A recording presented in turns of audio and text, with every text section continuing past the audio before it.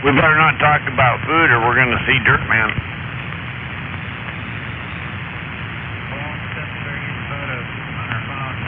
Yeah, get photo of it. Ah, God, here comes another omelet.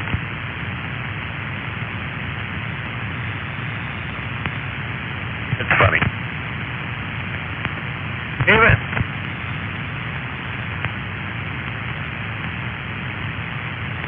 Make him walk all the way back in there. Davis.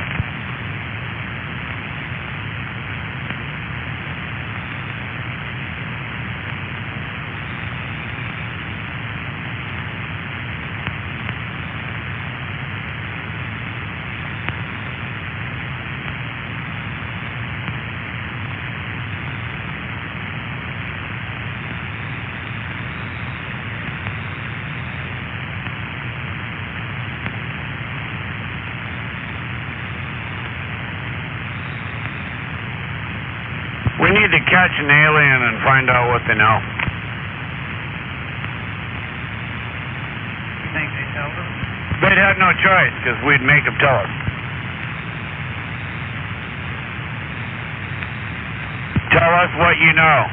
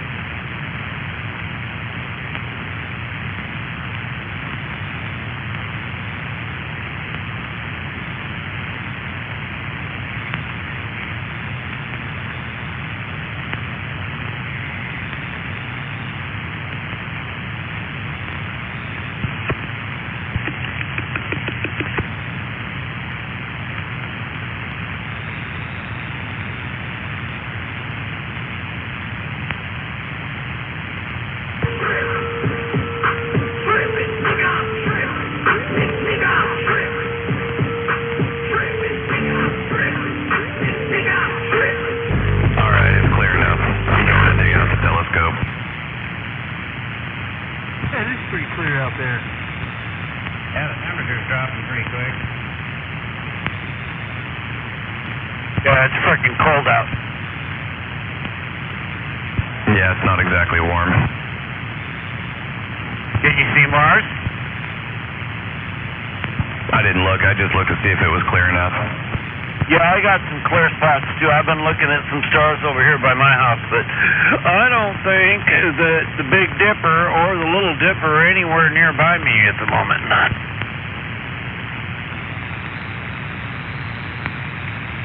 There's an app called Sky Map. You can get it. Yeah, I already looked at that shit. That didn't help last night either.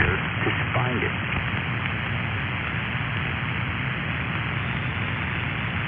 And of course, it doesn't help when the clouds are in the fucking way. Right. Fucking clouds. I forget what it was I used, but yeah, you punch in your zip code, and it goes by where it is located now, how many degrees above the horizon, and which direction to look from your location. Huh, you should find that. I'm telling you, there's an app called Sky Map. You hold it up to the sky, and it will. That made it real easy to find it when I looked for it. Every star. I don't think he caught the part about there's clouds in the way, so that really won't matter. You can find the sun right now. Both Celestion and Orion, the telescope companies, have software you can use. It's the same software their telescopes use to point at the stars, but you can use it to just kind of get the idea too. Yeah, I already saw all that, and I got to watch it online live. You can do that right now, too, from Chile. that'll probably give you a much better view of it. Oh, it does. It's excellent. But, you know, it's not, you know, by looking at it with your own ability. Yeah, but it'll give you an idea where it is so you know where to look. You know where to look. We have a problem with clouds. Let me mention that one more time. Could you tell us about the clouds again? Well, you We got these big puffy white things that won't get the fuck out of the way. are close to me right now. Kind of like traffic on I-5. As you didn't know where it was. But I don't know. You know, it's the guy that sits in the middle of the lane going 55 looking in both, all three of his mirrors while everybody's flying around him.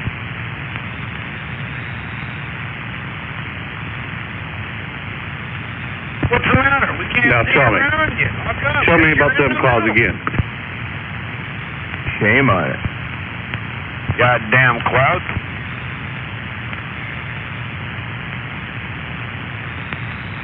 And you know, they're only there because you're trying to look up.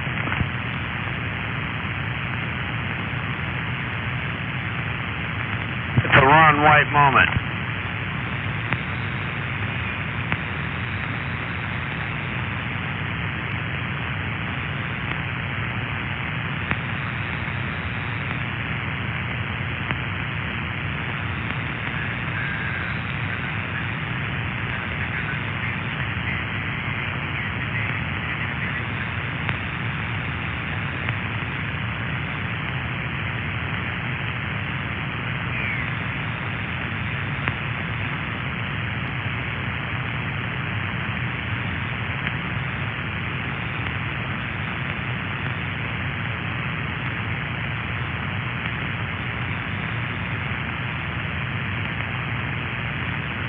Good evening, Jody. Good evening.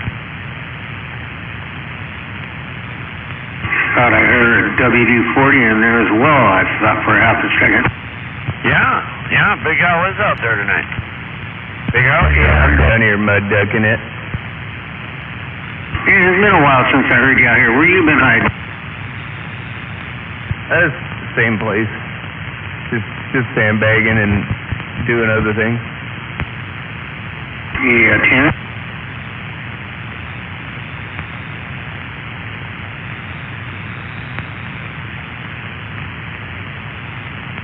It is good to hear him, though, isn't it?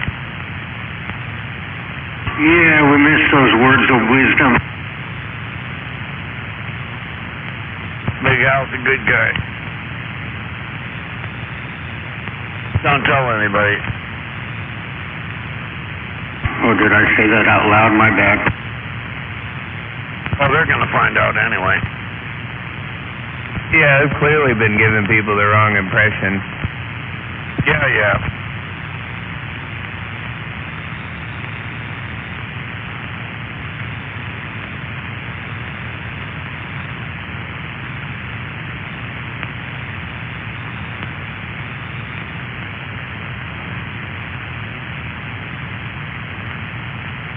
And Dick Licker in Tacoma must have ran out of quarters for his radio. Good. The less I hear about him, the better. Well, that's an only hope. Evening, Jake. Evening, Zoe. Dick Licker's left the radio. I don't hear them anymore. I don't hear him in my radio, but I hear him on the gate, and that's the only way I know he's existing out there. Right. Yeah, that potato bumper up there is causing all kinds of trouble still, but I don't hear him. It was weird the other day I could, but I don't know. It must have been conditions, because usually I can't hear that guy. Hey, according to him, he is a legend in his own time. Oh, wait a minute, whoever else parked in there for a second, I didn't catch that. Well, according to me, he's a dumb motherfucker.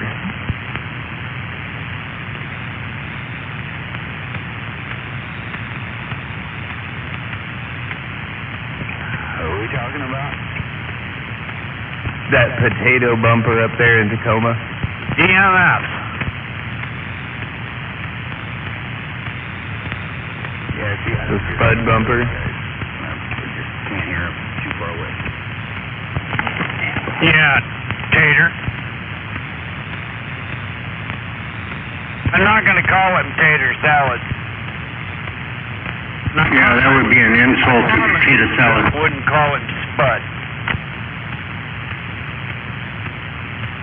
No, he's the spud bumping potato peeler. I think Gonzo calls him mashed potato. Well, how do you think he makes those mashed potatoes? He's bumping those potatoes up his butt. Yeah, he's got quite the repertoire.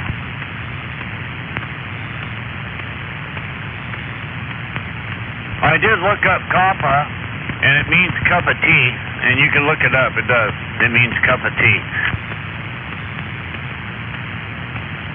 Yeah, probably with him, though, it's mushroom tea. Oh, is that what it means for him? And he says, Well, I know the English call it a cuppa. Cup of tea, yeah, okay. Cup of tea. I think the English But they just shorten it to cuppa. I've never heard of cup of day too. I don't know. It sounds like he's saying something different than kappa. He's saying, it sounds like guapa, which means something completely different.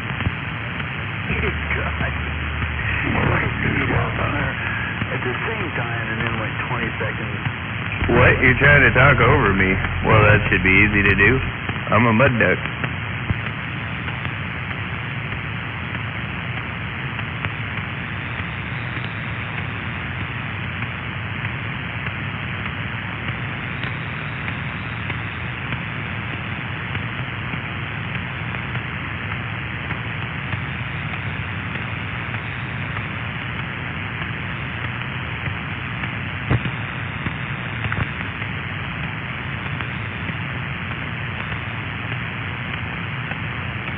All I gotta do is just spin my A99 away from Tacoma, and I don't hear him. Randy out there.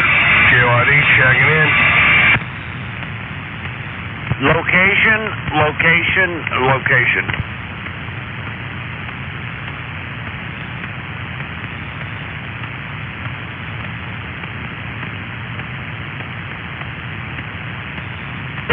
Cap East out there.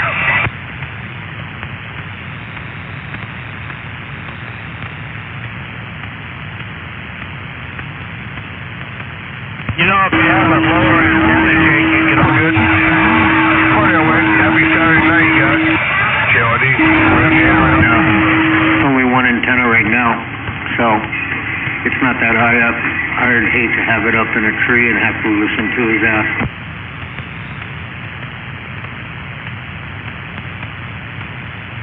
Yeah, I got something in the way. I don't know what it is, but I thank you, Lord. Appreciate it.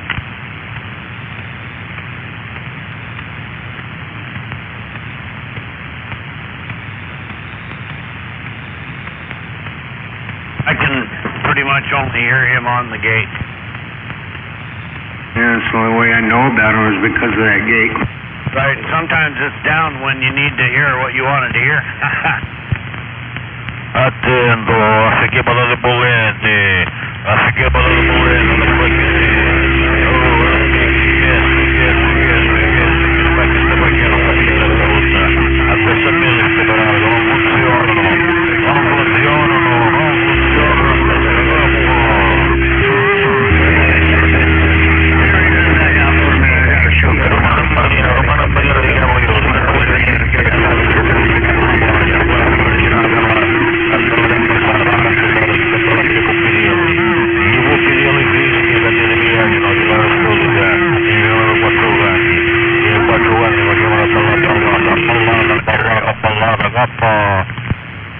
Shut up, Winterbender, you fucking stupid. Hey, you are stupid. And then he was actually, shut up, and go study lunch with your Chicago fucking dipshit again. Yeah, you have to go to school and learn your fucking language, motherfucker. You need your fucking stupid language in fucking America. Speak American, God. You're a fucking scumpa. One of the first fuckers I take out, and he goes down. I just fucking eat it, fuck. I don't know, some piece of shit, motherfucker.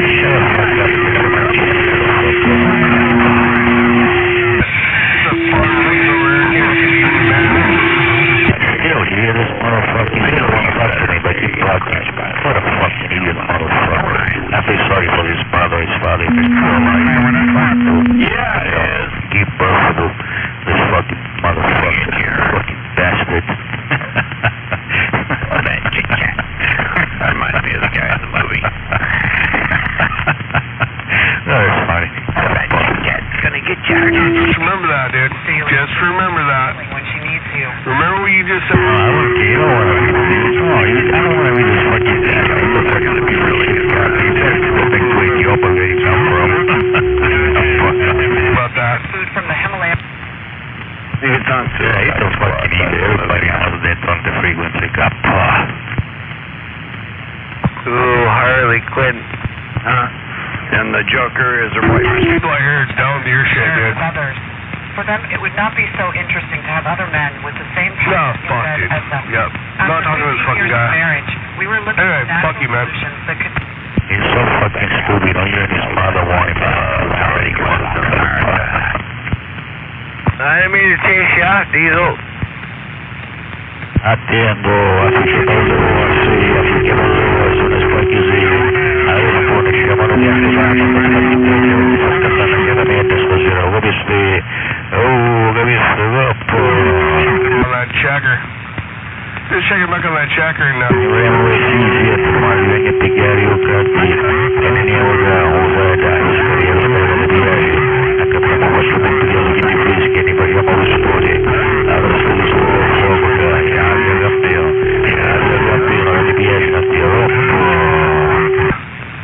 shouldn't have fucked America, dude.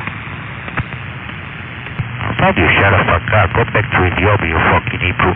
Shut up. That motherfucker's gay. That motherfucker's gay. Gayer than a bluebird in spring. Guarantee something to get your ass, dude. It won't. Guarantee. You're out there, you stupid little... You're out there, you stupid little flea, you are. You stupid little flea. I tell you what, I'm gonna go to the pet store and I'm gonna get some flea powder and I'm gonna cover you in flea powder because you have fleas. Wiener bender. You are a pathetic piece of shit, dude. And, I know you're a pathetic piece of shit. I already know you. You just don't believe me. It is a pathetic piece of shit. I agree with you, Grandpa. fucking criminals and shit, and assholes and stuff. I know he's an asshole, piece of shit. Yeah, and I'm back out. Idiot, I know they're an idiot. That's what you are. You're Oh, get in there. I know. You're a fucking idiot. You should be retarded, motherfucker. fuck you, motherfucker. Where in the hell did he go? I hope you. I think he's under your shoe. Better not track that in the house, Mama. I'll beat your ass. There's some people. Yeah. You go back where you belong. All you know how to do, all he knows how to say is, fuck this, fuck that, you little fuckers, you little fuckers. That's all he knows how to say. He's got a really big vocabulary, doesn't he? Too bad you got your ears clogged up there on the mountain. Are you dumb, stupid? Oh, no, I'm not clogged up here. There's a few people up here that we could talk to. That ain't no big deal, him. He's just a flea on the back of my dog. Oh, good deal. We got overtaken. If you're the dog, it's okay. Yeah. You're a flea. No, you didn't get that. You're the flea on the back side of my dog. That's what you are. Well, I'll tell you what, I got a big... I can plug your ears. What's that? No, I said he can't plug your ears, but I can.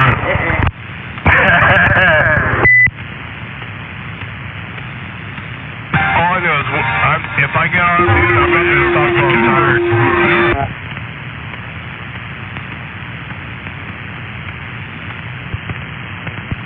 Nope, we didn't make it. Yeah, he was bone-tired. Line that fucker up a little bit more. There we go. Right there. That's perfect right there. That's, yeah, dead on zero. If you want some reflect, then I'm back out.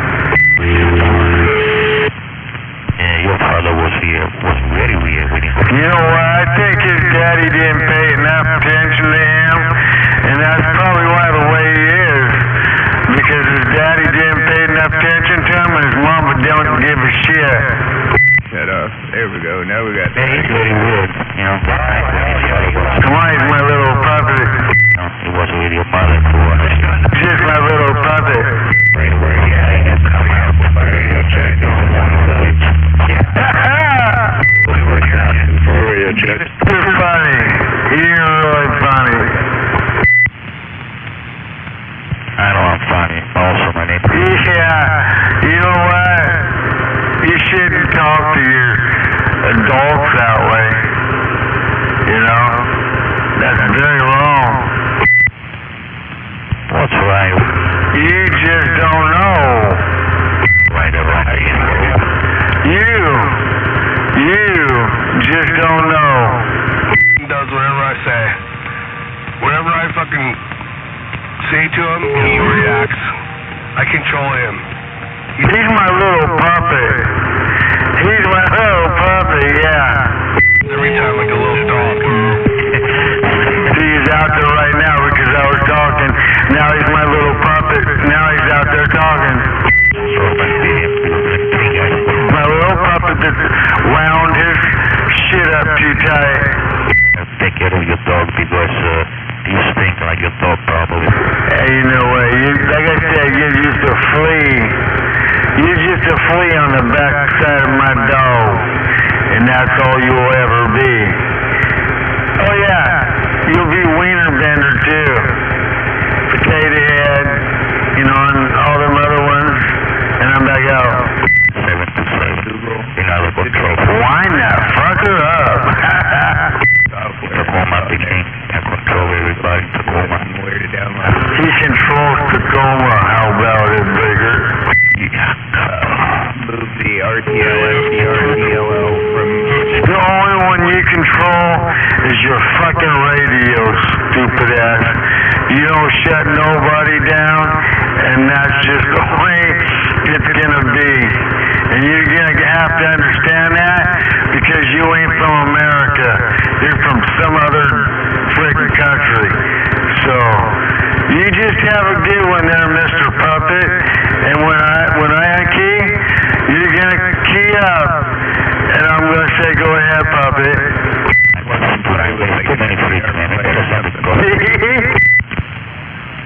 You're my little puppet. Sir, keep talking. You're my little puppet. There is something strange in the neighborhood. What do you want to do?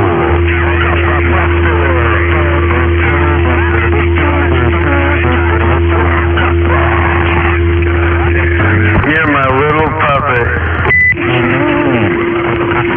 See, she's up when I say something. He's my puppet, and I'm like, yeah. Little does he know that people can hear me through his little piece of shit. There is something strange in the neighborhood. What do you want to call? Copper Buster!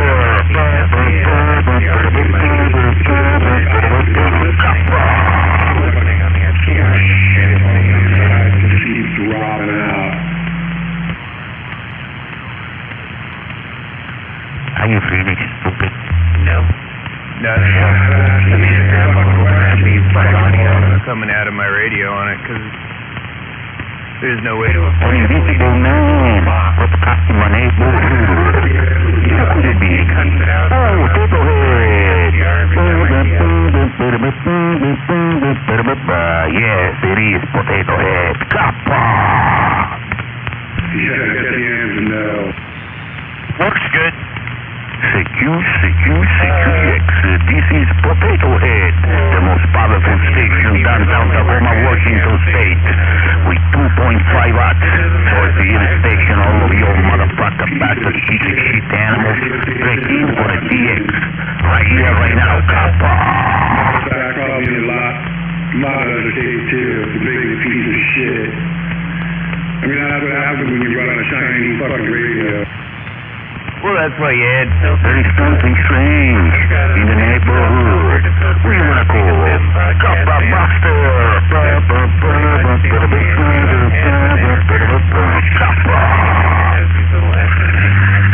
basically you'll have a little bit of interference.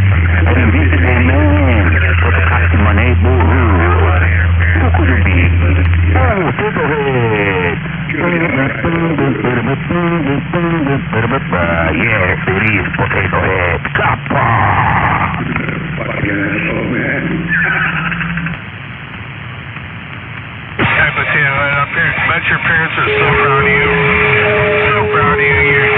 You're a big antagonistic motherfucker. You piss everybody off.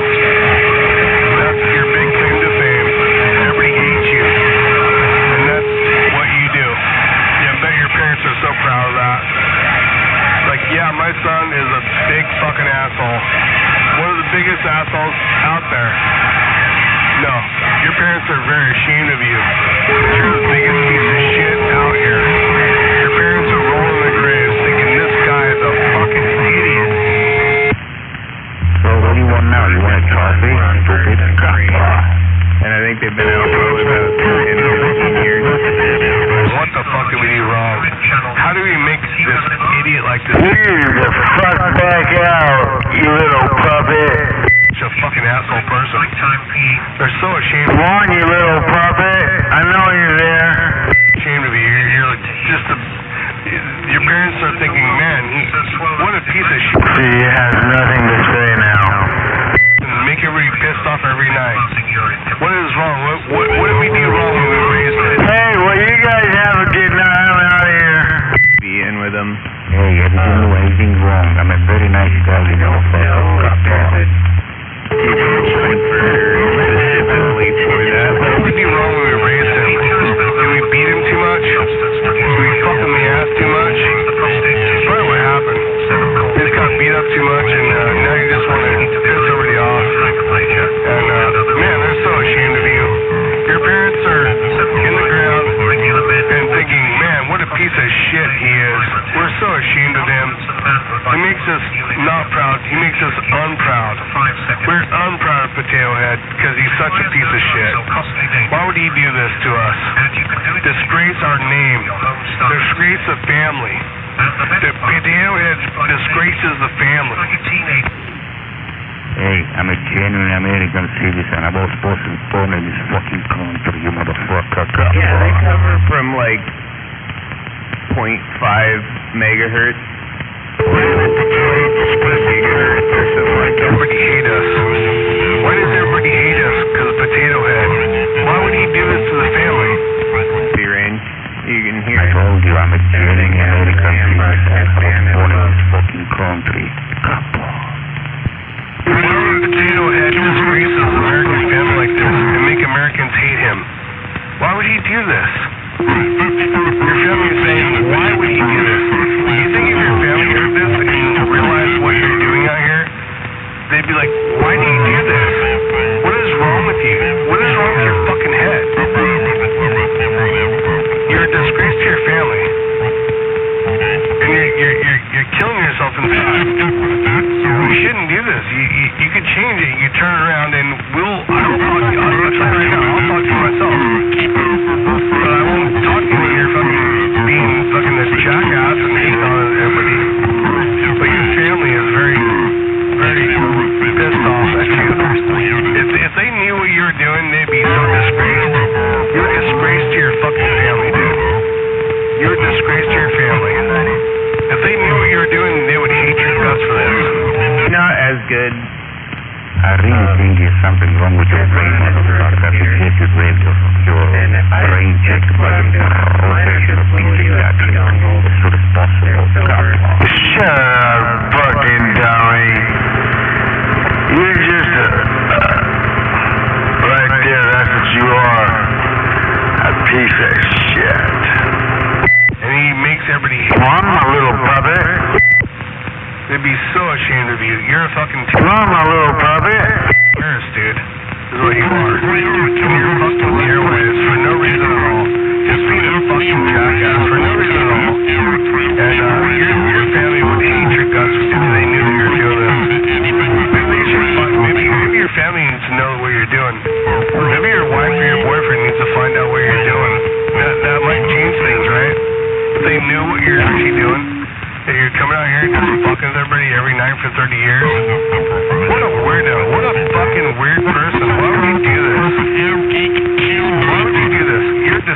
to your family. Your mother and father would be so fucking sick if they knew what you're doing right now.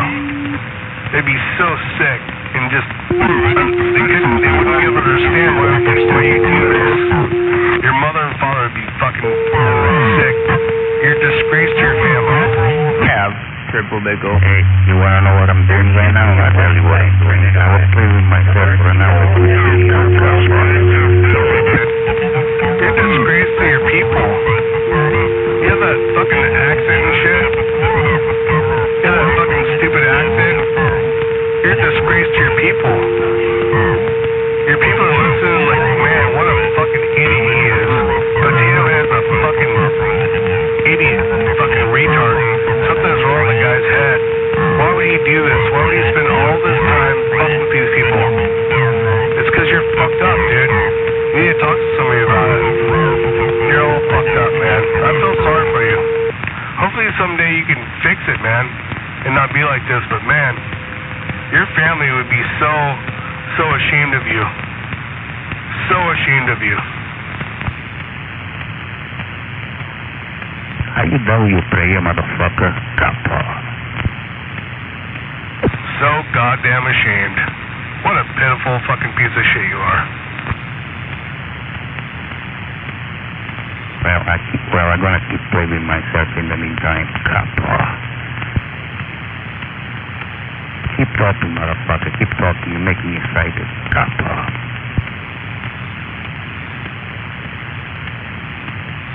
Come on, motherfucker. Keep talking. I'm playing with a big, huge hot dog right now. 18-inch long, motherfucker. Go ahead. Kappa. Wow, I didn't know you're gay. I mean, you can be gay if you want. It's all good. I don't trip off that, but I mean, that makes me understand a little bit more who you are. I didn't realize you're gay, but I mean, you can be gay. It's all good. But yeah, you fucking weirdo faggot motherfucker. You need to fucking shut the fuck up, man. You're out of line, dude. Your family is ashamed of you right now. If your family knew what you were doing, they'd be so ashamed of you. They'd be like, what a fucking idiot motherfucker, man. What a piece of fucking shit. You better turn up your voice. Nobody's into that. You can see the it? same thing 3 minutes ago, Kappa. Yeah, I can see it. I got a few. What a fucking piece of shit. Your family would be so ashamed. You know, and it's just a matter of time before someone hears you on the radio and realizes how big of a piece of shit you are. And they'll be so ashamed of you. Like, wow, what a fucking asshole. What a piece of shit he is. Man, now we know. It all makes sense now. He's a fucking piece of shit. That's what we thought. We always knew he was a piece of shit, but now we really know. He's a fucking piece of shit, dude. He fucking hates everyone. He says he's American, but he fucking hates America. So where are you from? Maybe you should go back there. I hear he'll hate you there too.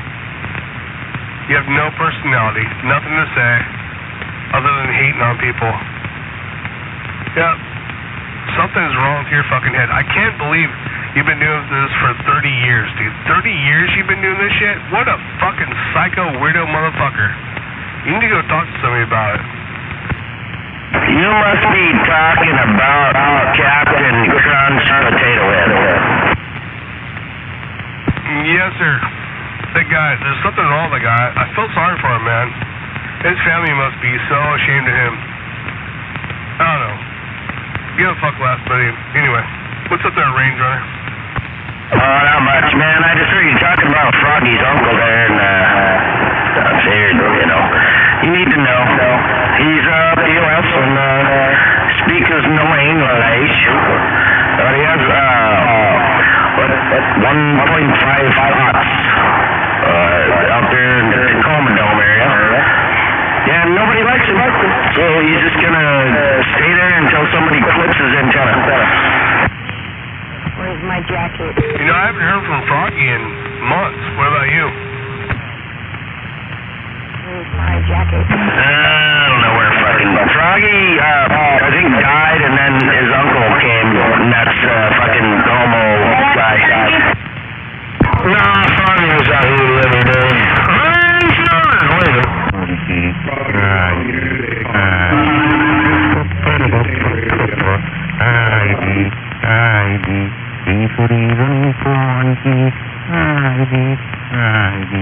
You are such a piece of shit.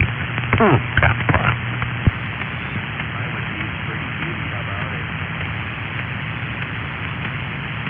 Yeah, the Range Runner. Yeah, I haven't heard from Froggy for months, bro.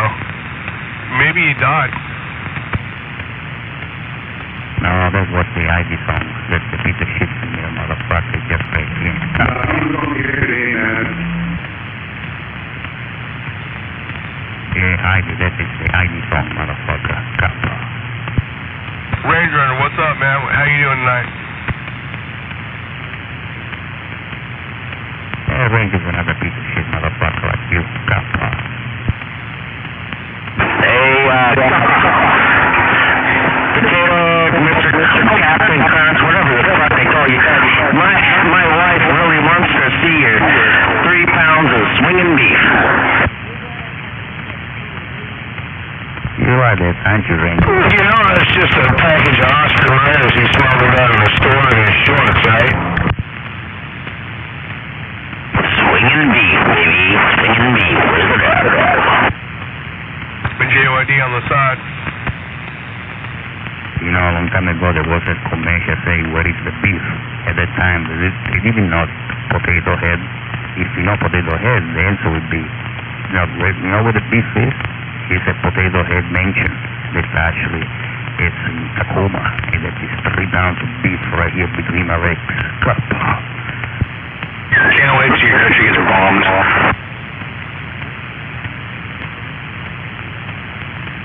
Well, it's not my fault to that I have an oversized hot dog between my legs, motherfucker. Kappa. That's a gross place to store your sausage, dude. Most guys have a penis down there.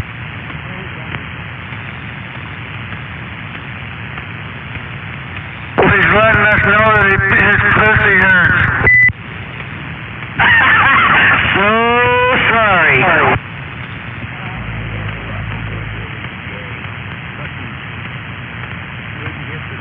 Range Runner Jr., bitch, what's up? Check, 1, 2. ID, Tifuri Tongi, ID,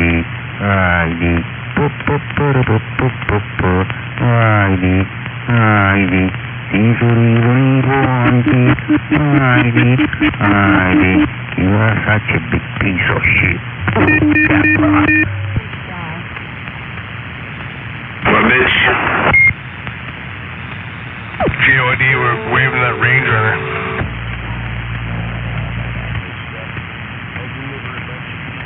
Yeah, we're just trying to wipe out some dingleberries in the radio over here. Hello? Around, brother. Yeah, I'm just chilling out in the garage. Finish up working outside and just thought I'd say what's up. How you doing tonight? Yeah, I'm here doing good, man. How about yourself? Doing okay, man. Went to Olympia to look at my campsite I rented for the Riverbend campsite for this summer for fishing, and couldn't even get in there, dude. It's like basically they're closed. Like, fuck. So then I decided to go to Fort Lewis to get my fishing pass to be able to camp or park along the river around there, and they freaking freaked out on me, dude. Like took my ID and all this shit and made me turn around and all this weird shit. So I had to research how to do that, but yeah, basically went to Olympia for no reason. Had a nice drive though.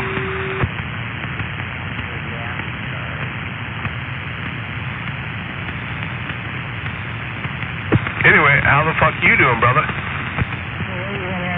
We're just waiting for sweet cunt. Sweet pussy bitch.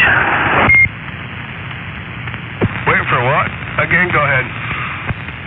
Sweet Peabody or something. I don't remember her name. Nasty stinky pussy bitch.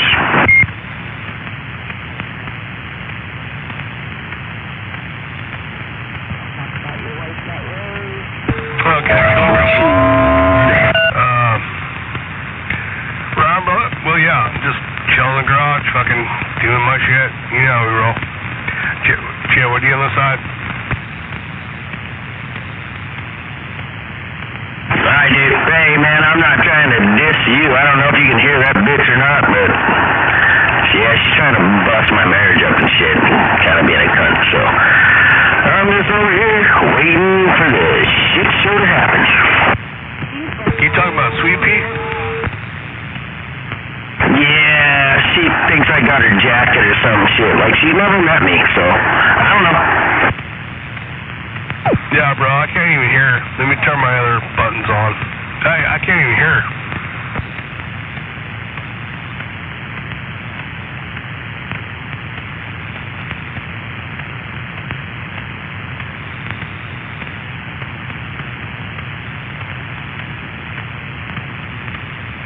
Hey, why'd you get all quiet, B-Watch? Range runner. What are you doing, causing trouble? Wow, god damn it, what else would I do? No, I'm just trying to figure it out. Sound like you're out there causing trouble. Wait an animal.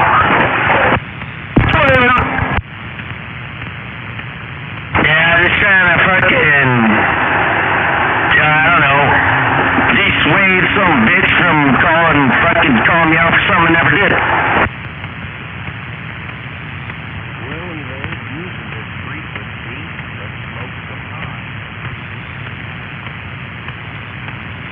JYD is saying, hello, animal.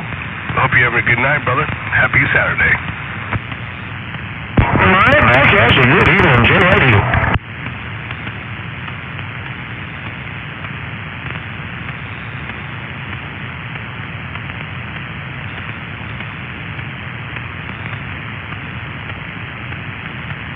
Range Runner, you're gonna be okay, man.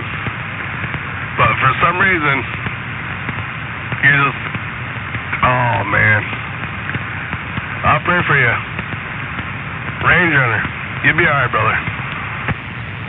Now you pray for me. I'm fine over here, man. I'm just fine. Fine. All I gotta say is, you did it to yourself, Travis.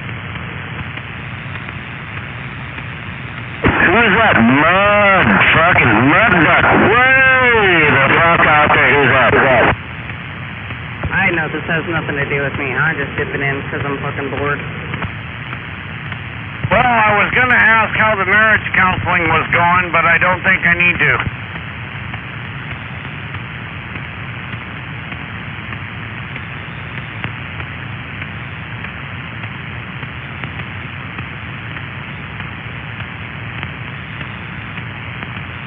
You guys can tell Jedi is safe. I'm not in there in that end of town anymore. Pestering him. Hey, Range Runner. Hey, Roger. Do you only have one bathroom in your house? No, why? You need a jet or what?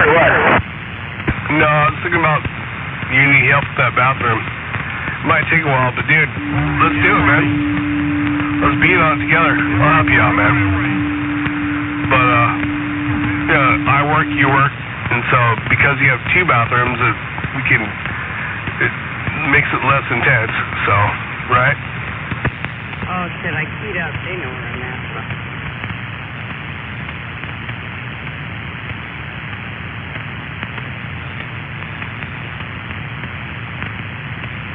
Yeah, dude. Well, let me think, man. I'm taking vacation right now, so I'm not gonna be back to work for like another 3 weeks. So. 3 weeks, dude? That's fucking awesome. Man, I've had like 5 months off. Or? Bro, we should hook up like next weekend or something. Beat the shit out of it and go from there. Roger. Sorry, my kid didn't mean that. He just stepped in the side there. So. I know, I'm rude like that, right? Hey, Range Runner, you got a little bit of money for supplies and shit? Brother, I'll come up there and beat the fuck out of that fucker. Get her done. You gotta pay for all the supplies, though.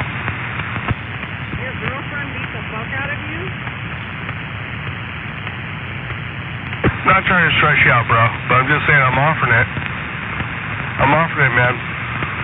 That's how Jedi got the car. That was not intentional.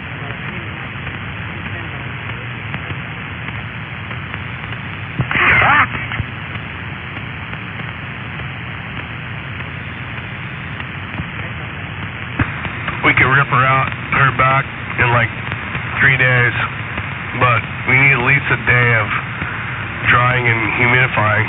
Make sure shit's dry before we put it back. We're gonna put it back wet. Fucking dumbass shit, so. But I got the gear for that, so. Right on, put it up wet. You got my number. Yeah, Roger. How you guys doing? You guys staying busy over there? Oh, dude, so busy, dude. So busy. Yeah, we're doing big ass. All my shit's huge right now. Yeah, got 28 unit fucking. I took a huge shit this morning. Yeah, it's like $1.6 million, and then we're doing the butter biscuit, 909, and frickin' all this shit on all that big ass fire that happened in Sumner. We're doing all that too, and I wrote all the estimates and running all that shit too. But yeah, I got it all fucking smashed down good. Like frickin', I'm good. So yeah, I can help you out, man. Let me know. But you gotta have the money to buy the supplies, right? So flooring and subfloor, and if you want to do new tub, new shower, new sinks, new vanity, you know, I can help you shop for it too. I mean, that's what I do, bro. Talk to me, man. We'll whip it out in a couple days, but the thing of it is when I'm just gonna whip it out wet, we gotta dry it before we put it back together, right? So that might put everything off for like 3 days, 3 to 5 days for drying. But I can get that gear from my company and tell them I have an issue at my house, you know. It's a special favor and get some gear for free, type thing. And so we don't even have to talk to your insurance company or nothing. So anyway, call me one of these days, fucker. We'll get her done. Roger. Yeah, you're there, man. I'm just chilling, man, taking it easy. Then I am gonna go back to work here in about 3 weeks. I'm on vacation, man. He's gonna come over and whip it out and beat it up and leave it and put it away wet. So I need to come over and jam. Is that what you're saying, Animal? Habitat for Humanity and second use. Check them out. They got good stuff. Is that high fire? Yep. Holy shit, that thing's loud over here.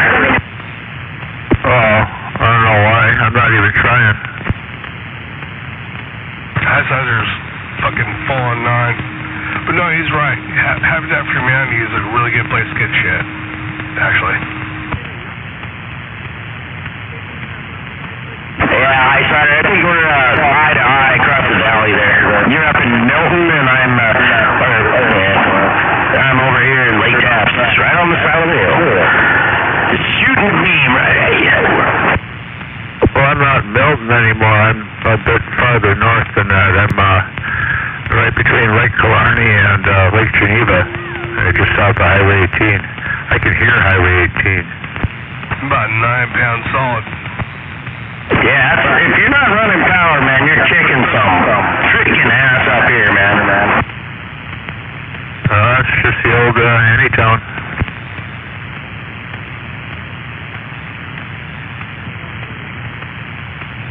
Yeah, I turned my little 30-watt juice box off. Hopefully this thing still sounds good. Yeah, sounds fine. Except mega echo, sorry. Yeah, the other place I go to frequently for, especially the oddball and the esoterics and stuff like that, is down at Second Use in Tacoma.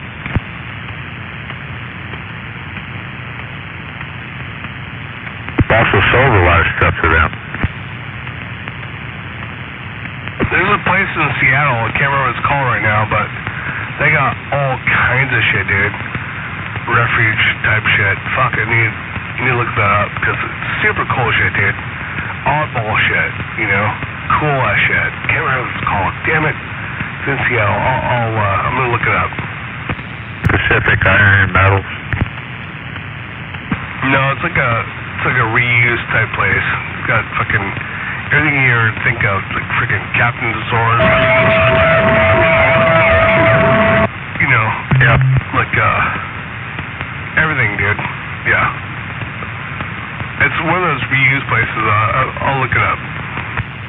Yeah, Pacific Iron has a whole store like that that's just full of all the odd, weird, and different. Yeah, lots of doors. And steel doors, security doors. That's why I go from time to time to get security doors for various applications. So I used to install for a living. Oh, very cool, man. Yeah, I've installed those doors. When the cops come up there with their battering ram, they go clank and bounce off. That's how we do. Yeah, and you can't tell from outside that that's what it is. It's a big plate of steel. That's funny.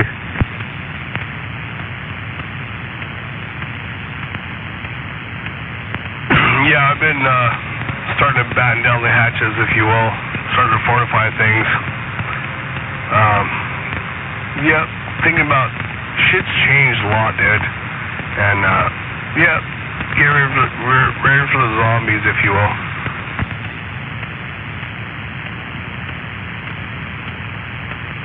Yeah, the biggest single thing you can do is make sure you got enough supplies to last you a year. At least. Preferably 2 if you can manage it.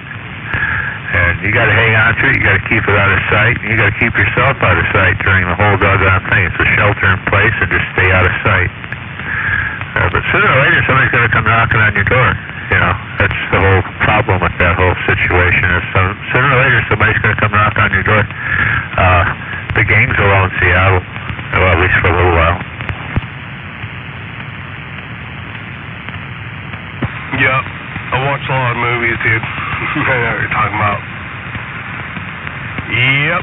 Yeah, I just bought a new water filter assembly. It's like a bag. You can scoop up the river. It's gravity fed. Filters it, and then you can blow it from there. But it takes like freaking, in one scoop, it'll get like 2 gallons. You can put on nail on a tree and filter it out. Pretty cool. I've always had this little system because I'm a backpacker, so it's this little pump system, the filter in it. It's cool, down to 2 microns, you know, type thing. But this one's like apparently, so it says, it's down to like 1 micron, which is like I don't know how it can do that, but apparently it does. So I bought 2 of them. It cost me $100 today, so I got those. Just put in the old closet, if you will. That just means it's higher pressure, and that one probably kills bacteria, probably guarantees to kill bacteria, doesn't it? Not sure. It's just a gravity-fed bag with a killer filter type thing. My old system is a system that you put a little thing out there in the river and you pump it with your hand. That has a 2 micron filter in it. So bought another filter for that. Just figure water's a big deal. Gotta be able to drink. I could go for like a week or 2 without food, but gotta have some good drinking water. Oh yeah. Yeah. The shelter in place thing, that's because almost nobody has a chance to get out during the first 24 hours. And those are critical, actually the first 12. And especially around here because you have limited highways. You know, you only have, pretty much I-5, 18, I-90. You got the coast highway, but that gets screwed up really quick. Of course, you can bypass a lot of it, you know, because it's secondary roads and shit. But yeah, just getting out of the freaking state could be a real iffy proposition unless you got an airplane. Oh yeah, bro. Yeah, Yeah, you gotta have a brand in your head and be watching and get out when you can. That thing. And I got a spot to go. If you don't have a spot to go, I got a spot to go. Let me know. I'm in Redding, California. 650 acres. Freaking artesian spring well. There's turkeys out there. There's freaking bobcats. There's freaking quail. I mean, good hunting. I hunted it for years. But the biggest thing is it's all off-grid. There's 7 gates you gotta go through to get down to it. And 650 acres. It's like miles in every direction. And there's a river on it too. There's a river right there where the house is that I already drawn up the plans for a floating freaking pontoon type deal to generate power. So, but there's 80 fucking gigantic diesel freaking batteries up there, and like, and it's all set up, dude. Yeah.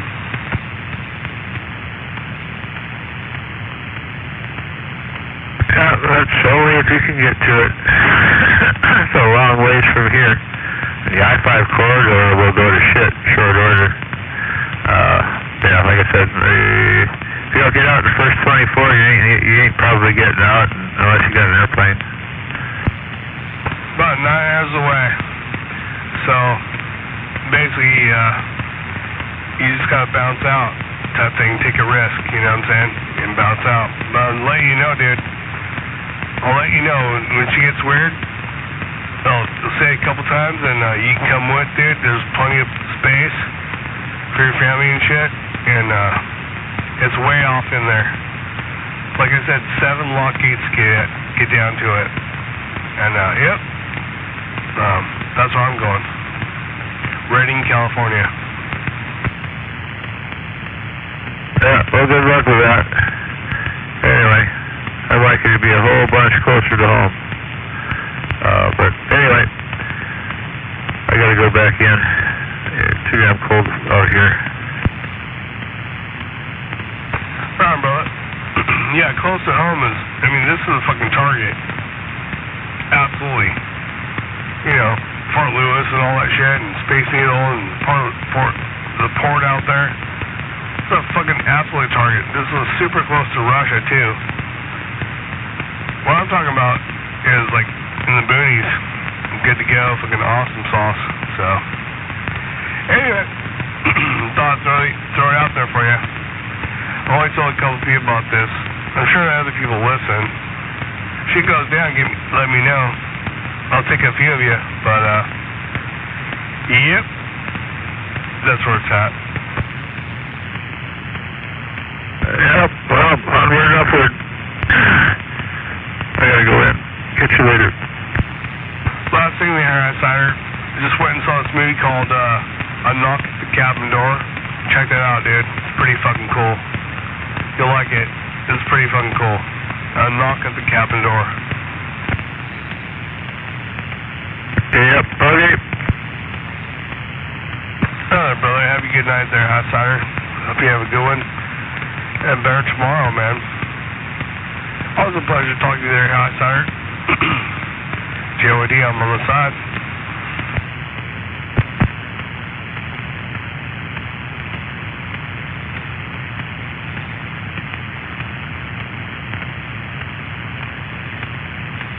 Range Runner, what the fuck are you doing?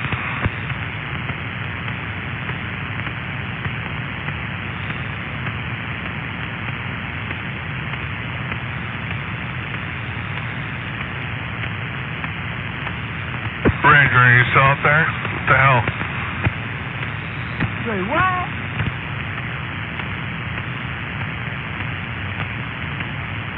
Say what?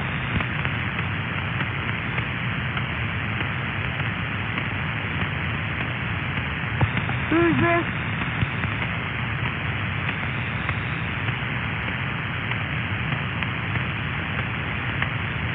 Hey, Breaker 17 for a numbnut. Be out there.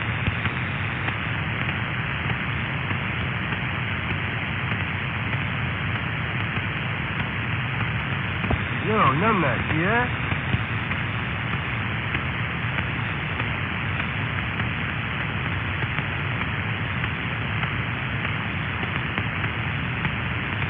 Anybody got a copy? Anyone have a copy?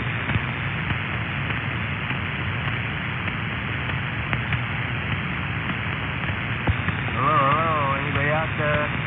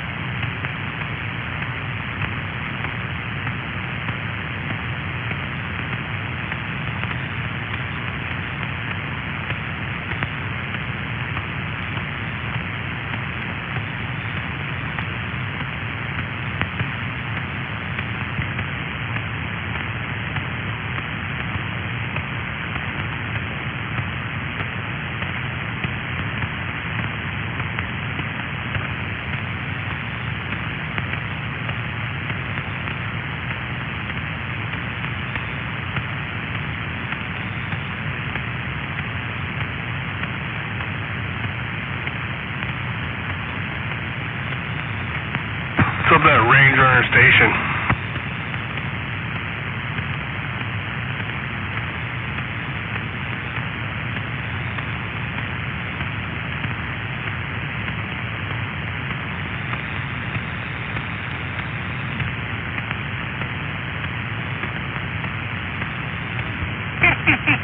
Good thing you got the Rump Ranger.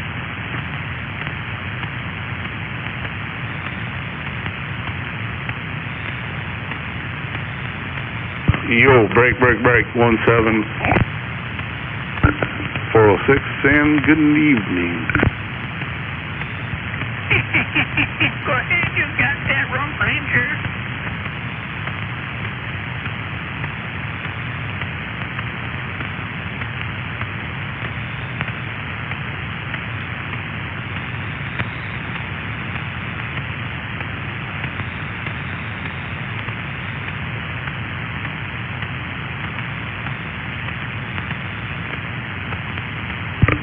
So this thing working? What y'all doing this evening?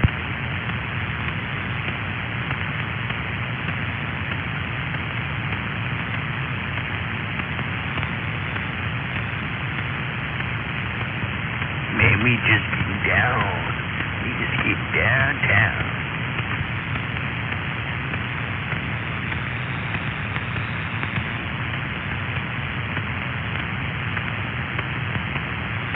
We got the flow and the flow. We just doing it like downtown.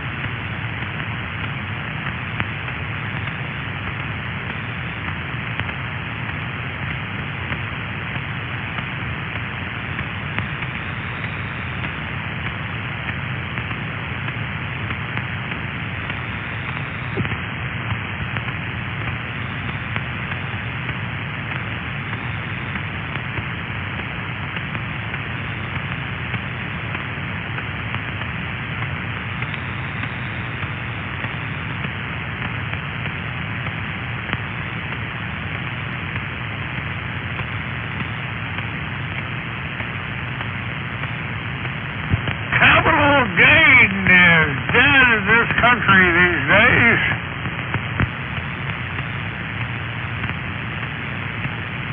Anybody out there? Just nod if you can hear me. What time is it?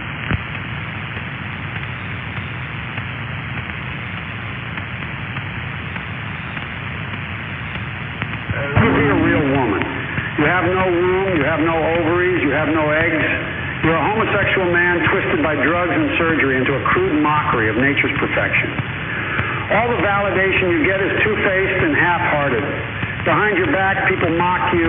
Your parents are disgusted and ashamed of you. Your friends laugh at your ghoulish appearance behind closed doors. Men are utterly repulsed by you. Thousands of years of evolution have allowed men to sniff out frauds with incredible efficiency. Even trannies who pass look uncanny and unnatural to a man. Your bone structure is a dead giveaway. And even if you manage to get a drunk guy home with you, he'll turn tail and bolt the second he gets a whiff of your diseased, infected axe wound. You will never be happy.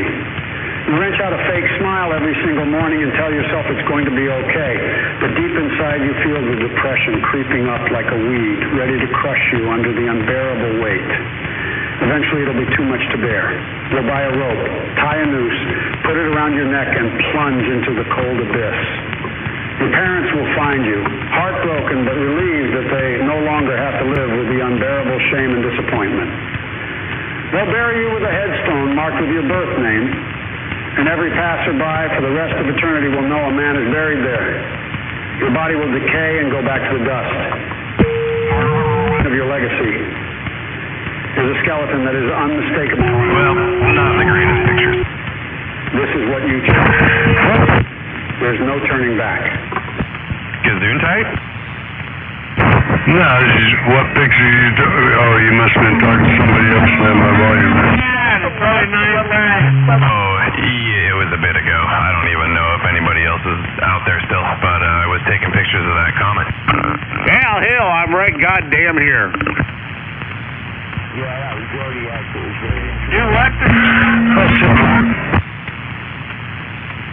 Oh, hell no, I'm over on the right-hand side there. Some troublemakers out there tonight.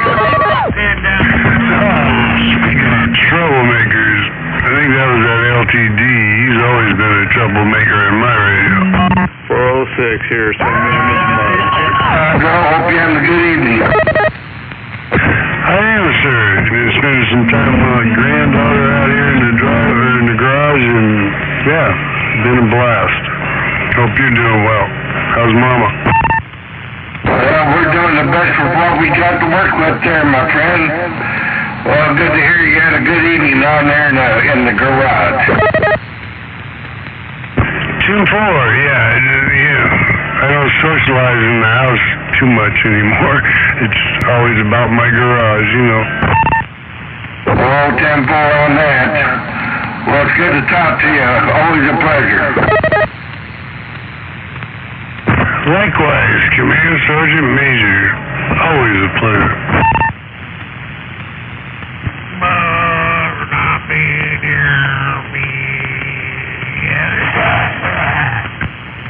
good evening down at Gonzo. Good evening, Animal. You know what I learned today? What's that? I said, do you know what I learned today? I actually learned something today. Well, what did you learn? Well, I learned that when you own multiple guns, it's like owning multiple vehicles.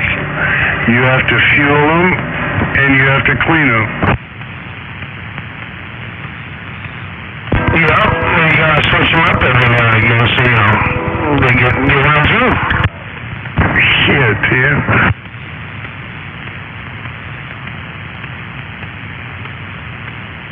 Had a blast with that new shotgun today, though. Fucking ran some of those Defender rounds through it. Oh my God, I feel sorry for anybody standing in front of them motherfuckers. Right on.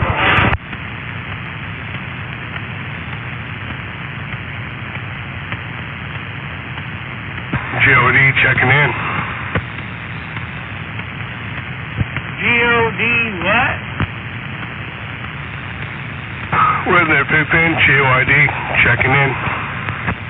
QSO, Junkyard Dog, good evening. Played with my RC,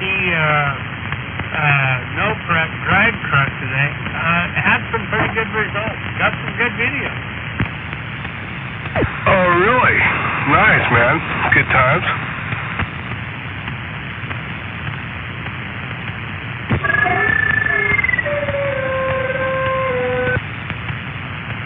I'm actually currently backfilling my retaining wall with drain rock and building a couple of layers. I know it's late, but that's when I do it.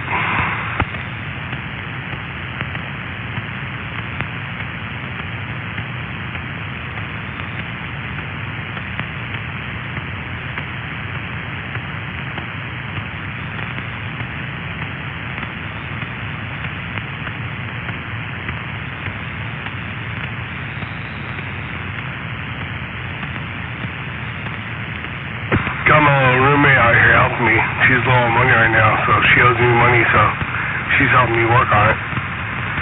We're just out here chilling.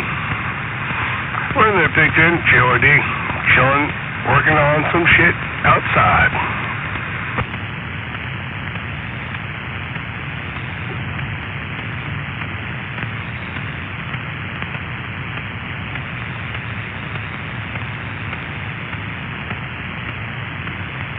Getting it done. I'm trying to get her done. Anyway, I got, I don't know, dragged 132-foot drag RC cars. I guess that's what I'm into then. Interesting. Yeah, my neighbors had electric ones and gas-powered ones. The gas-powered ones are cool because they had gears. They rip them up the street like, rant. But apparently the electric ones kick those ones' ass. Overall, apparently. I'm not sure, but yeah, I'll live over in Covington. There's a place called Hobby Some Other right there in Covington, and they got a track and shit, full-on track with berms and jumps and the whole bit. You ever seen that? Yeah, QSO, I have, and I've been thinking of going out there. Those are four-wheel drive deals. I have one of those 110 scale as well. It's estimated to do 30-something miles an hour, but I put a GPS in it, so it only does 18. But no, I got a drag race truck thingy. This thing does 45 miles an hour out of the box, straight line. That's fucking cool. Yeah, I'd probably have to have one of those too if I was doing it. Dude, that thing sounds sick, brother. It's a Lowe's 22S drag. I got the truck. They got a car too, whatever. But they're all the same chassis. But Traxxas has a drag slash as well. But Traxxas has a line lock where you hold this button and hold the trigger wide open, and when you let go of your thumb on the trans brake, it goes wide open throttle. The Lowe's, there is a little bit of lag on the throttle.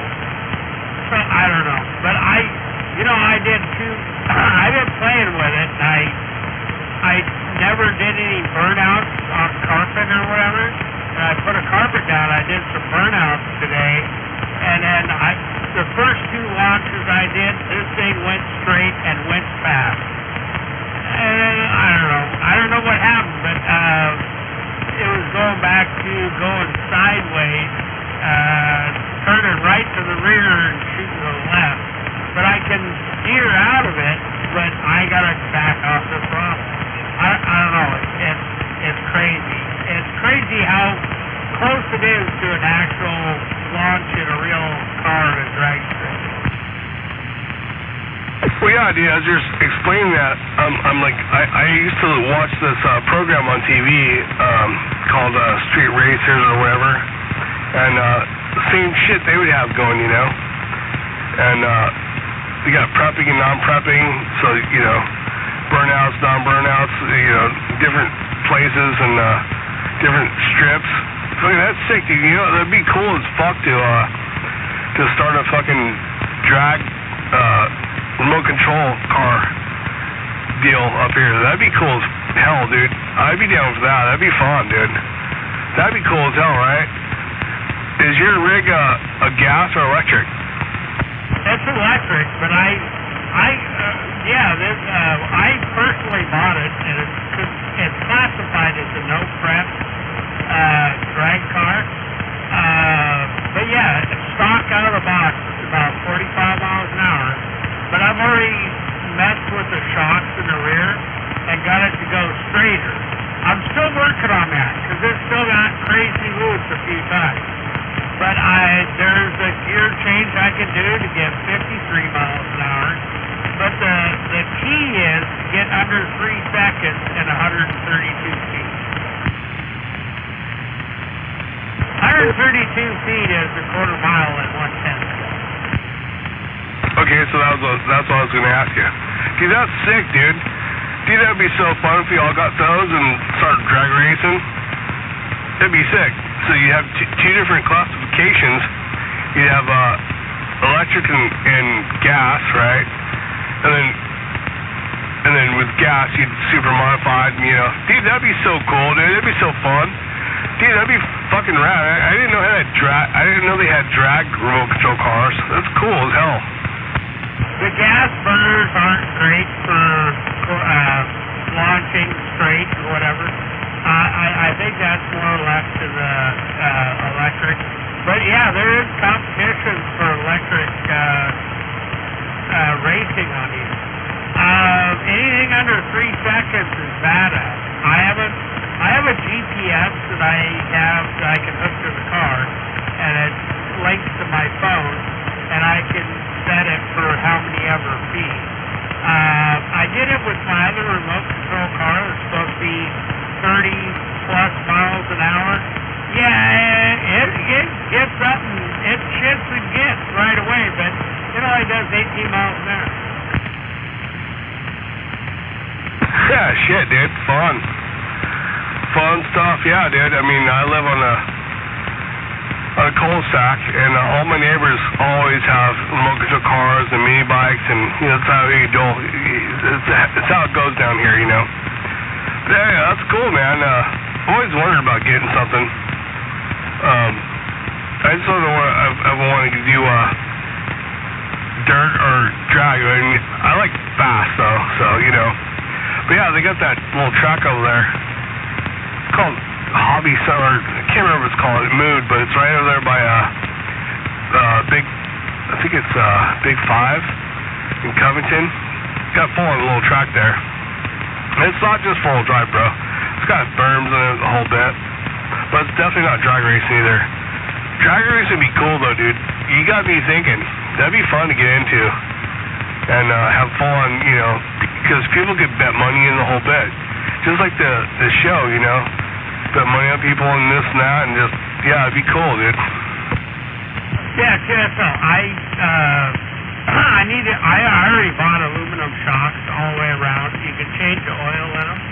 But I've already, from the last time I ran it to this time, I took a bunch of spacers out of the right side and put them into the left side. So I made the left side stiffer and made the right side a little spongier because it kept, the right side's getting too much traction and it's going sideways a little bit and pushing to the left. So I did that, and the other thing I haven't done yet is I got a piece of carpet and I heated up the tires, sit there and did a stationary burnout on a piece of rug. I was peeling the rug up, but the first 2 times I did that, this thing launched, went wheelied. It's got wheelie bars too, by the way. Wheelied and went straight and went fast. My first 2 I didn't have my GPS on there, but I guarantee those 2 passes were under 3 seconds and 132 feet. Bro, that sounds super rad, dude. That'd be cool to get a drag racing crew, right? Remote control drag racing crew. like gas and electric. It'd be cool and soup them all up, and that'd be fucking badass, dude. And totally legal because they're not like, going crazy. Dude, that'd be awesome, dude.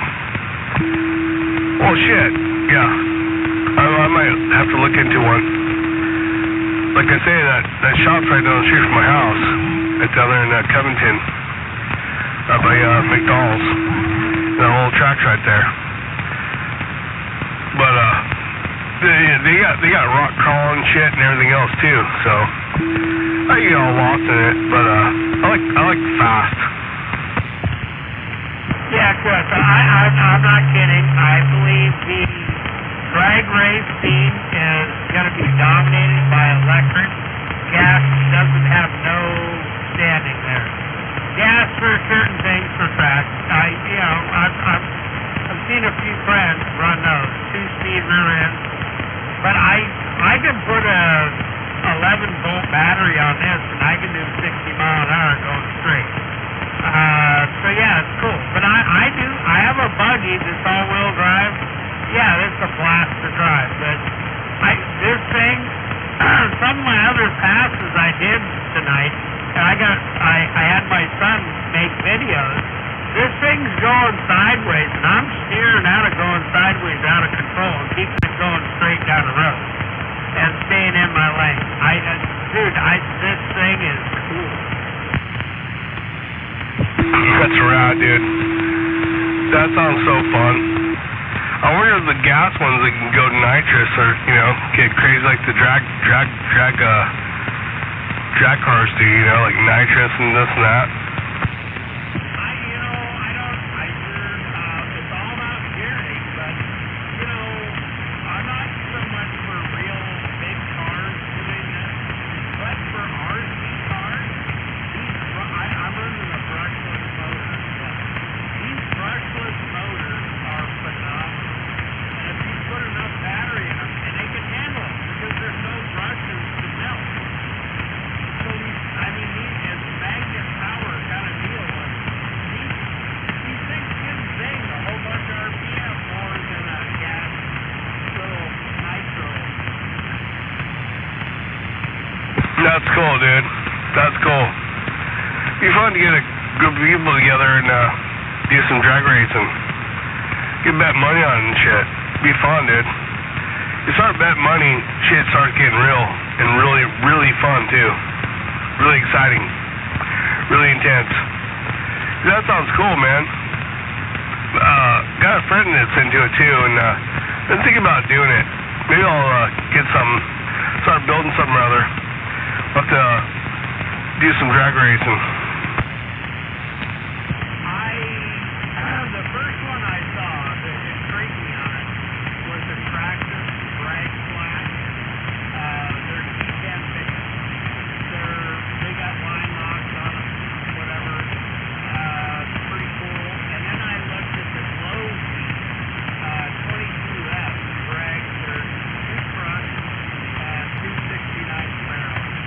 One's just yellow, or one's red. It says Summit. The other is blue. But anyway, I bought the yellow 68 Ford 22F drag. I'm not kidding. This thing is crazy fast. Very cool. Adjustable wheelie bars. I've screwed with those, and I've actually I took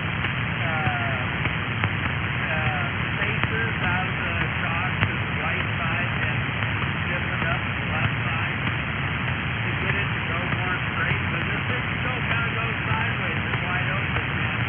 You can be half throttle or be half speed. You got it. This thing will still go sideways. It's pretty cool. Got that torque. The torque, dude. Badass. That's fucking fun, dude. Interesting. I'm gonna start looking into it. That sounds fun, man. I don't care if we get a whole movement going. I'm starting to think me and Me and Big Pin might have to do some drag racing. I'm into it. We'll start looking at them and try to get a car to fight with. So I got new aluminum shocks coming. Put bump stops in the front. I'm going to raise the front. If it bottoms out too far down, you can change the viscosity of the oil in the shock. So far, I don't know that I want to change the viscosity of the shock, but I need to change the front shock setup. And rather than clip, I have screws that I can screw the plate up and down, like your newer Evo, Honda, Acura, adjustable front, you know what I'm saying? Wow, I didn't know you used shit like that. That's cool, man. But anyway, what I have right now is plastic clips that go into the spring that increase or decrease the spring rate. But the aluminum ones, you have a screw deal, so you can change it. And that way you don't, like you can dip it in on one side, lose it on the other side. I don't know. It is so close to real drag racing. That's pretty cool.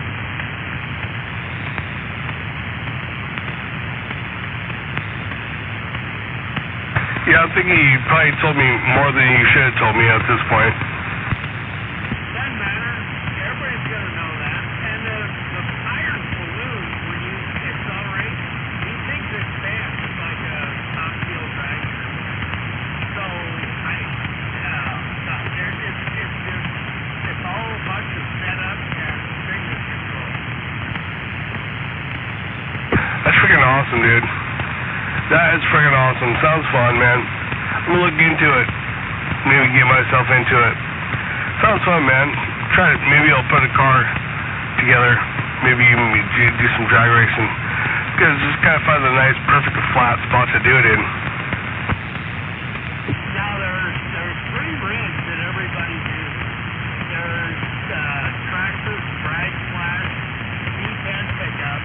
There's Lozi 22X, two Camaros and two trucks. And there's Team Associate that has some Dodge Chrysler bodies. But the Team Associate is the cheapest one as far as purchase price. And you can do a whole bunch of stuff to make them fast. But I watched a bunch of videos and I said, the Team Lozi, which is the one I got, that's the one that goes sideways, grabbing throttle.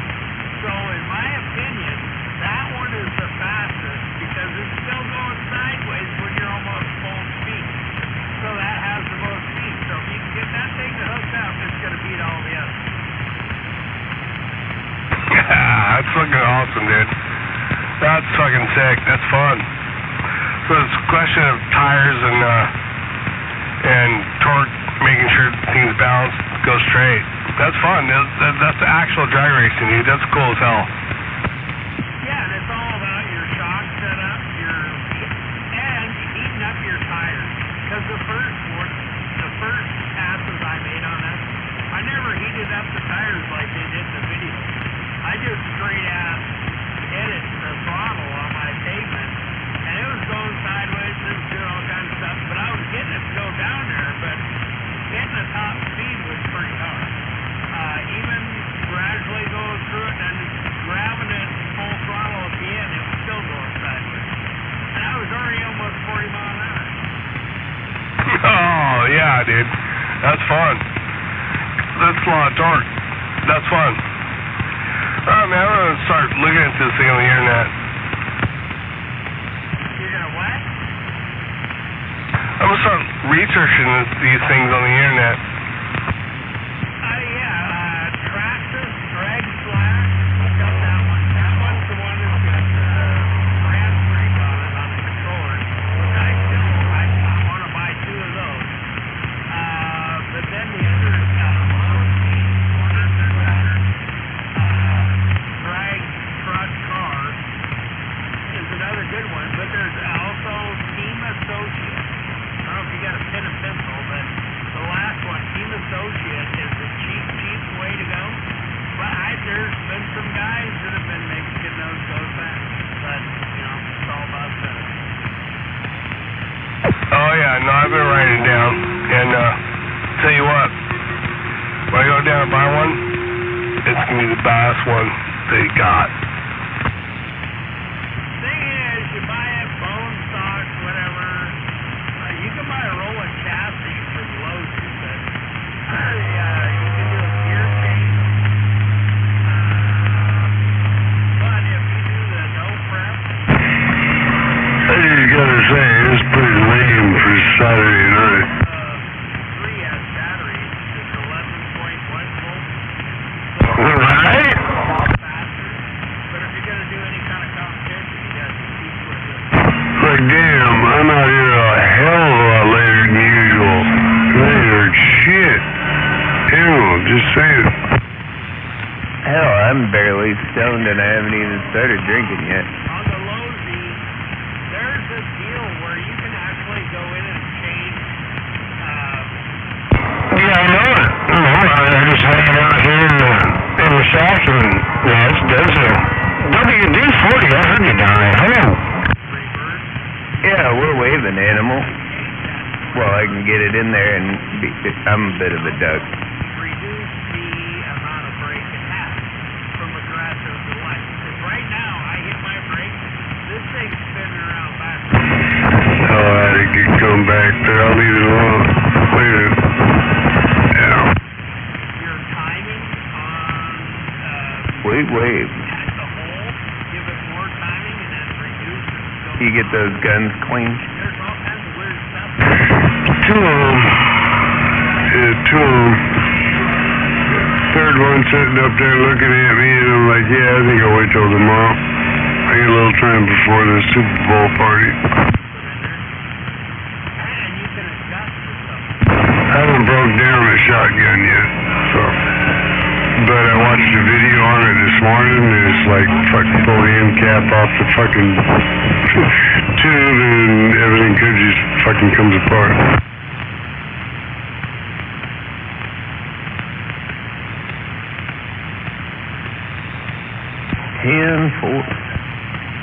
Well, I'll let you know when I got my rig, and we'll do some drag racing. Well, like I said, do use that and research the track. Yeah, it was awfully close. Ran some of those Defender rounds to it this morning. God damn, those fuckers are devastating. Team associates. Look up those three. But, What are you in there, Gonzo? Rosie's faster, but you gotta control the wheel speed. You gotta get the traction to the ground and get it go down the track.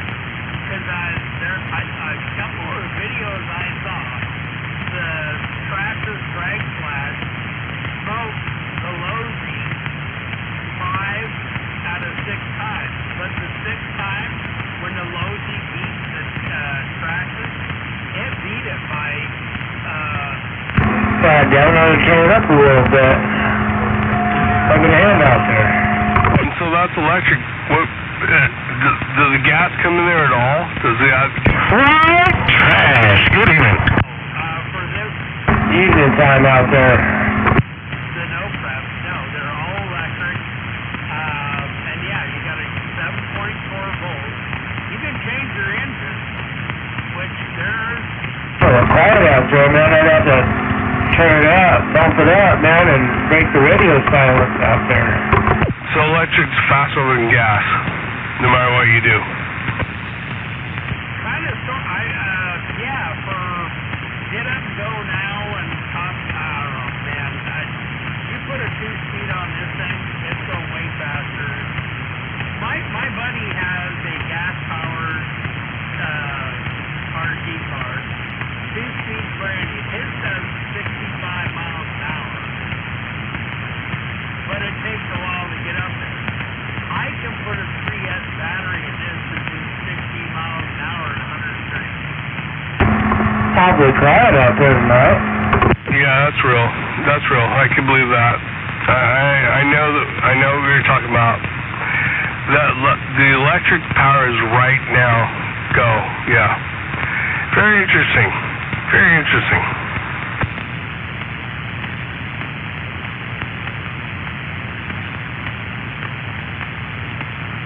Anyway, I got some Velcro tape that's sticky on one side, so I can put my little DCS in this thing. I did it on my other RC car that's supposed to be 30 miles an hour plus. Yeah, it was BS. It only does 18 miles an hour. But oh my God, this thing gets to 18 miles an hour pretty goddamn quick. It pulls really good. It's all-wheel drive. But I'm not. But anyway, this thing's way fast.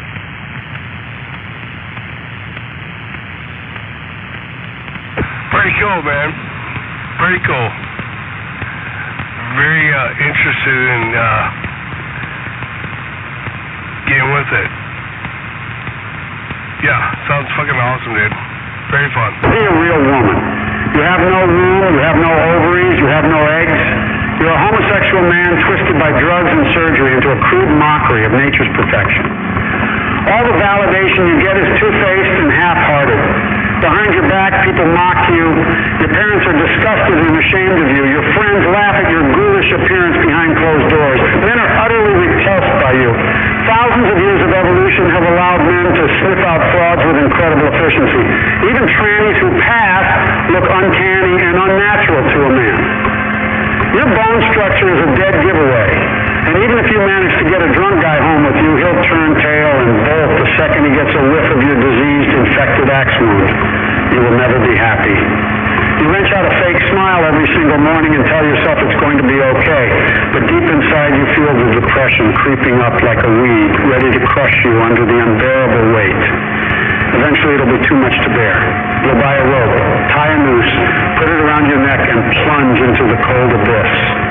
Your parents will find you, heartbroken but relieved that they no longer have to live with the unbearable shame and disappointment. They'll bury you with a headstone marked with your birth name, and every passerby for the rest of eternity will know a man is buried there. Your body will decay and go back to the dust, and all that will remain of your legacy is a skeleton that is unmistakably male. This is your fate. This is what you chose. There's no turning back. That's awesome. Yep. It's all good fun. And the thing is, that you guys can do it together, and he'll learn about building something, so that's good stuff.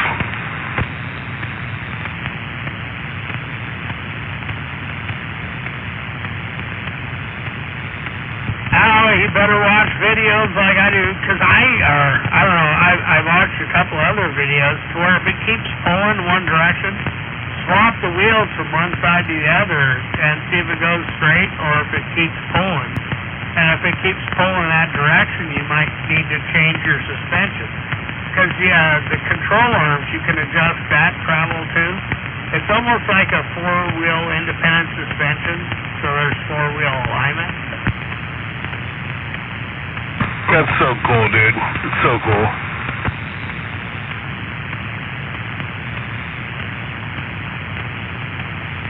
I wonder if there's already a fucking drag race scenario going on. There is. That's why I found out about this and looked it up. There's no fast drag for these things. Mostly in Oklahoma and some other whatever. But yeah, look it up, man. There's drag race places. But $140, $150, you can your own Christmas tree. Or you can do like Street Outlaws and just do a flashlight. Street Outlaws, that's what I was thinking about. Yeah, hell yeah. Christmas tree, you start doing like $1,000 a run, and Christmas tree is like the way to go. I have a slot car set up that's 13 feet. That's a quarter-mile setup. I got it's got a Christmas tree at the beginning, and whoever goes through the end gets the light. So it's pretty cool. But yeah, you get that for bigger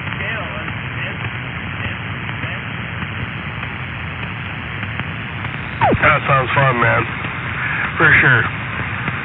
Definitely fun. You can do it rain or shine. Well, it's not pouring rain, but yeah, fun. Now, I dude, rain on this thing. Oh my God! If there's any wetness on my road out from my house, this thing's totally sideways and up control. I've only had a couple days of good dry weather, but like I said, heating up the tires makes a big difference, but a dry street makes another difference. And I got asphalt that has marble-sized rocks in it, so it has to do more with the grip of the tire than the grip of the road. But you get into something like sidewalk material, concrete, and kind of coarse, those tires are going to grip. You're going to be wheeling. Right. No, we have to figure out a place that's we all agree on, type thing. No, the thing is it's no prep. It's whatever service you're going on, you need to set your car up for that. You got a couple passes to make to see if it's going to work or it's going to turn, and then you go from there. That's how it works. It's kind of badass. So you just show up for the event and change your tires and this and that and blah, blah, blah. Just like drag racing, dude. It's fucking badass, dude. Yeah, I'm definitely interested, brother. That sounds fun.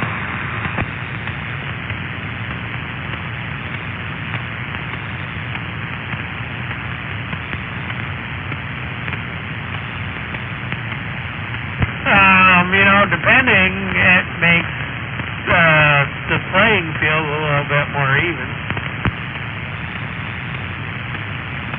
You ever race against people and won some money or lost some money? No, because I just got this thing a month ago. I've only been able to run it a whole bunch. Today was the first day that I got some killer passes on it. Where, yeah, this thing's fast. Right on. Cool.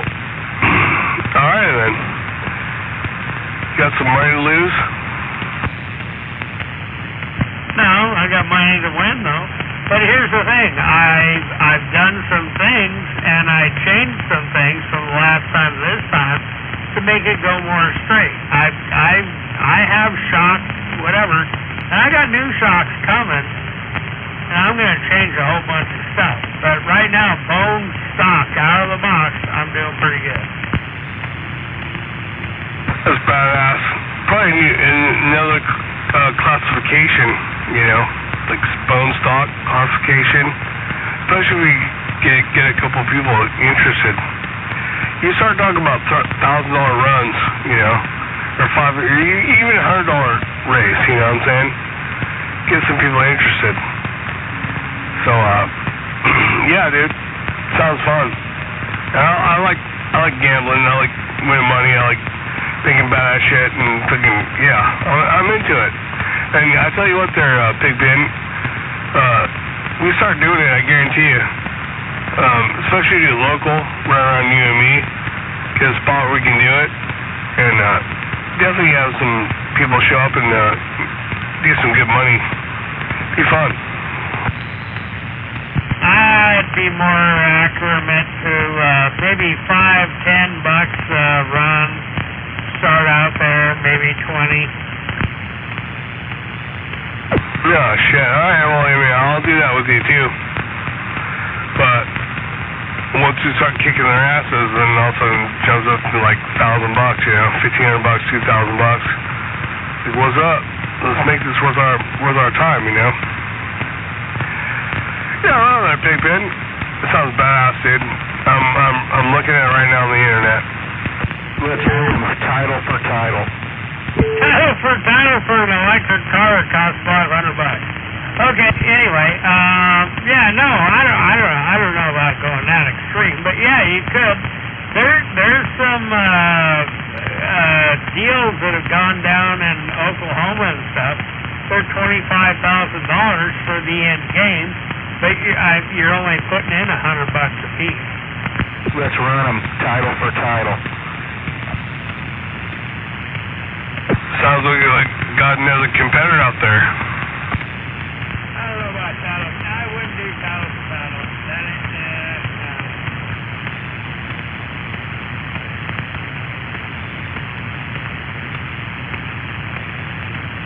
Title for title, you're dealing with an electric car, and all of a sudden one day, oh my God, this thing goes straight sideways and you lose your car. You're screwed. I wouldn't do that. It's all about money, not about the car. I agree. Fuck the cars. It's all about the money. Because the cars are money. So, yeah.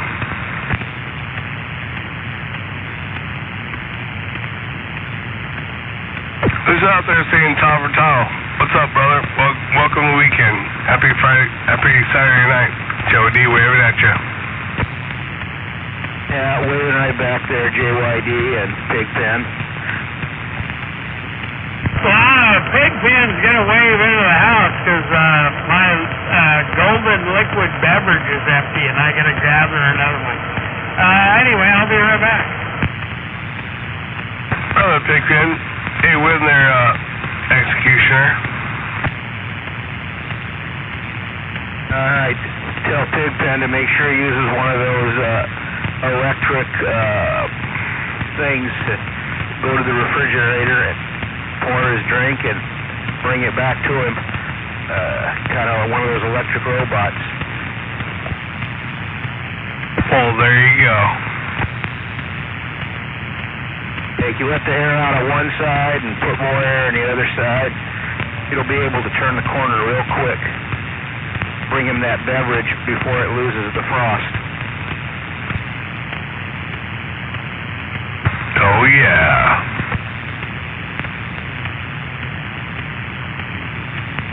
I've been listening for a little bit, but I was also doing an email and reading the newspaper. Are these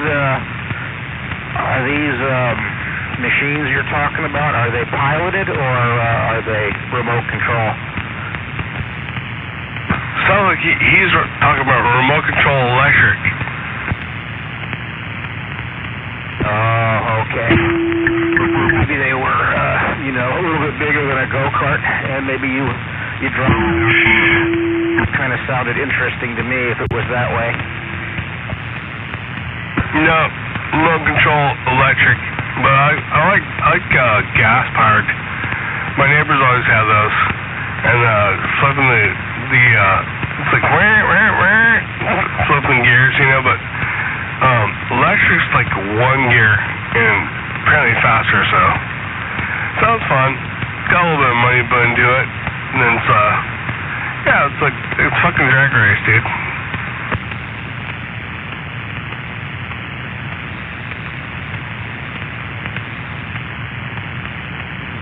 Yeah, a lot cheaper and probably a little bit more fun too. Yeah, you do it wherever you want. It's not some big hazardous, crazy, illegal thing. But nevertheless, it's one more thing I'm into, so yeah, I gotta watch her for that. I'm not sure if my wife will approve.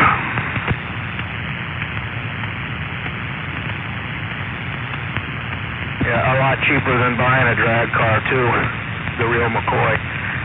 Maybe even 10 times or 100 times cheaper, so something happens to that, it's a little toy, a little expense. If it's the real McCoy, it can be very expensive. 354.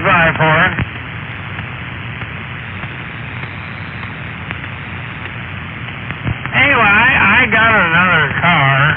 I actually have two cars. I think my daily driver might be faster than my hot rod, but I got a 64 Valiant with a 318 4-speed. But I have a 340 for it. But I also have a Chevy Caprice that does mid-13s and a quarter mile at 110 mile an hour.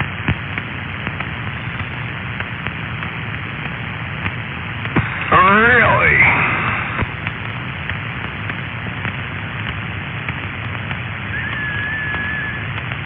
So Pigpen's likes fast, like racing. badass. Very cool.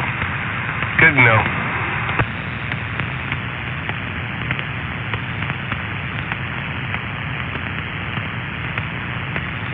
Okay, so good question. Who do you think is going to win the Super Bowl tomorrow? I don't know. I don't watch many sports these days because it's too woke. Too woke? What does that mean? Too many kneelers and too many dealers. I don't know. I don't watch sports anymore. I'm almost done with NASCAR, but I'm done with sports. Oh, okay.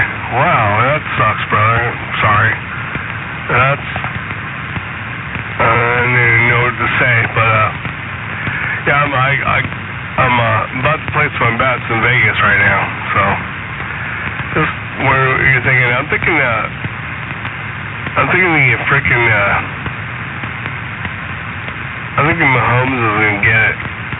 What do you guys think? Is the Kansas City Chiefs involved? Yes, sir. That's Mahomes. He plays football like he's outside just playing with the kids. Every game you ever watch, he's just outside playing football.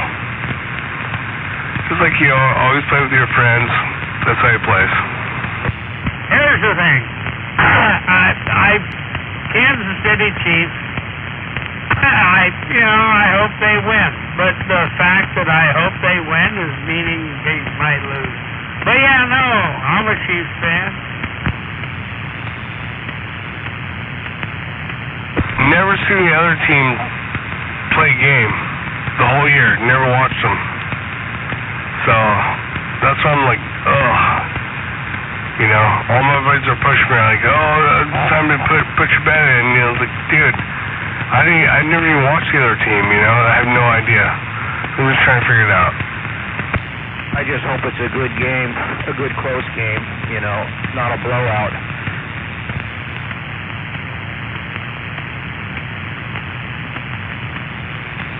Mahomes is awesome, but gets under pressure and he'll throw an interception. The problem is I've never seen the other team play. Not one fucking game. So maybe before I play some bet, I should go back and look at some games. Fuck, I don't know. But I want to be into it. I got buddies that are putting a bunch of money into it, and yeah, I want to be in on it. But damn it, dude, I've never seen them fuckers ever play. I've seen Mahomes play a lot, but not the other team.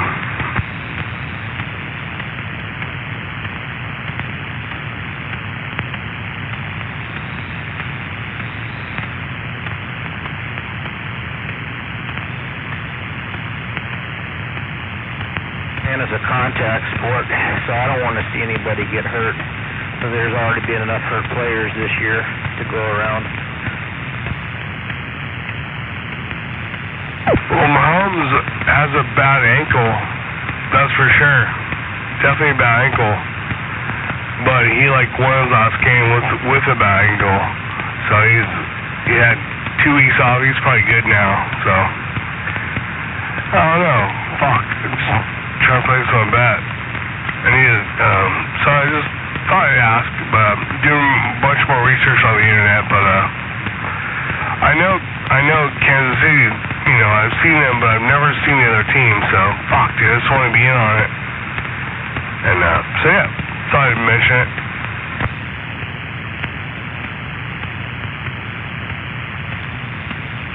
What's that saying?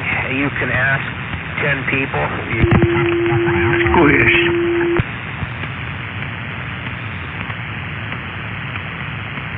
Yeah, I think I'm gonna hold.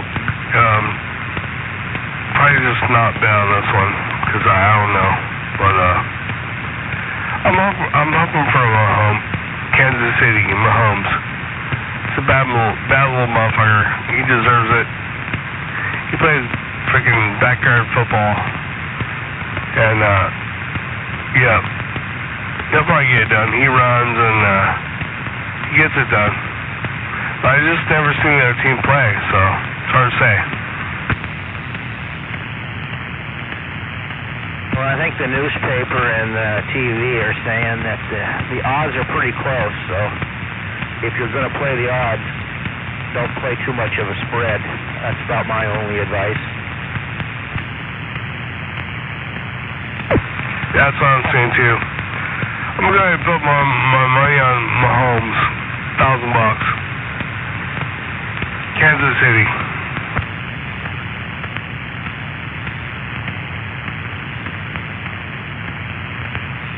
I never bet more than $1,000, by the way, just so you know. AGYD, shut the actual fuck up. You sound like a goddamn recovering drug addict.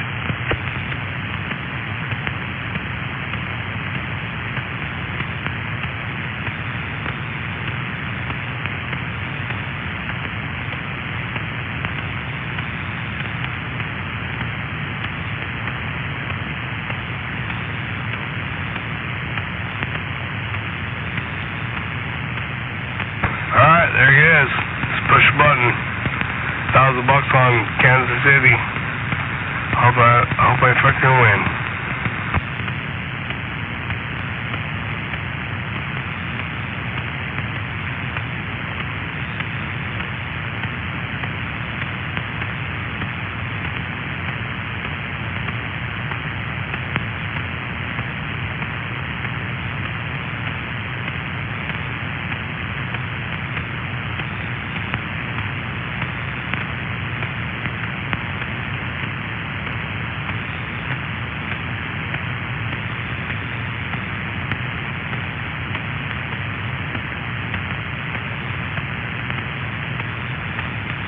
Did I hear you earlier? Are you still working on your retaining wall?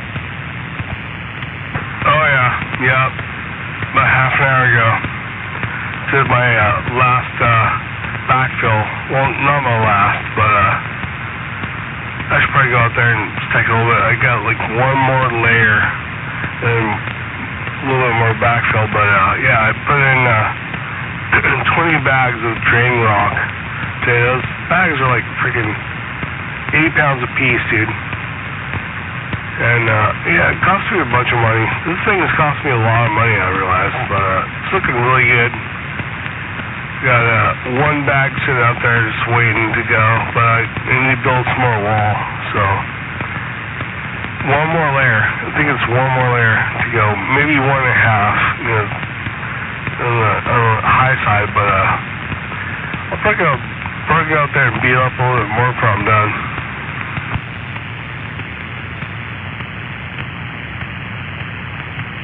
No, I don't remember. Is that serving a function, or is that just for looks? Yeah, so I dug my front yard back from the street, freaking 20 feet. Me and my wife did it, and built a retaining wall to create 2 or 3 new parking spaces for the for my rental spot in the back of my house. So I'm renting the back of my house, and it's a master bedroom and one. So it's a master bedroom and bathroom and 1 bedroom. It's like basically a studio apartment.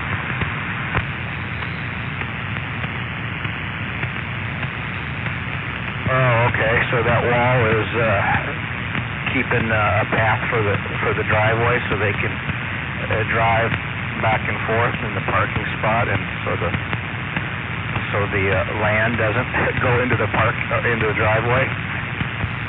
Exactly. So it creates 2 new parking spots with the walkway too that's lit in up to the stairway. Yeah, because I have my wife's car, and I have a lot of vehicles. I have my wife's car, I have my truck, and I have a company vehicle, and my wife has a company vehicle too.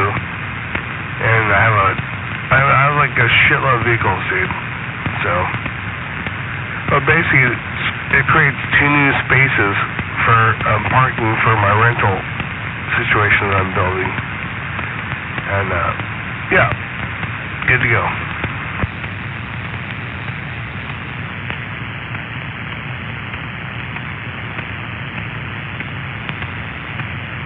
I'll send you a picture. It's been a fucking motherfucker, dude. Done the whole thing by hand. And, well, my wife heard back like 6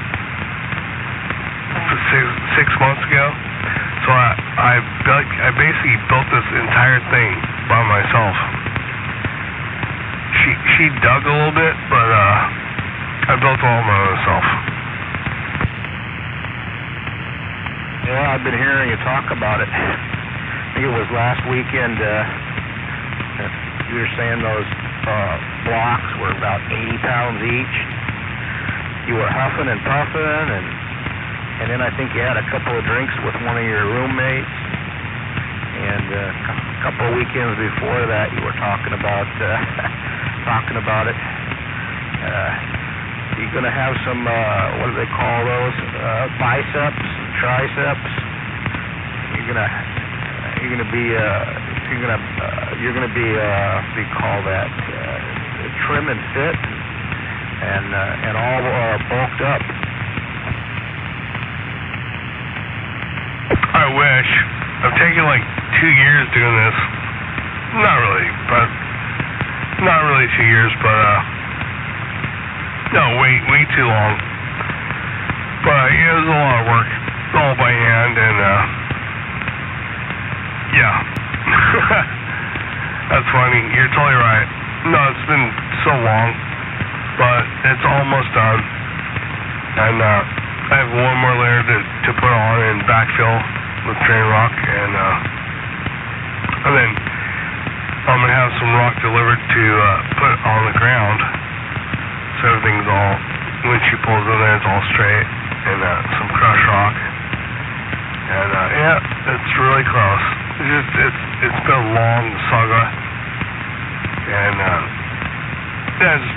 yeah, I just been doing it a little bit by little bit, you know.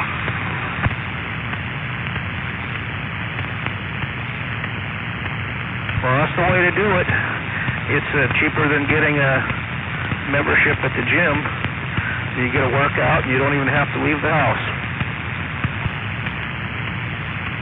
I tend to do it late at night because I don't want to be hot, and late at night is when like I have all my shit is done. I just go out and do it, you know. And yeah, it's almost there. It's like no big deal, but it was a lot of work. It's all done by hand. No excavators or nothing, and we dug 18 feet back. 18 feet back, 4 feet deep, and by hand with shovels, and built this fucking thing in there. Yeah, it's looking fucking. It's been a long deal, but it's like it is fucking perfect, dude. It's absolutely, each rock is absolutely fucking put in with, you know, full intensity. Everything is level, beautiful. It looks good to go. I'm proud of it, and it'll be here long after I'm dead. And yeah. Anyway, what's really crazy is all I did was create two parking spots. You know, it's like fuck, dude. But yeah, it is what it is. It looks good. It's almost done.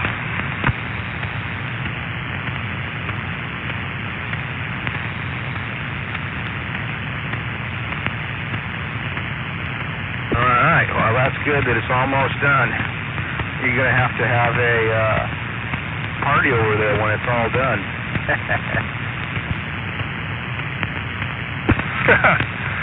Oh yeah, that's funny.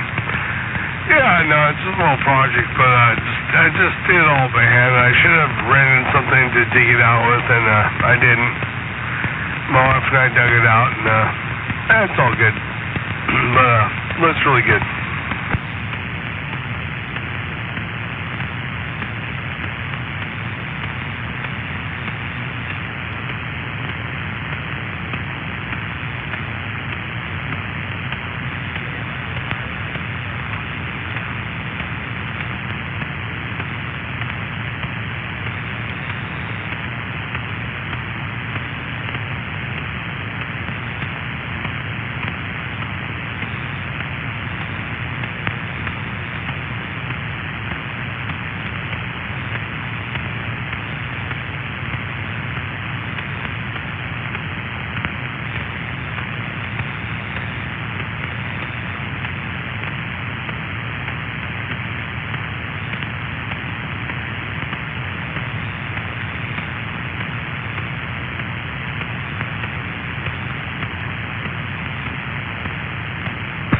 that Ranger, you still alive?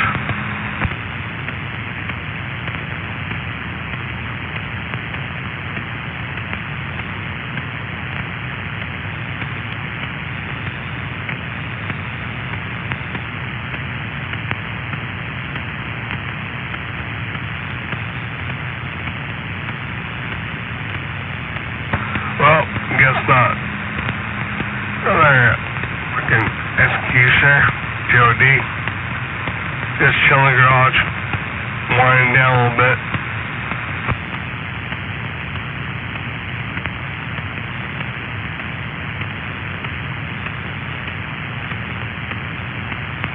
Oh yeah, sorry about that. I had to go get a liquid refreshment too there.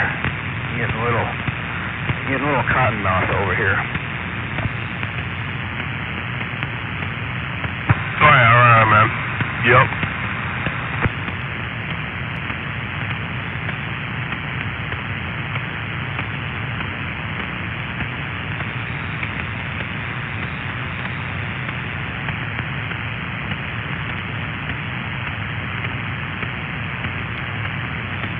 So was Ridge Runner up there on the mountain, or was he at home? No idea, man. No idea. So I went to Olympia today to get my parking pass from Fort Lewis McChord, or Fort Lewis, and they're like, "What are you talking about?" Turning me around. So I have to research that more, but apparently you can get a parking pass for fishing on the river, and in the areas that are within the naval base, which is the best part of the river. And I went to 3 different gates, and searched my truck, the whole shit. Had to give them my license, the whole crap. Well, I was like all freaked out, and purposely I didn't take my gun with me or anything, but what the hell? Like at the end of the whole shit, I drove up there and drove all the way to Olympia. Turns out the place I was going to scout out, which I already rented a campsite for, a River Ring campsite, is closed. And then on top of that, I couldn't get the parking pass from Fort Lewis McChord, or Fort Lewis, because nobody could tell me where I need to go. So I'm gonna waste a trip to Olympia today.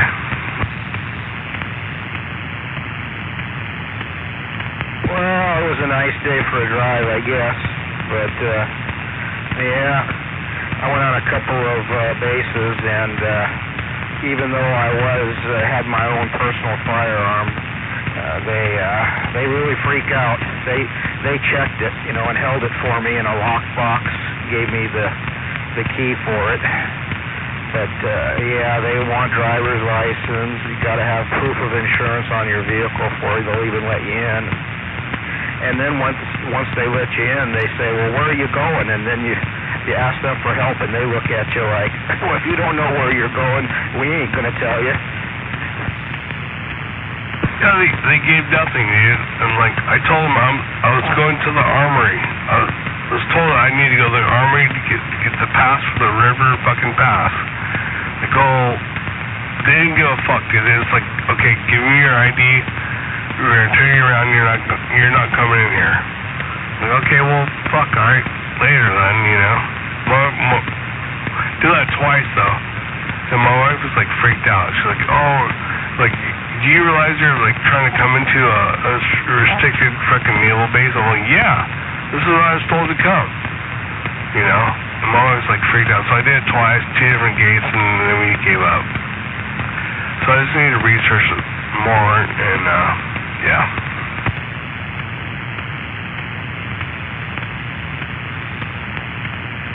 Is that a river that goes through there, or is it a stream or a creek? Yeah, it's the Nisqually River, killer river to fish for steelhead. And you have to have a certain pass to be down there on certain areas because it's naval base. And if you don't have it, they'll give you a $1,000 fine.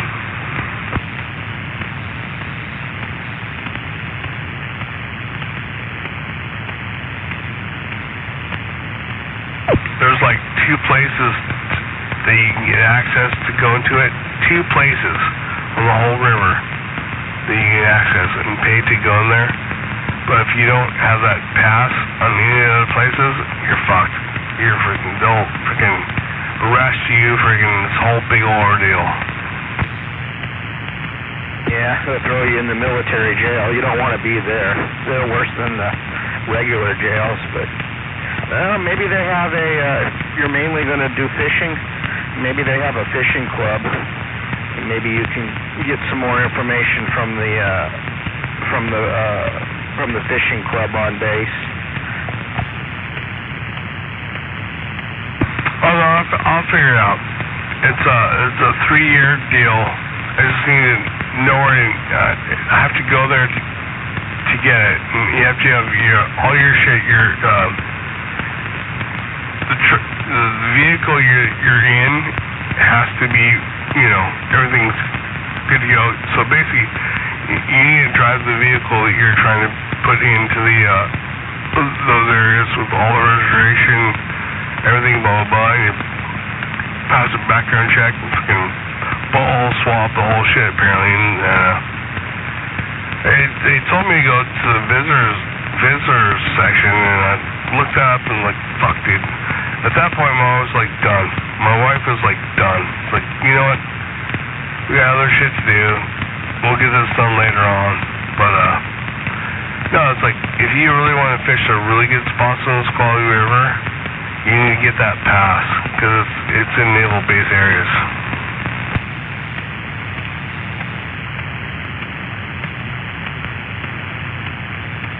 But it's $10.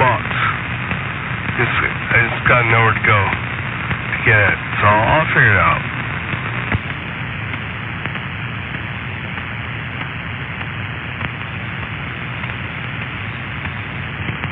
Hey, neighbor. I used to know some people who worked on the base, but I don't anymore, so my only recommendation, like I said, is maybe if they have a fishing club, you might be able to get some information that way.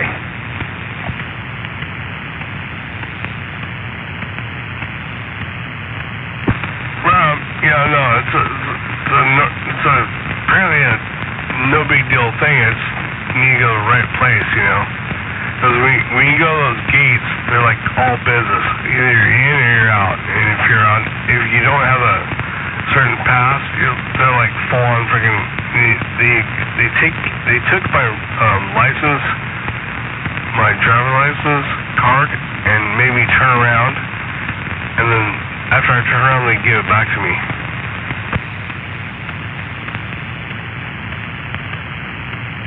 Yeah, that way you would. They keep it until you're on the other side of the gate.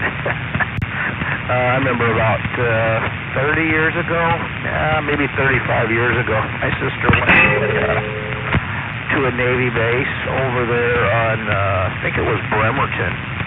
Maybe Bremerton or maybe Oak Harbor. That might have been the Air Force base. One of her ex-boyfriends ended up joining the military, and they were on base drinking, and she wasn't of drinking age, and they did that to her too. They took her driver's license and all the other stuff. Told her, don't come back until you're over a certain age.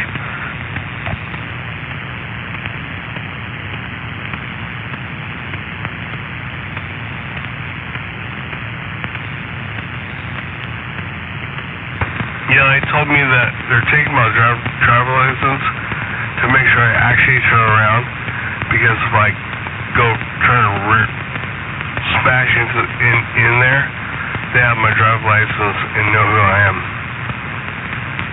He told me, actually what he said is, in case you try to escape, is what he said. Wow. There must be Skip out there. Made a good impression, or a good first impression. Got a copy on Skip. That was my full-on diesel freaking nice truck, all shined up, good to go. They just don't play.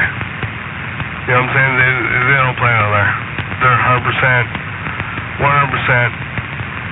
And he walked me inch by inch, turning around as I went. There's no bullshit to it. You will not enter here, and if you do, you're fucked. And the whole time he was talking to somebody on the CB radio. He had your attention, like leading you around the corner, like dangling. Yeah. We did that twice, two different games. And after that, my wife was like, nope, go home. We're not doing this anymore. Business. They weren't going to take no chances.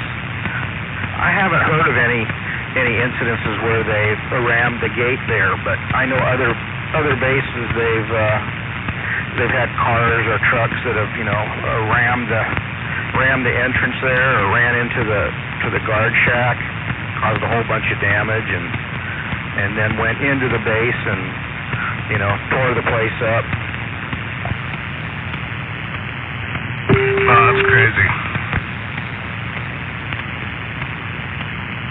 Yeah, like you said, they don't mess around on those bases. They're heavily armed. Even if you got a big rig or something like that, you're just asking for trouble. Hey, neighbor. Look, they're looking down too. So, yep. I think I heard Sweet Pea out there. What's up there, Sweet Pea? What you doing tonight, Mama?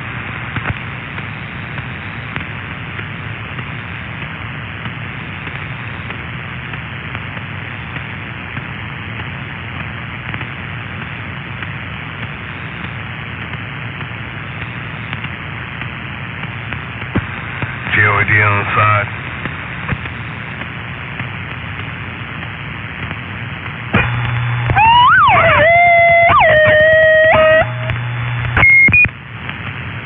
Is that Dr. Salcher? Take a shower and crash out, man. I'm fucking tired. Executioner, JOD. I'm on the side. Alright, have a good one. I hope you win your money on the Super Bowl. Catch you later. 1K on Kansas City. We'll see what happens.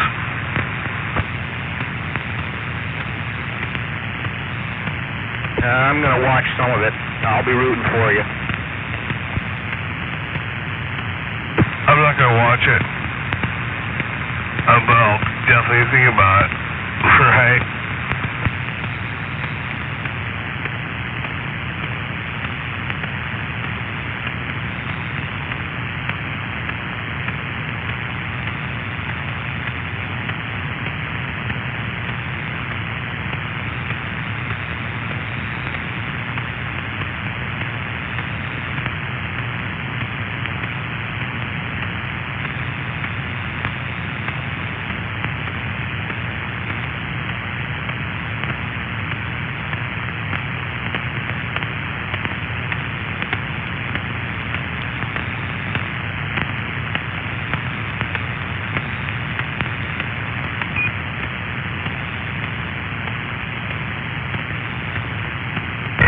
What's going on out there? Channel 17, waving a hand out there.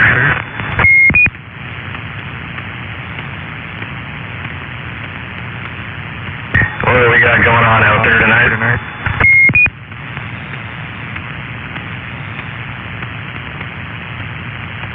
JOD, just checking out. How you doing there, brother?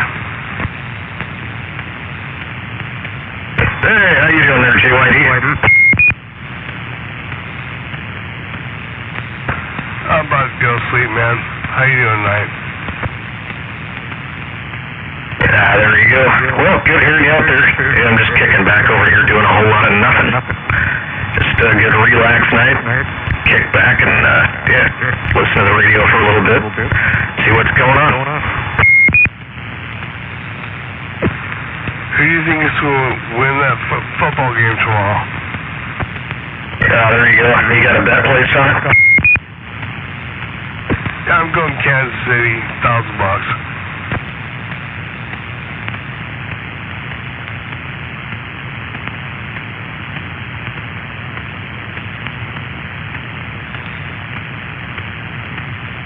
What about you? Nah, man, you know what? I don't even care. I'll probably turn it on just for some background noise while I got stuff going on, but nah, I didn't bet on it or anything like that. Okay there, but I mean, soon as Seahawks were out, I didn't care, but now I'm just like, it's all about money.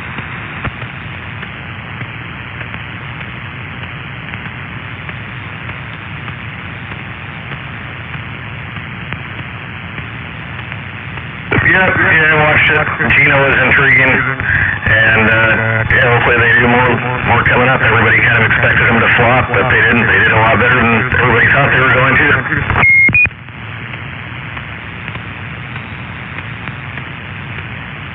Yep, anyway, I have $1,000 on Kansas City tomorrow. Yeah, I'm checking out. I'm tired as fuck. Joe D on that Outski, Kansas City all the way, $1,000. Joe D, I'm out. Oh, all right. You got some Patrick Mahomes action going on there. You're going for that. So, all right. We'll see how it goes, and we'll talk again probably after the game, and we'll see how it goes for you there. I don't know. Maybe I'll root for them just because you got your grand on it. Maybe I'll sign because, like I said, I don't really have a dog in the race. I don't care, but now I care a little bit more. So for your sake, maybe I will go for Kansas City just because you got some fiduciary interest in it. All right, brother. Yep, for show. Yep, Kansas City. We'll see what happens. Mahomes, he loves it. So I'm thinking Kansas City show up. $1,000 on it. And we'll see what happens. All right, brother. I'm checking out. Turn it off. You guys have a good night. Joe D, I'm out. All right, JYD, have a good one.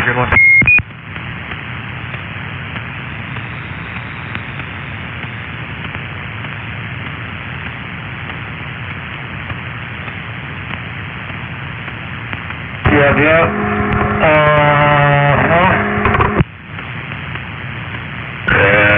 Hello.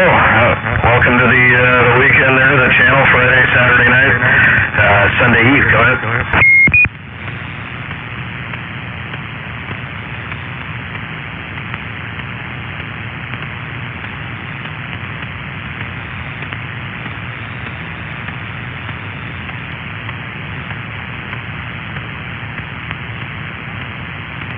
Must be the calm before the storm. Shame on the mess.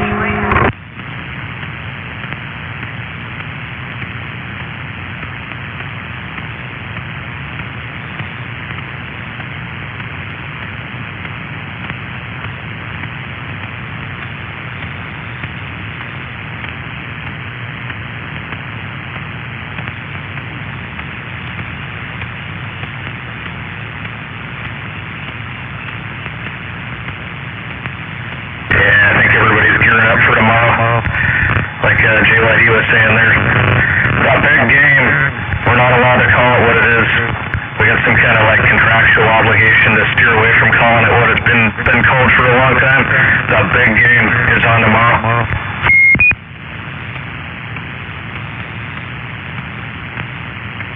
What's going on there, Jedi? Not much, man. Just sitting here watching TV, got the volume cracked a little bit on the radio, and yeah, kind of quiet out here. Yeah, it is. It was kind of quiet last night too. I got out here and I didn't have a whole bunch of stations all at once. It seems everybody's on during the week, and then when the Friday rolls around, they're like, you know what? I've been on the radio all week. I'm not having it tonight. I'm going to do something else. Maybe they went out and socialized for their Friday, and now it's carrying over to Saturday night. Everybody's off doing something completely different than radio, or I don't know, maybe they're on sideband. Maybe they migrated up to like 35 lower sideband and they're talking up there. Oh, it's, I like to call it the calm before the storm, because it's usually the pattern when it's quiet out here for hours or days on end, you know? It's like having toddlers, you know? when they're quiet, off in another room, you're like, you know, it's kind of nice, but wait a minute, there's a catch here. Yeah, it's like, I don't know, it's the tree in the forest thing there. If everybody isn't on the radio, then if you're talking, does anybody even hear you? Were you ever modulating to begin with? If it wasn't received on the other end and replicated back in some sort of an audio source out of a speaker revibrating everything that you set into a mic electronically and transferred over the airwaves into their radio to be replicated to their eardrum? I don't know. I'm getting deep at Saturday night. Anyway, QID. If you're still out there, have a good one. And Jedi, good hearing you out there. Bad company out here in the pucker bushes, long-winding it. Just kind of testing stuff out here simultaneously there, seeing how long we can key down for. Good hearing you out there. Jedi, we'll talk to you again sometime soon there. I gotta get back on the site. I got another project I'm working on. Yeah, that almost hurt my brain thinking about that, but I think you got a point there. Oh, yeah.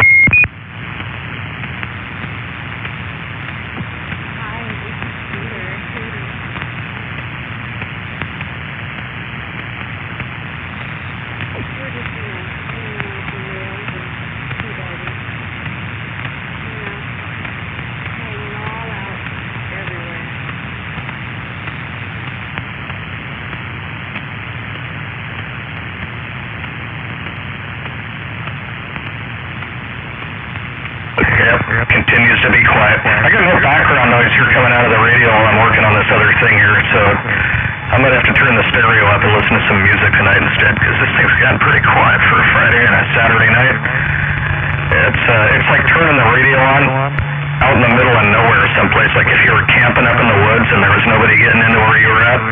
That's what it's reminding me of out here on 17 tonight.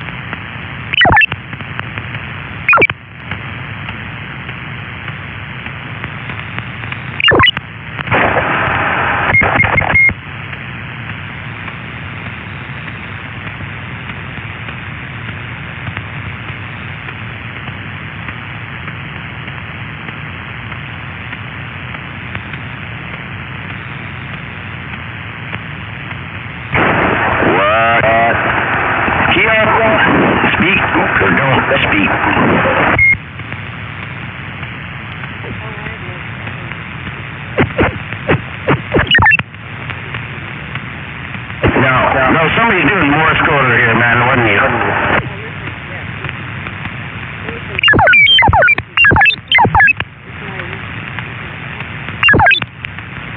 Somebody. Leroy! What's going on there? Fucking range runner. Fucking Jedi.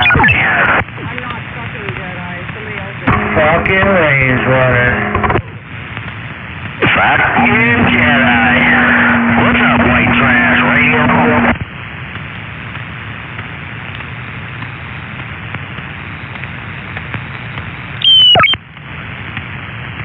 Well, happy Saturday to you there, Jedi. Right back at you, range runner. Hope you're doing good. Hope you're safe and, yeah. We're waiting, no doubt. Either time.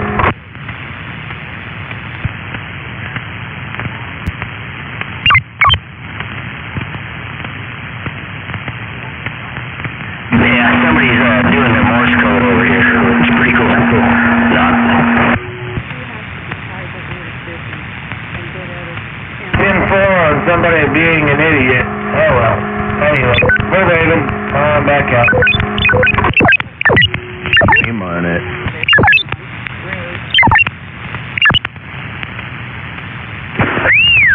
Nice.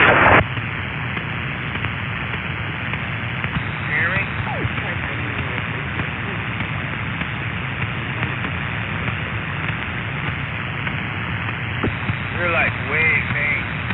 That's awesome. Wild blue yonder. Yeah, you got something going on there. You got a coax issue like Wendell said.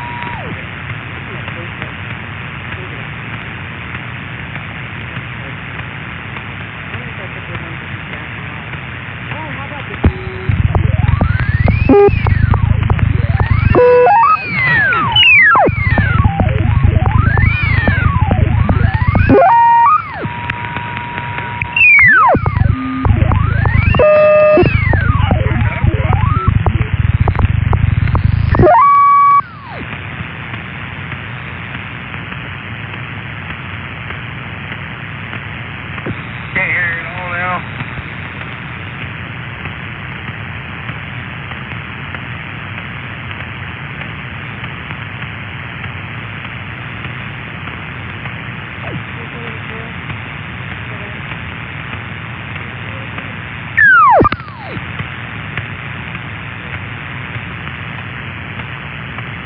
It's on now.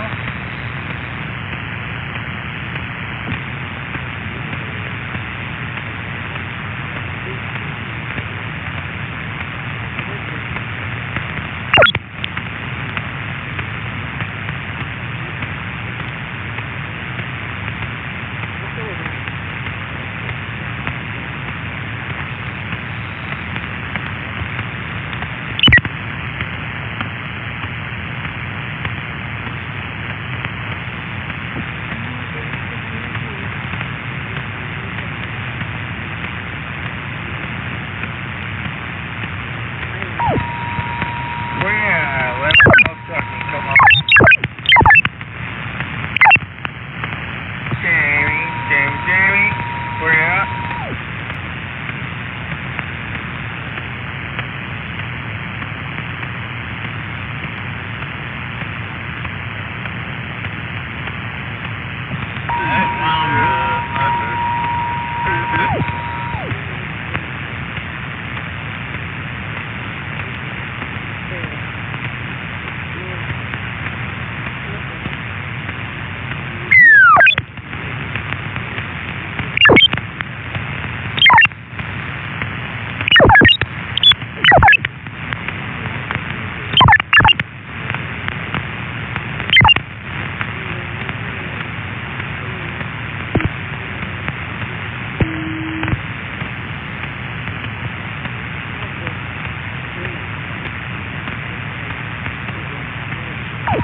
Still can't hear you.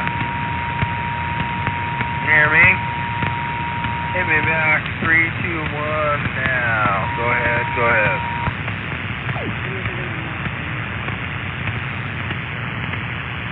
Yeah, I don't hear nothing.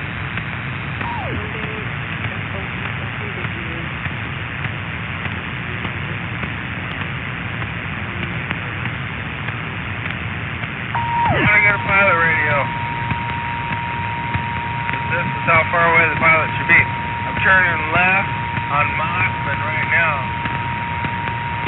I'm ready to head toward down by the golf course. Yeah, I got you there, Range Runner. You got that radio on?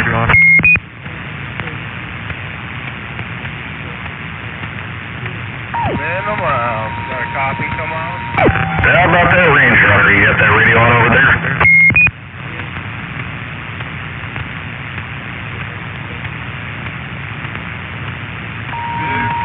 Got it off.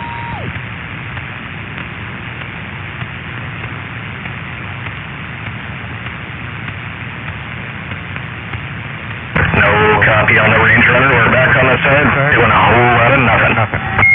Radio check. Anybody got a radio check?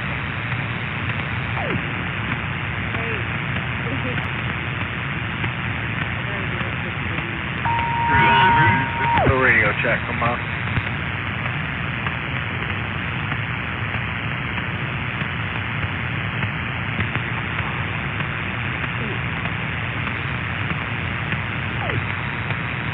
Thanks, guys.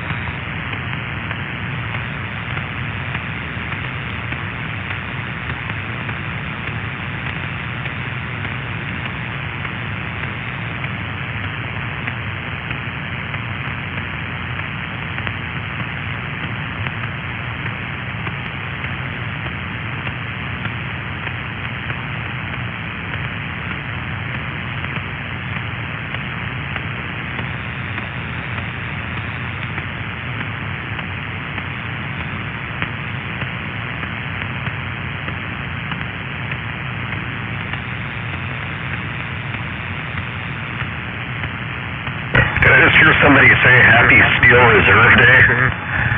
All right. Well, yeah, Happy Steel Reserve Day.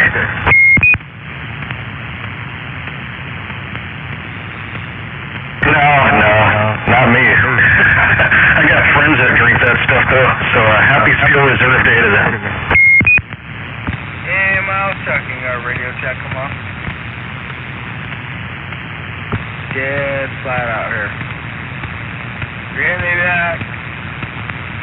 Get me back again.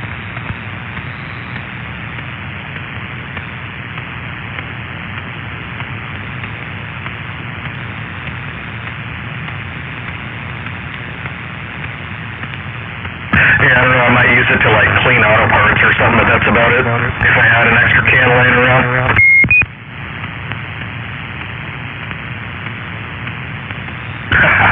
Yeah, like free up some wrenches or something that were laying out in the rain. You might be able to do that.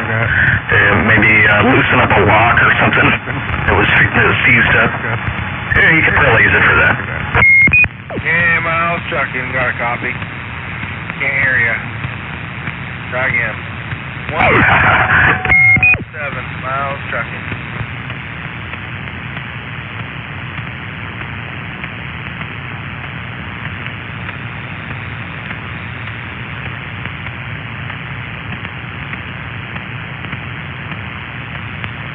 Miles Trucking, if you're receiving me, give me 2 blips on the mic.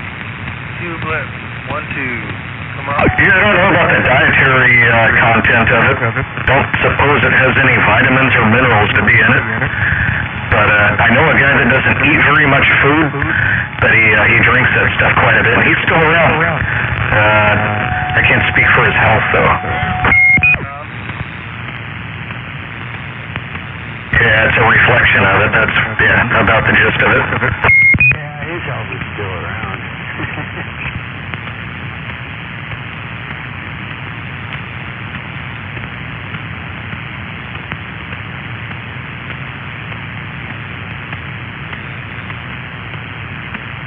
Yeah, Miles Trucking, got it on.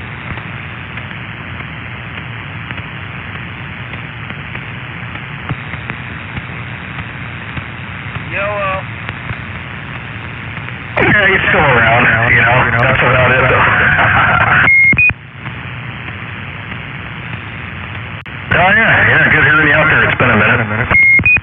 Yo, 181, look for radio check. Radio check, 181. Yeah, sounding good. Just like it was last time you were out here, like 6 months ago. 181, look for radio check. Come back.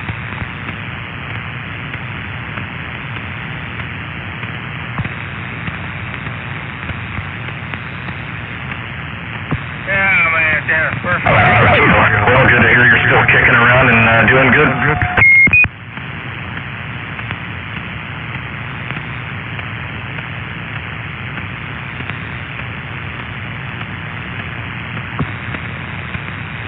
Miles Trucking. All right, dude. Well, have a good one. We'll talk to you again, well, hopefully not in another 6 months. Make it quicker than that. Miles Trucking, got a radio. Oh, yeah. Yep, not too shabby. All right, have a good one. Good one.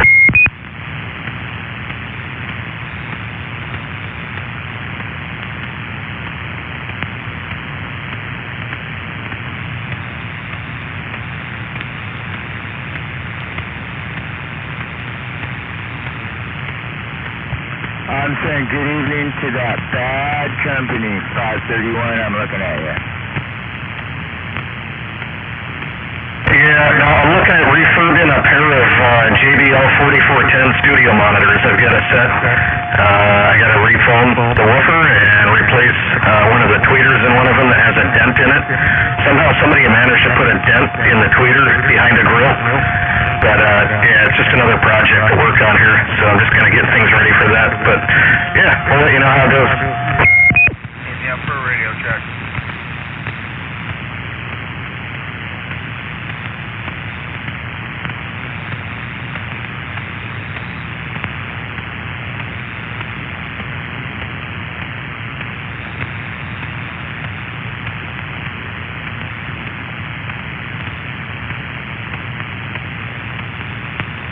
Oh yeah, no, I don't have the tweeter, I got a spare one. I got another set, they're 4412, so I'm hoping I can swap them out. We'll see how it goes though.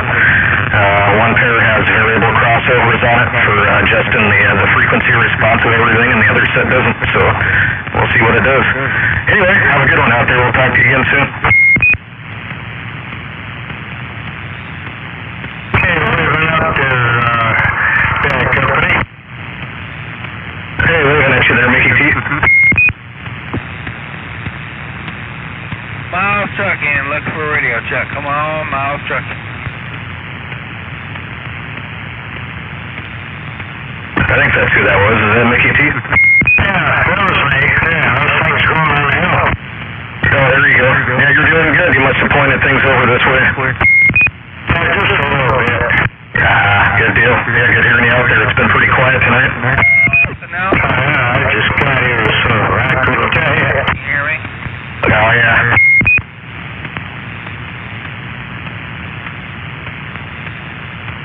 Yeah, everybody trying to get ready for springtime coming next month. Oh, yeah. Well, here's somebody off in the distance out there. I thought I heard somebody underneath the other guy talking there. Dude was out there. He hasn't been on the radio in like 6 months. I heard somebody waving at me out in the distance, so I think that might have been number 10 out in the swamp there in Olympia somewhere. Okay. I wasn't here when I came. Hey, was that you number 10 in the swamp, or was that Zodiac, or one of you guys out that way? No, it wasn't 10.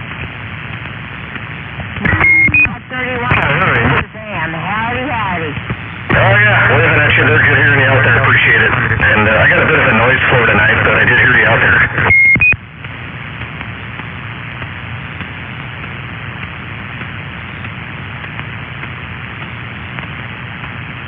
So who is it with the Roger B? I've heard you out here often. Of course, I haven't been near the radio much lately. Just during skip. Anyway there, Mickey T, good hearing you in there. Again, it's a quiet night. Haven't heard Contractor down there in Longview, Kelso. Haven't heard Catbox up in Squim. Haven't heard Kilo 45. Speak of that guy, Kilo 45, if you're sandbagging on a gate or some other source that you're the radio listening, you do, waving a hand at you there from the pucker bushes, you know who said it. And yeah, the rest of the channel is kind of quiet. Nobody's out here talking. They're all burned out from a week-long modulating with the wiener bender guy. Oh, yeah, they probably are. I ain't got much to say. I just shut that, see what's going on. Did that wiener bender finally give it up? There you go. He's giving it up. He gets a lot of attention, though. I didn't notice that. Just kind of listening casually here. You get him on the radio, and he captivates people. So he's doing his thing, and he's good at what he's doing because he's got like a whole following on YouTube and people making title cards with him on it.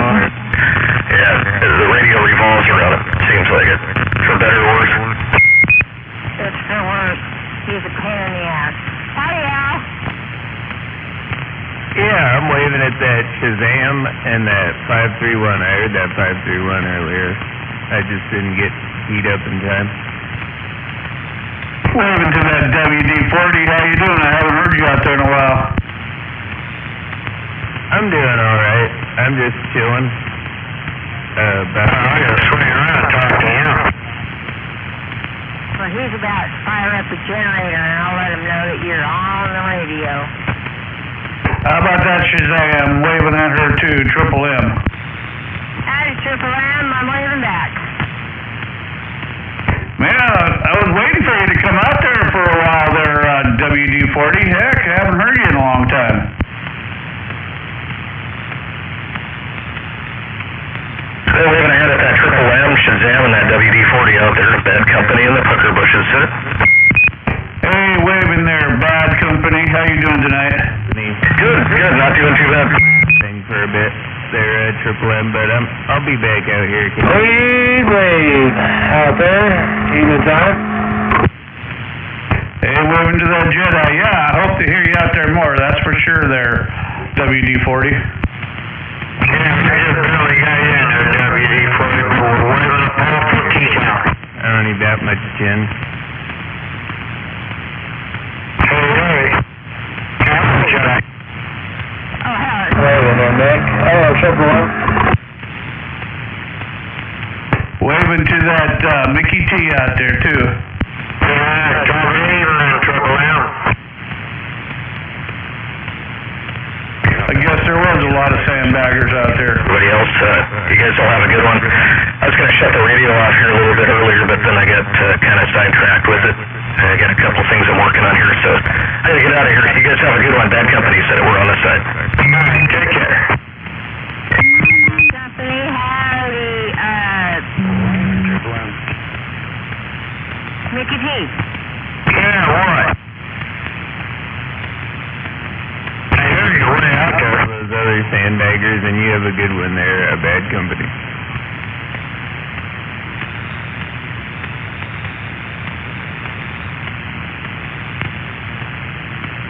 Hey, Shazam, where's Sky been lately? It's Shazam, hello. Hello, and we've been around. We're just in our motorhome, and we're on battery power most days, so just not on the radio much. Yeah, right on. Mickey T's reaching out to you there. Yeah, I'll let him know. He was just talking about coming in and talking on the radio. Yeah, I barely heard you in there. I wasn't here to recognize your voice. It's been a while since I heard you. Yeah, it's been a while since I've been on the radio. Oh, roger that. Well, it's good to hear you anyway. Yeah, thank you.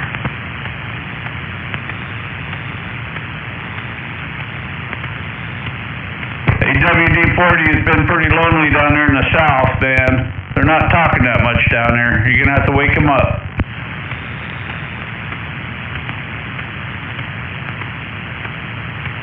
I don't know why that's my fault. So I found out something interesting about what my problem might be with that president. Well, it ain't your fault, but it just seems like it's got a little slower down there.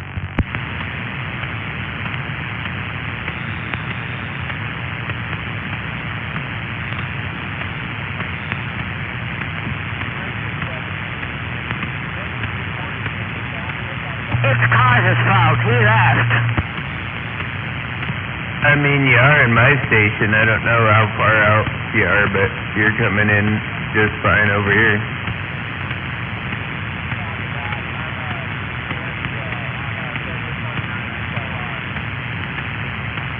Yeah, you're not too far from me. I'm on the east side of Olympia. but I'm a little probably closer to downtown than I am actual East Olympia. But yeah, I got you a good solid signal, good audio.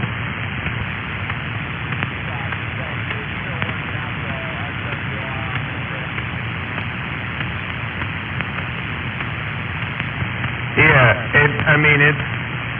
it's got the signal you should have, but I don't know if it's just a...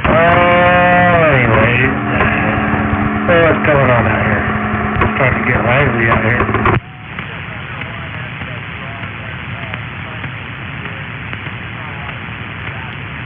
Nope, and the channel goes quiet again. Well, Jedi, if someone's talking out there, I'll give you a wave again. I don't hear nobody. Triple M's, like out McKenna, Eatonville area? He's out that way. He's a ways away.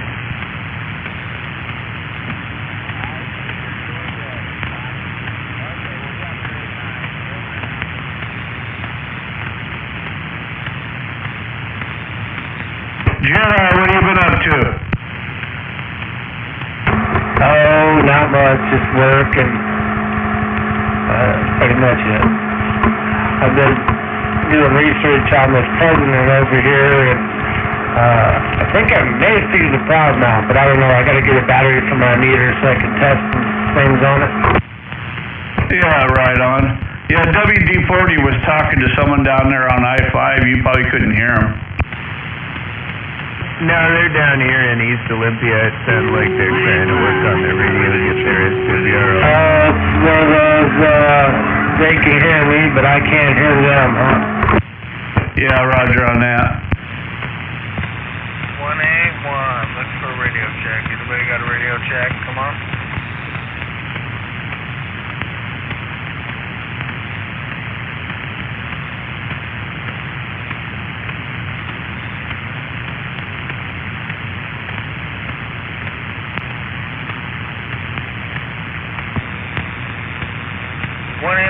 Look for a radio check. Come on.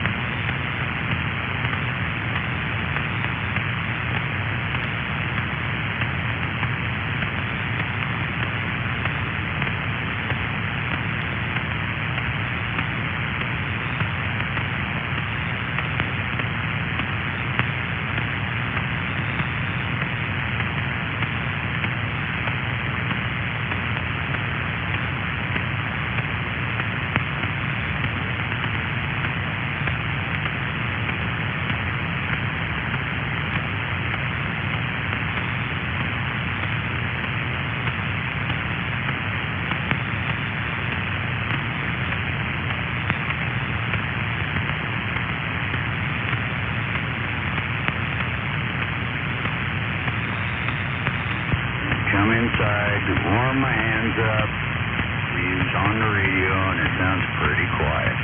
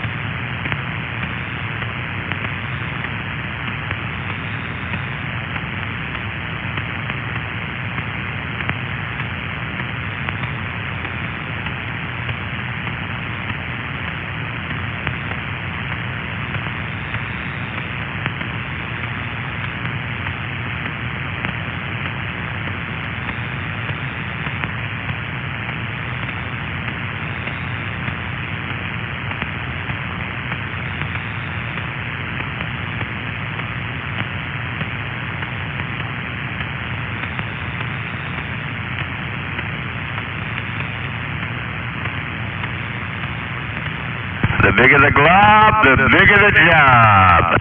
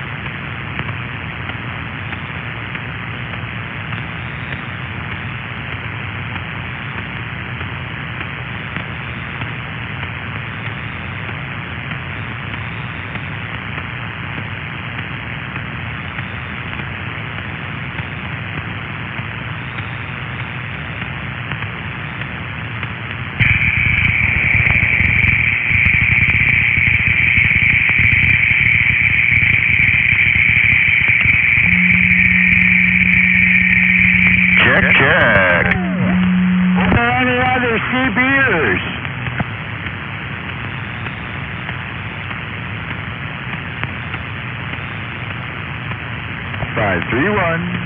in the South Puget Sound. Waving a hand at that 531. Hey, Big Al, good evening to you, sir. Yeah, long time no see, Pete. Good to hear from you.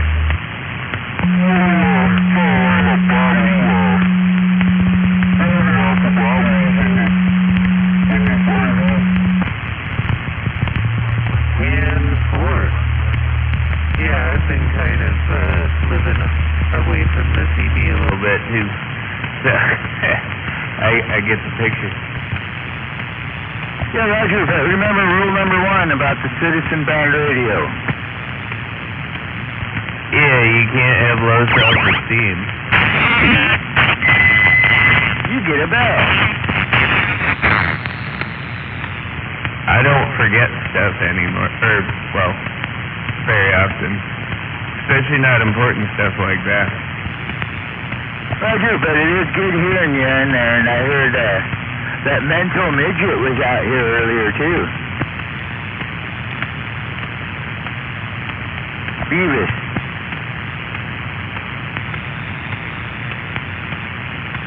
I hadn't talked to him. I hadn't talked to nobody in a while. I was in the portable earlier, and I rolled into town and was yakking a little bit, trying to see if Skip would listen to me, but you know how that goes in a portable.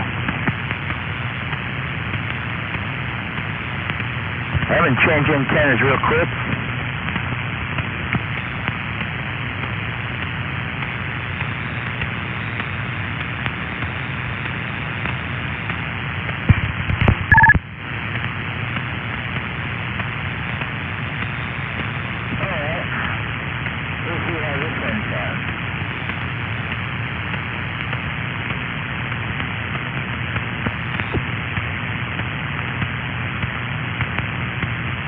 It's got a decent match.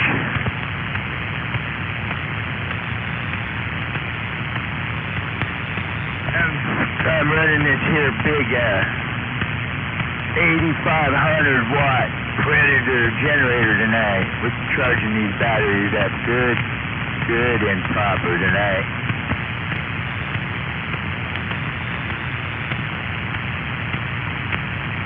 And I'm stoned and I'm back quiet.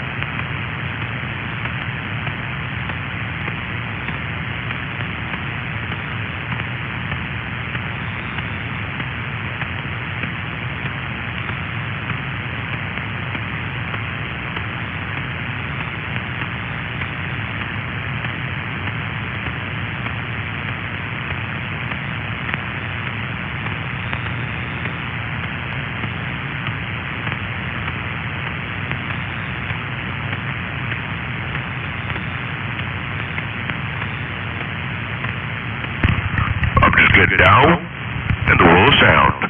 1, 2, 3, 4. Hello. Hello. Hello. 1, 2, 3, 4.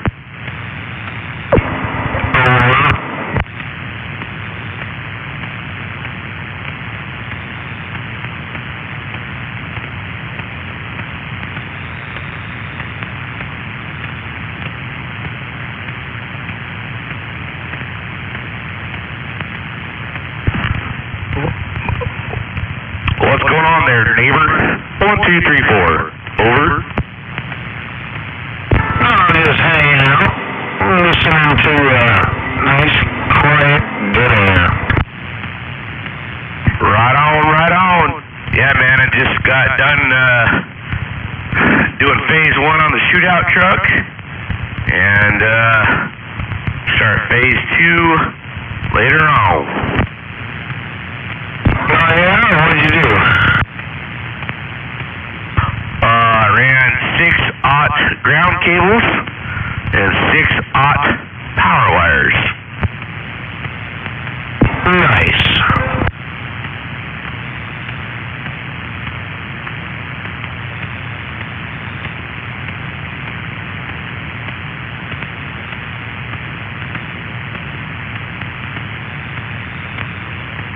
Yeah, I think the shootout truck's gonna get down.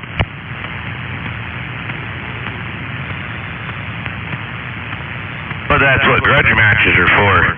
And remember, a single antenna, class, single antenna. Oh yeah.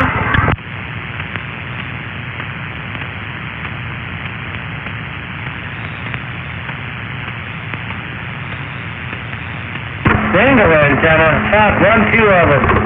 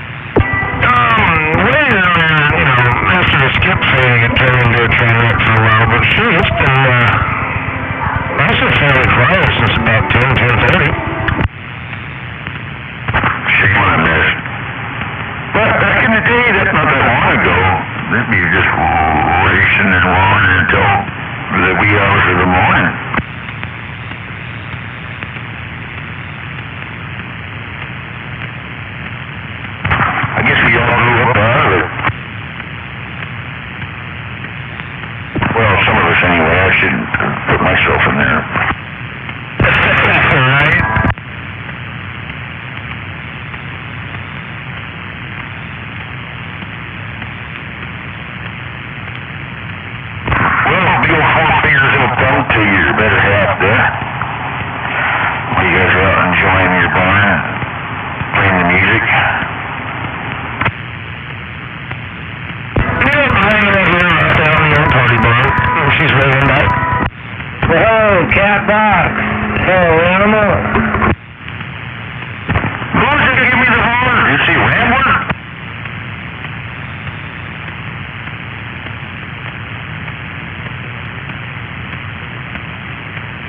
There's a couple man Darrington, I'm waving a hand.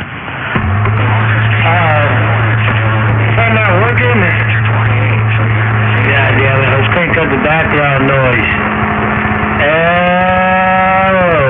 Bigger? Yeah, we doubled a little bit. So who's out there in the background noise? Breaker?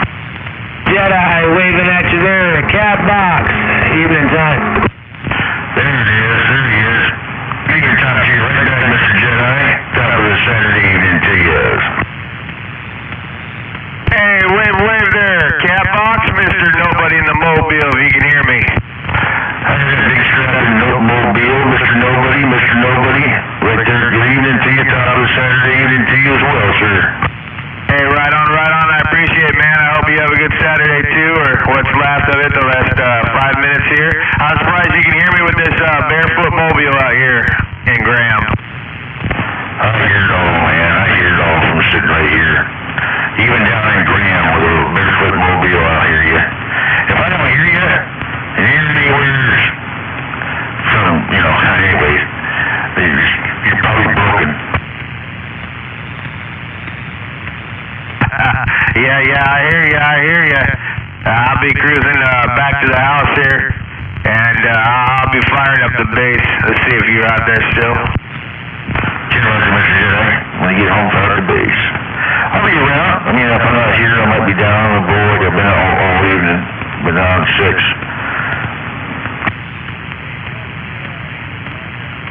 No, it won't take you long to fire up the base. You gotta be right.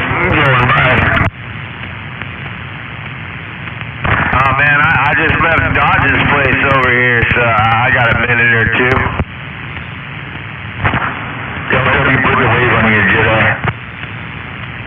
Well, I hear you, cat box. It's good to hear you, man. I normally I don't hear you, man, but it's a quiet night and the static level's pretty low, so I'm just kind of getting it in while I can. We're waving evening time to you.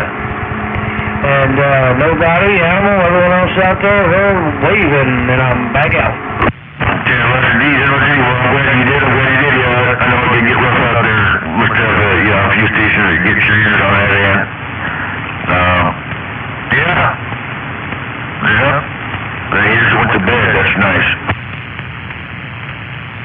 Yeah, my neighborhood's usually pretty noisy, man, but it's kind of quiet tonight, man, and like I said, man, the static level's pretty low, and you're sounding pretty good over here on my end, no doubt about it. Cat box, good to hear you, man. Move later. One more time, look at this. That's all I got, and thanks for the flowers. Here's something to get you, and ain't nobody on your back. Yeah, that's how it works. Come on, Brady. Yeah, you just want to wave a hand at that cam box out there. Heard you in there and the rest of the channel, too. Bad company said it from out here in the pucker bushes, and we're back on the side. Right out of pucker bushes, right into my radio station. Bad company. Put the wave on you right back, man. Top of the Saturday evening to you. Hope all is well as well. Break 17. The channel was a little bit quieter earlier on, but I've got something else going on here, but I heard you in there, wanted to say hello. And I heard that Mr. Nobody and the rest of the channel, too. I'm going to get back on this side. You guys have a good one. Hey, wave there, bad company. How you doing tonight, sir? Yep, have a good night there, Mr. Nobody. Drive safe out there on the road. Roger. We'll catch you on the flip side, man. Don't run over any cows. Break. Yeah, how about it there, Breaker? Yeah, this is Dodge. I just wanted to go ahead and wave a hand around that band and go and put up 4 fingers and a thumb at you. Heard that Mr. Nobody out there cruising that dusty trail and that homosexual green pick-me-up truck with those 3.5 big bird watts.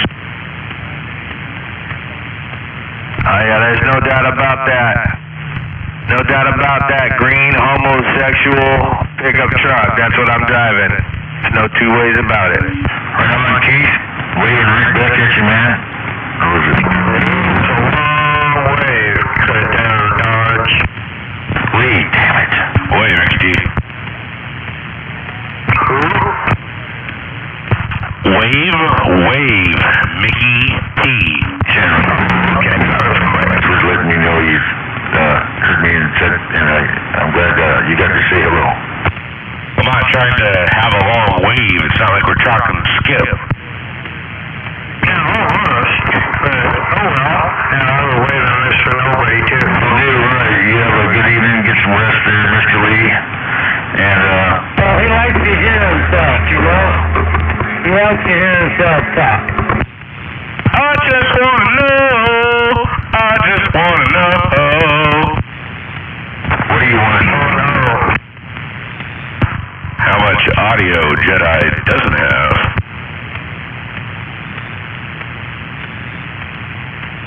Sweet Bee's gay.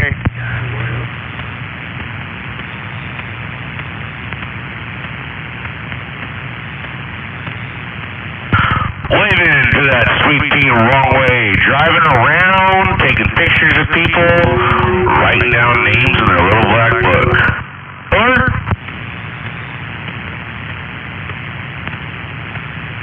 just really you, Dog. Sweet Pea's waving right along there.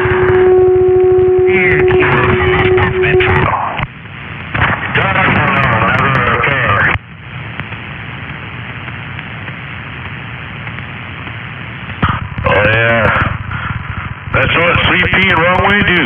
They drive around and take pictures of everybody.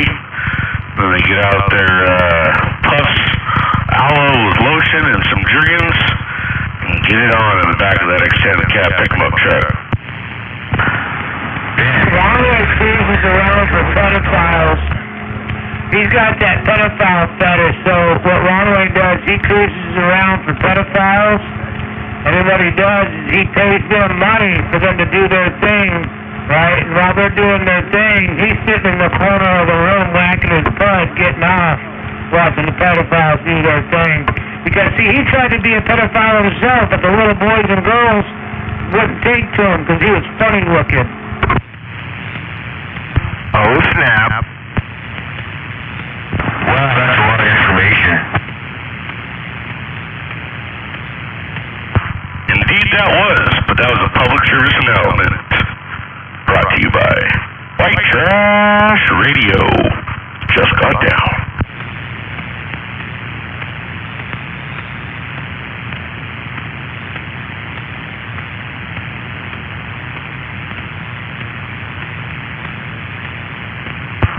Alrighty, everybody. Big Saturday Night Wave for 2 whole minutes. Saturday Night Wave to everybody around the band, to that G-Man, to the Pucker Bushes, even a Jedi. I'll go ahead and wave 4 fingers and a thumb at that Jedi. And I know that Mr. Nobody's probably cruising that dusty trail out there. Mickey T.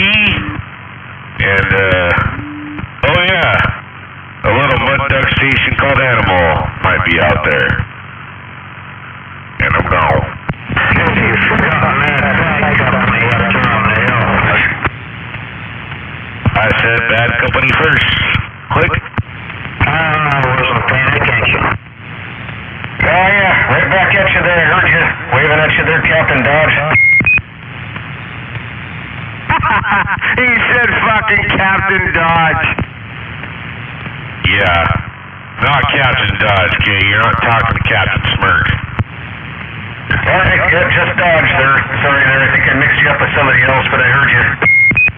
Yeah, go ahead for Captain Dodge. Yeah, go ahead for Gay Nobody.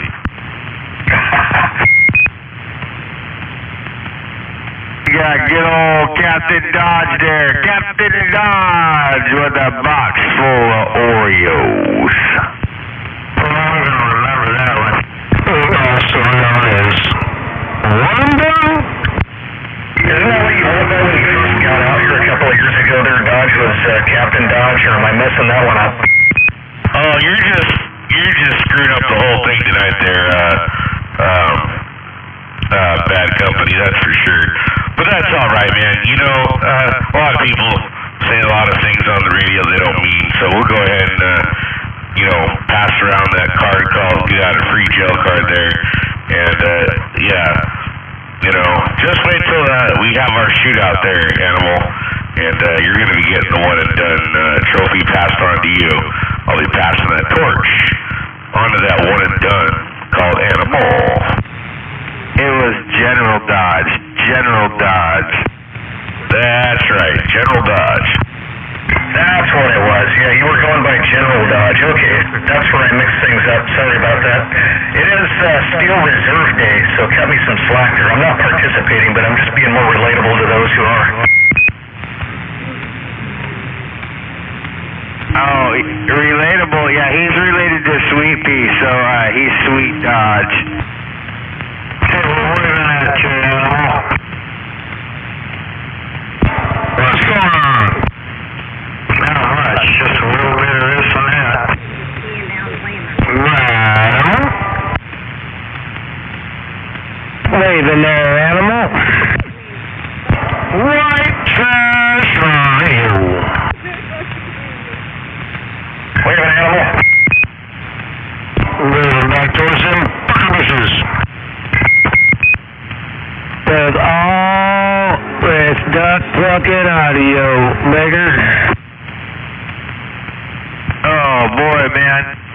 Oh, man, my voltage drops like 1/10 of a volt now. Uh-oh. How are you even communicating with... Did you get your new elevator? No, I didn't do it yet. That's still in the mail. I just bumped all the wire up and then spent all day regrounding the whole fucking truck.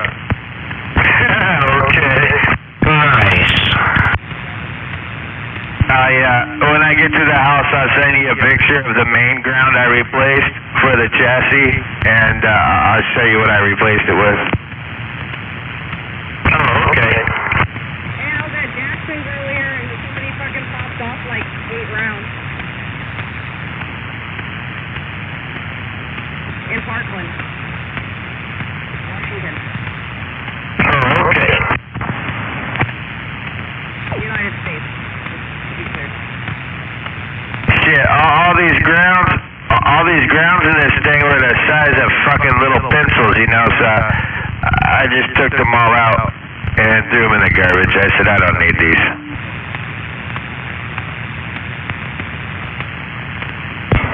Oh, in the garbage? Man, that was probably a rock for the tweaker if you left it out. Oh, yeah, I wasn't leaving nothing for them fucking guys. But no, took a little bit, you know, I already knew it was going to take most of the day to do what I needed to do, but I got everything swapped out like I wanted to, but the box is still in the back in its box. I didn't pull it out and put it in yet because it's just not time. Right on. Yeah, and then I got my new alternator wire sitting here, so I gotta put the ends on that, and then I got one of them distribution blocks that comes off the alternator, those big bars. I got one of those too. Did you get a 3-way? Oh yeah, it's a 3-way, all right. Yep, we gotta run 2-aught gauge wires from the alternator right to the battery. Yeah, you can run 2 other batteries with a 3-way. Yeah, I've got 4 LTO batteries in the bed.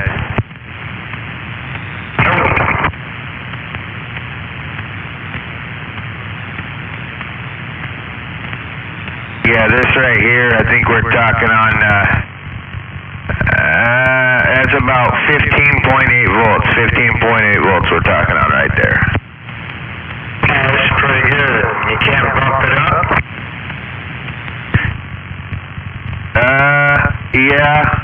I don't know. They said I should run the LTOs at like 15.8 to 16. Yeah, you'll overcharge on that boil out if you do too much. trying to take it easy on them now. I mean, I don't even have a box in here. It's not like I'm running that 24 bill.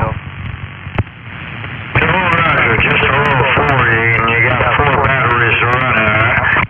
Yep, gotta hold the voltage up, you know. We gotta make sure we're a big dog. Big strapper, northwest corner. Alrighty. Yep, I can't let the big guy down, you know. I let Bullet Bob build the radio. Well, actually, Bullet Bob let me have a radio he built, and so I can't let him down.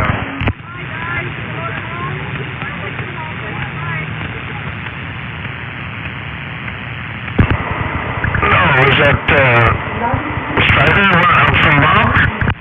Oh, yeah, this is one of the ones from Bob. Yeah, I had, I bought my own, and then I was like, you know, I think I like Dodge's audio, so I called, Dodge called Bob and just sent this one down there and had him do everything that he does, do it, and then align it out a little bit, because it was a little bit off.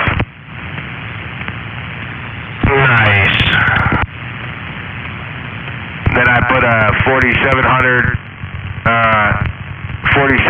cap in the radio to help hold the voltage up, and now I've got 10 gauge wire right into the back of the striker now.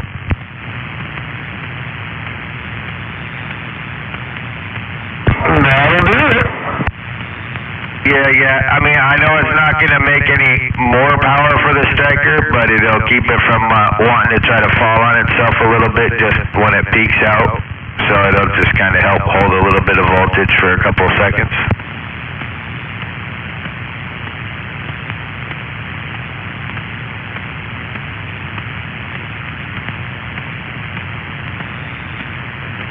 The bigger the glob, the bigger the job.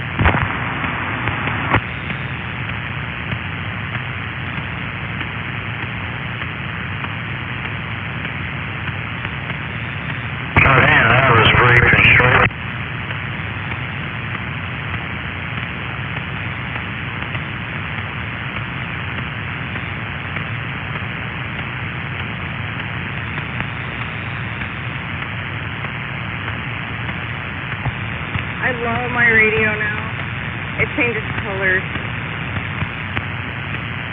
Oh, okay.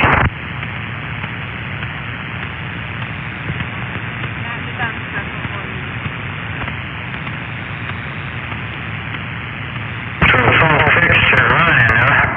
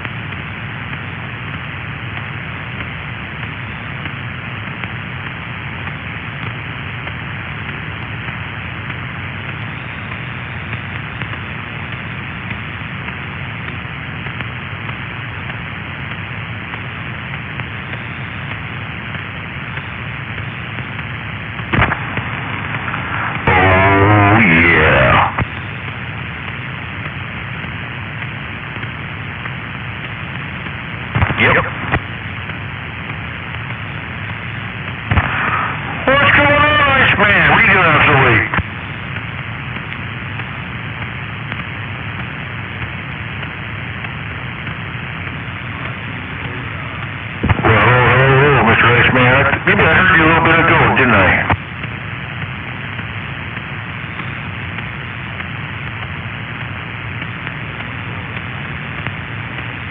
Well, I heard you, but there was traffic down here that made it impossible. Yeah, all of a sudden they come out of nowhere, a bunch of dudes. You know, it went from being quiet to keen on each other, saying bad things about one another and stuff. Not really, but yeah, maybe for them. Hey, the moon's coming up, man. She's orange as orange can be. A big old slice taken off the top. From here it looks like a kind of a frowny face. Yep, just disappeared. Over there, what the hell is it, just south of Everett.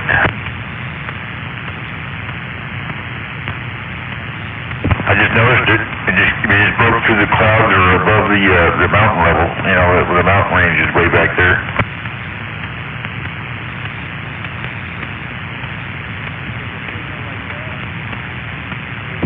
Right now, you probably couldn't see because of these hills, but it'll be up soon. Yeah, it looks like a kind of a crooked. It's weird how it looks.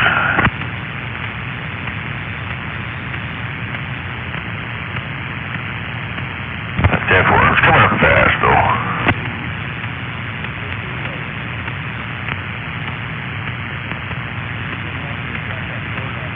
Hey, we okay, man? You have a nice drive?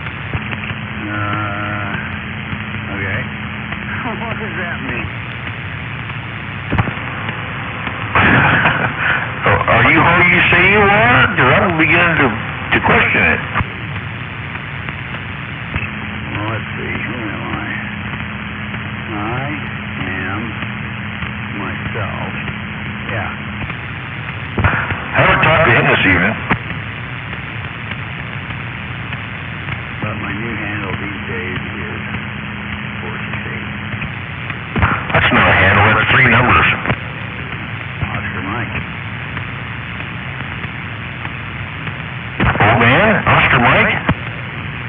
Yeah, old man, on the move, on mission, yeah. Out meandering around? Out meandering? That's a good one.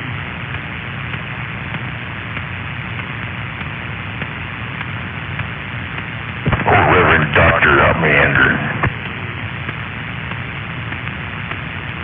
Out golfing. God, I wish I could play golf again. My shoulders are shot. Well, you just need to change your modus operandi. You know? Forget about a club, man. Why don't you just get a golf launching sidearm or firearm and go that way? Kick it like a football. Yeah, or, you know, shoot it in a gun, like convert a Nerf gun to it. Yeah, that would be a good thing, wouldn't it? It's propane powered, right? Whatever floats your boat. I mean, you might not want to go too loud, they might kick you off. No, it kind of sucks to pull the back off of it and spray hairspray in it every time, you know? Yeah, don't do that. Plumb it in there. Bud launcher. Yeah, I've had a couple of those pretty big ones too. Like being a pretty big barrel to where we had to get our potatoes from Costco. Yeah, we cut riflings in ours. So. And sharpened the tip, so when you just stuffed them in there, it was tight. And, yeah. These hacksaw blades and a honing tool and a twisted piece of wrought iron. For what? For putting riflings in a, you know, an ABS. Right? How did you fucking use wrought iron to do it? Well, yeah, you twist the wrought iron with a big rosebud and, you know, so it has this particular twist in it. About 1.5 turns is plenty. And, you hook what is it called? It's like a honing tool. It has three stones on it. Well, you replace the stones with hacksaw blades, about 5 wide. And, you make it, you take the center of it and you turn it into a square hole. And you put it on that wrought iron, and it runs up and down the wrought iron when you twist it in, out, in, out. And it just follows the wrought iron. And it cuts rifling same time, 5 hacksaw blades wide. Alright, and was it worth the effort? Well, it was fun, right? I mean, that's what it's all about. Cut riflings, they flew a lot straighter, yeah. They did. I didn't know they had a problem flying straight in the first place. I suppose. Why not? Our extended family, we got together one 4th of July, and we all ahead of time we all made our own potato guns to bring to the get together. And man, there was a lot of them there, and we were shooting all kinds of shit with them, and we were having distance. You know, my relatives lived on Daybob Bay, and we were firing them out into the bay for distance and shit, and getting some pretty good launches. Yeah. Well, it led into building cannons, so, and cutting riflings was interesting because, you know, Dad worked out this really interesting machine that just, you know, it'd kill you, it'd break your arms. You just stay away from it, just let it work, and then cut riflings all day. Seemed like it would compromise the barrel too much. Did you ever have any catastrophic failures? No, over-engineer is the name of that game. And the cannons will be here long after we're dead and gone. If we build them, they better be good. I mean the potato gun. Oh, now what was the question? Any catastrophic failure? Oh, no. No, we didn't cut it deep, just enough to make it work.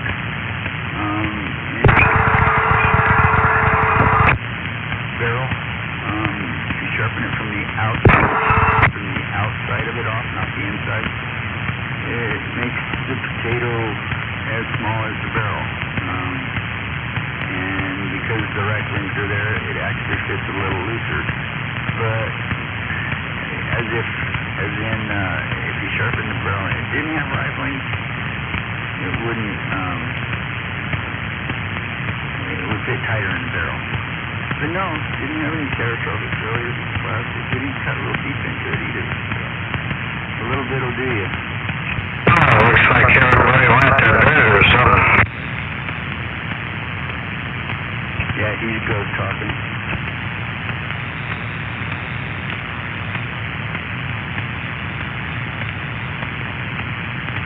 Is that Mickey T?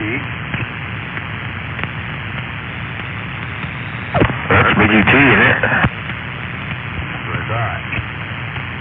I can barely understand him. There's some angle of the signal when it hits me over here. It's like, it sounds like kind of FM-y, kind of sidebandy too. It's really bizarre. It's distorted. It's like he's off frequency on FM. Who? Mickey T. Oh, no, it doesn't hit me. Where are you? But, over here on the Olympic Peninsula in Clallam County. You must have some elevation. Couple feet. Yeah, I got a couple feet too. I'm barefoot. You're not. Nope. But this one's swinging 120. But not right now because I'm not yelling in it and I'm not on sideband. But really it's about 75, 80. Yeah, this song, I don't see hardly anything moving. Yeah, go to sideband, you'll see it move. I had great modulation in this. 10, Roger. My quad 6 with it's a Turner Plus 3 microphone and it's on 99. Got some poles board. I'm going to be putting up the cells very soon. I'm just waiting on my rebar to get here. And stuffing it in the ground and wiring it together and putting some, I got to have a all thread coming up out of it to the point of the tower. And there's going to be an anchor point for a winch I'm going to put back in service. And then I'm going to use leverage by welding a pole about 5 feet up, maybe 7, on the tower crossway. So when it's laying down, you run that cable up over it, and you do about 3/4 the way down the tower, maybe a little more. And then to get that winch, that's a fulcrum, I think that's what they call it. Leverage. How's the audio on this thing? The winch. Like you got it figured out, man. I got you about 2 minutes over here right now. Really? Huh. And you're in, I wonder how far that is. Oh, do you know where the Squim is? Not really. I hate to go north of Olympia, but I got to go to Seattle Monday. I'm up here where the Highway 101 on the Olympic Peninsula takes a turn to the left. I'm sitting in getting pretty close to the corner of that part right there where it swings left to fall along the top of the tail tip. Oh, so that's where you make your decision to go right of the bay or left of the bay, right? I don't know what that would be. I don't know if that's... Let's put it this way. I'm close to the Strait of Juan de Fuca, and like I can see the Strait of Juan de Fuca from here, but as well as the Puget Sound. So I don't know what to tell you. I can see Discovery Bay. I mean, in between Discovery Bay and Squim Bay. Yeah, I don't know where that is. I just know that there's Puget Sound. You you gotta make your mind up which way you're gonna go. I guess that's over Shelton's over that way, and oh hell, you're up by what's his name? Jake from State Farm. I'm north of him a bunch, but yeah, he's on the other side of Walker Mountain from me, radio-wise. So we're kind of blocked off from each other, but I'm north of him quite a ways. I'm north of, you know, if you just imagine the state of Washington and imagine that fucking fishtail or that T-bone steak part of the state right out here. That's the Olympic Peninsula, alright? Then imagine Victoria, Vancouver Island. You gotta know what that looks like. That big old island that sits out there, fucking next to British Columbia. Just come south across to the one if you could. That's where I'm at. So you're like way up Puget Sound just before you hang a left and go around the peninsula, right? No, I'm on the peninsula, man. You gotta hang that left and go a little ways. I'm closer to the sort of one of Fuca than I am to Puget Sound. Oh shit. Wow, that is a trip. Huh. Yeah, that's where North 101 turns into West 101. Well, cool. Let's go to the lower side then and tell me where I'm swinging there.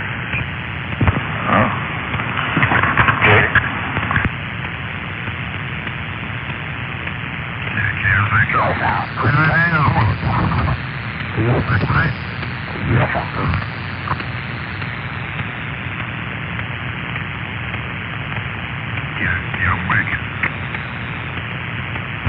Yeah, I'm not, I don't have this, I'm gonna have to throw, I'm on AM, I don't, I heard you on sideband and it was about the same, to be honest with you. She peaked about the same, you peaked about the same. This radio, I need to turn it down before I go talking on sideband unless I throw some switches here. No problem. I realized you weren't there when you started talking. Yeah, you weren't there. Yeah, well, man, I got bend over and flip the switch, and then I can do it. And one guy, anyway, it served the purpose. Yeah, I didn't really see a whole lot of gain on you. Well, I wonder why. I had a real good skip day today. Boy, I can't believe how many radios there are out there now. I didn't think there was that many, especially since 25 years ago. I mean, that's the way we talk. We had CBs before cell phones. Yeah, it was, well, yeah, but cell phones really didn't replace CB radio because, you know, we weren't making phone calls on our CBs. So, I don't know. I guess the computer part that did it. But, yeah, there's still a lot less. I mean, I remember when Skip would be running and all the channels would be just plugged. It'd be just plugged, just solid, just a blowing noise everywhere you go except for like the alpha channels and the alpha band. Yeah, it was a squall. And now, I mean, especially last night, it was like, man, I could not believe it. It was just unreal. I've never heard it like that. Oh, cool. Cool.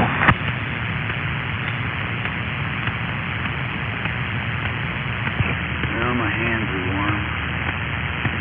Again, I gotta get freaking tools to get cold. I need tool warmers. That's what I need. A heated toolbox.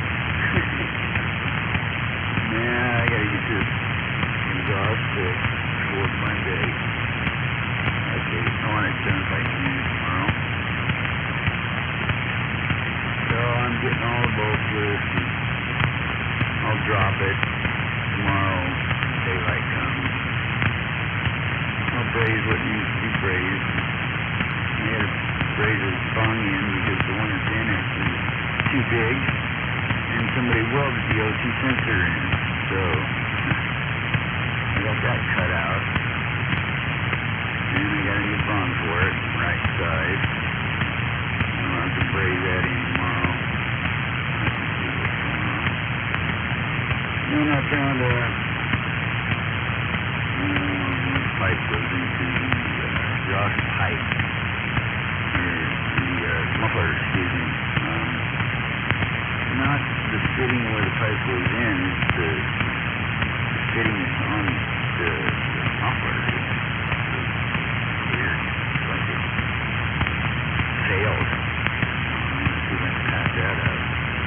It's still thin. You couldn't hit it with a welder. And I didn't even wire feed one in. You just blow holes in it. So I'm going to braid it back together.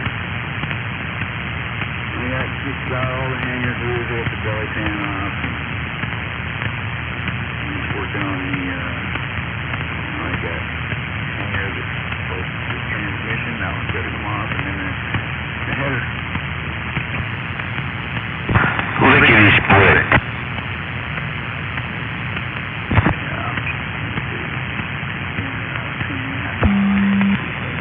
Yeah, that shit gets old and worn out. Can be. Alright, man. Well, now that you're warmed up, get on it. What did you say, can of war?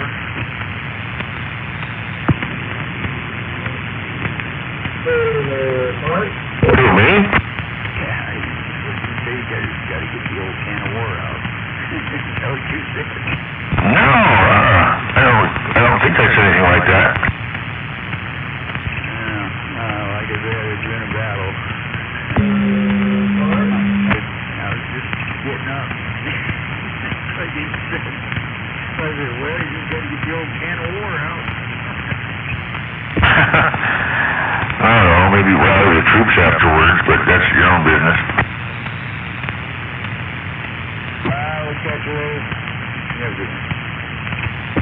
You two there, don't bust no knuckles.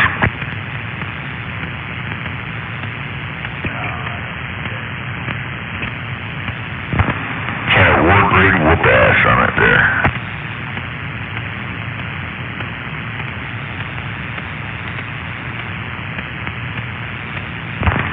Thanks for stopping by and saying hi. I'm glad you got to talk to me.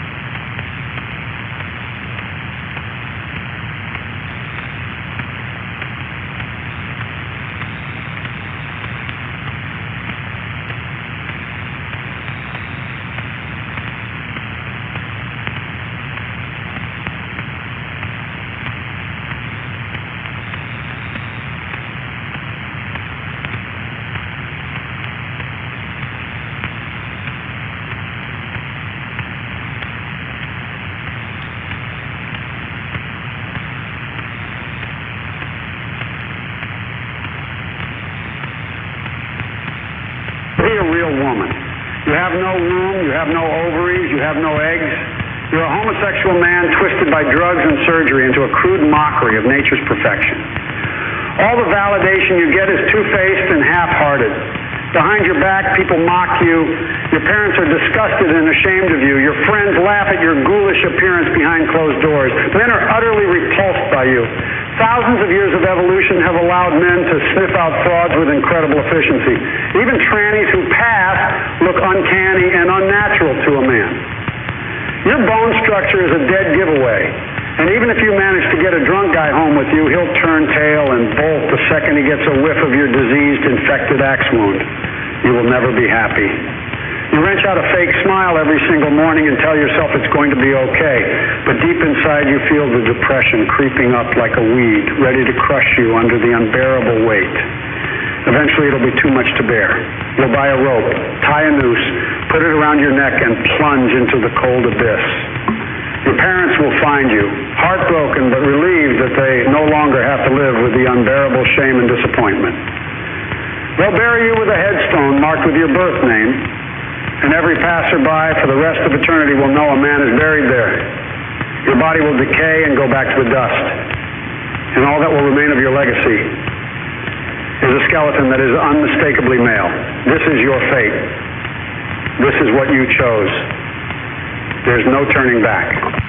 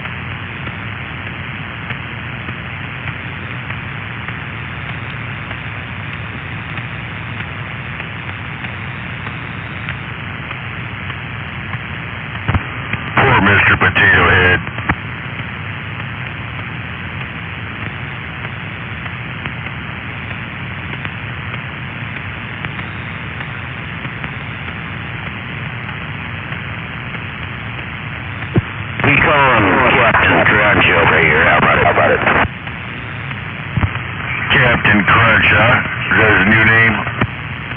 Yeah, 'cause his audio is always so crunchy as fuck.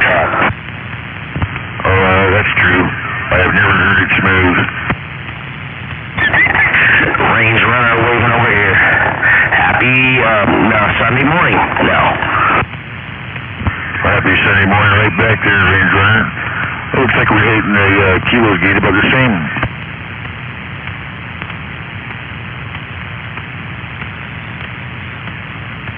Well, by golly, that's good. I'm, Lake Taps. Where you at?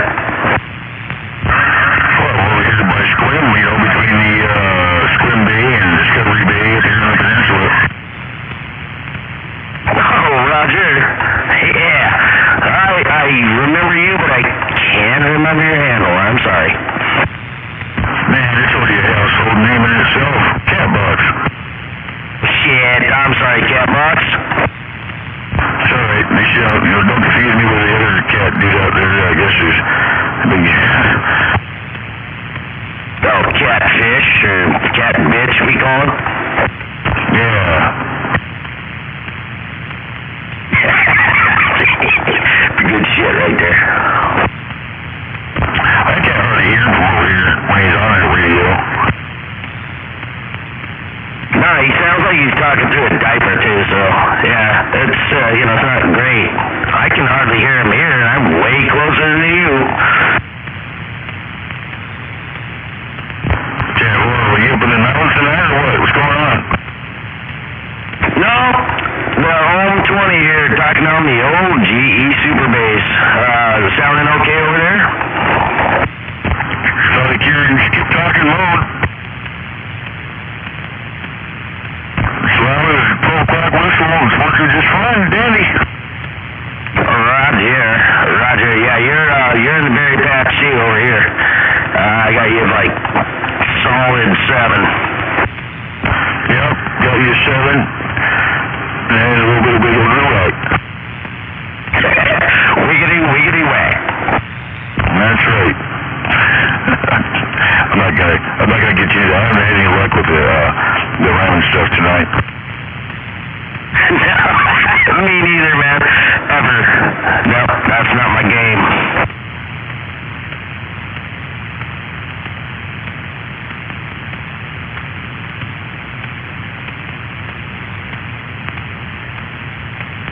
Yeah, well, anyway, so happy Sunday to you.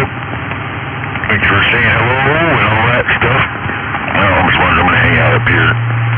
It's getting late. I'm getting a little hungry. I'm getting so hungry. This time of year, there's no berries to go munch on. Oh, me so hungry. Been on a long time, food says. We go dining a long time. Roger, man. Yeah, I just came out to the old shack to grab a beer, and then I'm heading back in the house, man. Yeah, good hearing you, Catbox. We'll talk to you tomorrow, I'm sure. Could happen, maybe, I don't know. Mr. Range Runner. Little old me, I'll see you. Alrighty. Have a good night, man. Or morning. Good tomorrow, alright? Or today. God damn it. I'd give up.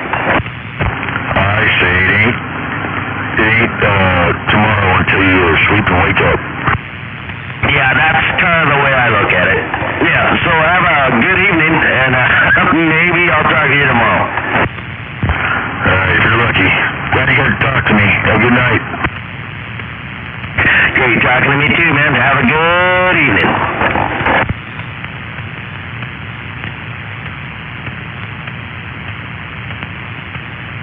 Hey there, Range Runner, waving a hand at you there. Bad Company said it. You're still there by the radio. Who's by what radio over where? What are you talking about over there, Bad Company? How about it? Oh, yeah, I wasn't sure. I mean, I was kind of waiting there for Catbox to key up again, but yeah, I just want to wave at you there. I'm working on another thing here on the side, but yeah, welcome to the weekend. Happy Saturday and all that. Joe, right back at you, man, from the old Range Runner home base. Oh, yeah. All right, well, we'll let you get back to what you're doing. I got something here. I'm working on a project here, so I got to get off the radio there and continue on and then hit the sack. But Yeah, sounding good tonight. We'll talk to you again soon. Yep, Roger. You're kicking ass and taking names. I'll talk to you tomorrow.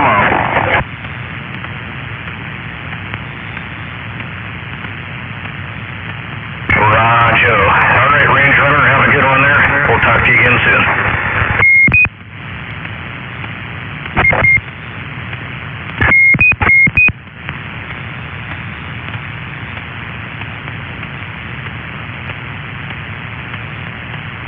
Waiting for me to key up again so you can key on me. Is that what you're up to?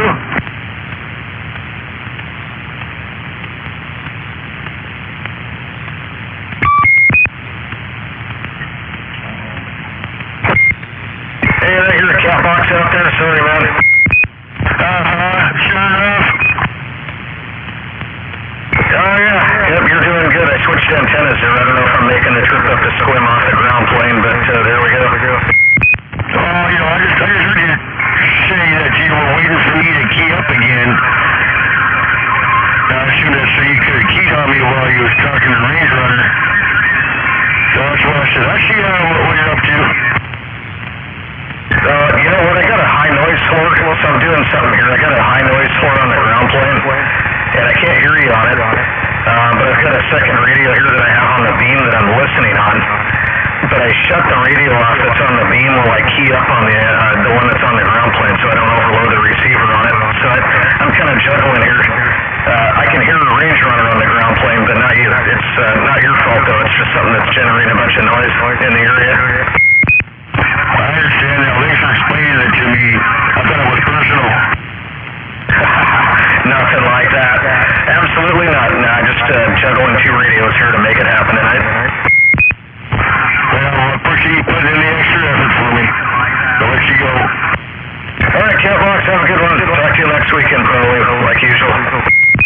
You got it. Mr. Bad Company. Put on you later.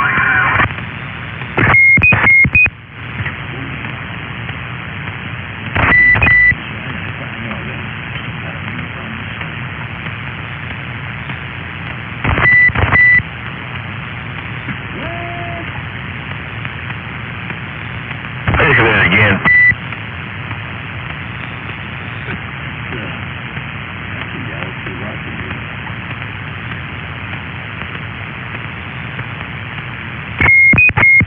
Yeah? Oh, it's not fancy two-tone one, though.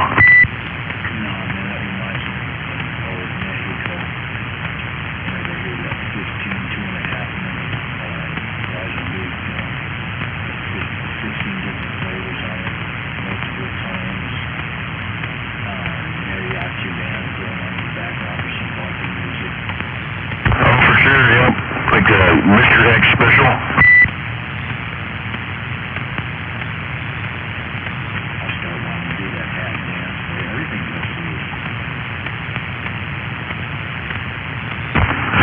Watch it.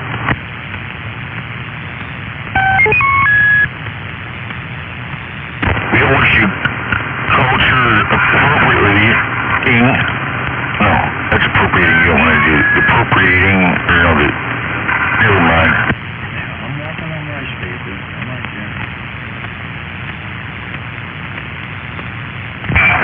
It doesn't be culturally appropriate. There we go. Hey, got it out. I use one of my hairs to just, dial it in. Drawing on that lineage there. I don't know if it has to be appropriate.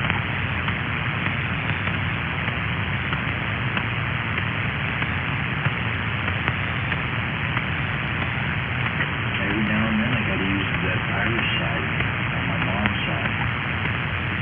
Well, that can get your feet moving.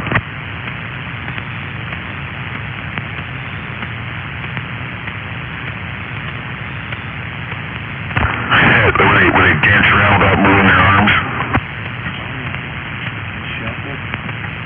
Shuffle? Oh, man, that probably pissed one of those guys off. Now Lenny had to put this shuffle on. Shuffle dancing. 6 foot cute shuffle dancing. I have to say that much, man. That March. shuffle dancing, and the gal was doing that. It's like they're just moving around without going anywhere. It's like a car that hauls ass just sitting there in the driveway.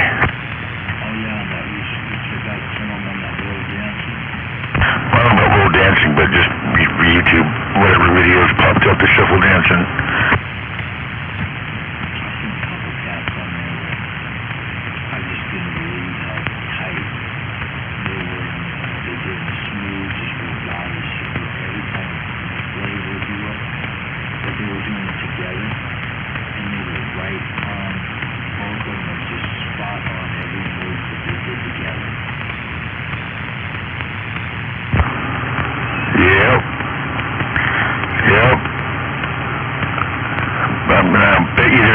Than that.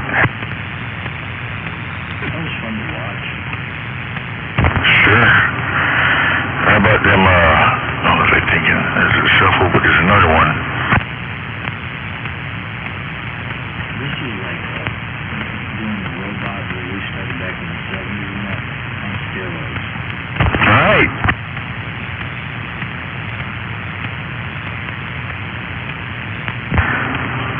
I got a couple cousins that are good dancers, but the one that's a really good dancer, I told her that story. He danced with that gal, and she was all into him until she found out he was gay.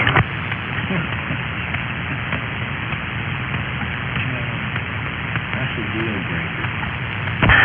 Man, he's a really good dancer too. You know, like I don't know where he learned to dance like he does, but like so good that like everybody else quit dancing and they all left the dance floor to just him and that gal, and everybody was watching in the place, and it was a lot of people because it was at a casino deal. I mean, it was a scene, dude. It was like a Saturday night. There had been people dancing all over that dance floor, but when them two got going, fuck it, you just see it cleared out. They were all over the place, man. She was in heaven until that fateful, moment.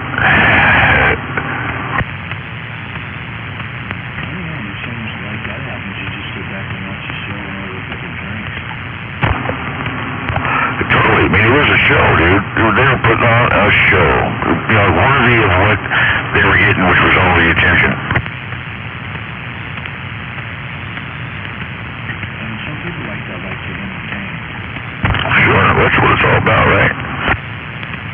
Absolutely. My sister taught dance, and she was living down in Cali a lot, and up with me. She would go down, come up and visit me, go down to that place market and that, and musicians going down. And depending on what they were playing, that she would just left out and start dancing. She wore some pretty cool stuff, though.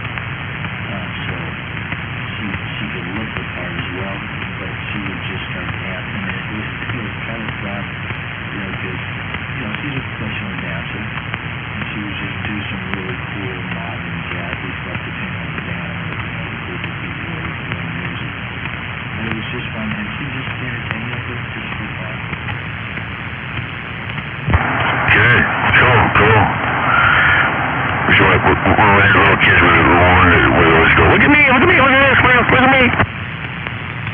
I'm not saying that really a bad way. I remember my friend had this one daughter that was like, always trying to, she was just entertaining, Yeah, that's one thing my sister did, was she did a lot of children's productions, and she would get the kids involved, and she just loved it. But whenever she see kids, she just right over to them, Right on. Productions. I've been to the neighbors, Port Angeles, the two girls there would be reciting their lines for some plays they were in, and it was fun to listen to them.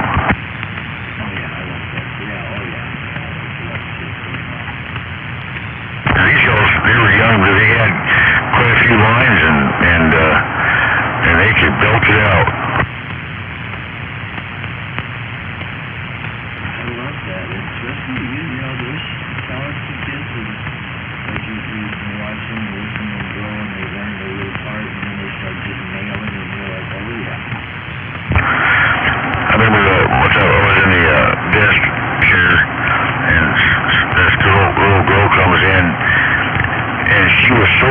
spoke, and her enunciation was perfect. It was, and all in her words were adult, close to adult caliber. It was just so uncanny because she was so young, but the way she spoke was like, it was unreal. I mean, it was just it was beyond her years by a whole bunch, with just a little bit of that kid voice in her. Reminded me, she's still a little child, the sound, but everything else it was weird. Intelligence just pouring out. It's cool when you see that. It's cool when you see it. It's just smart. It's spot on and up to date on things.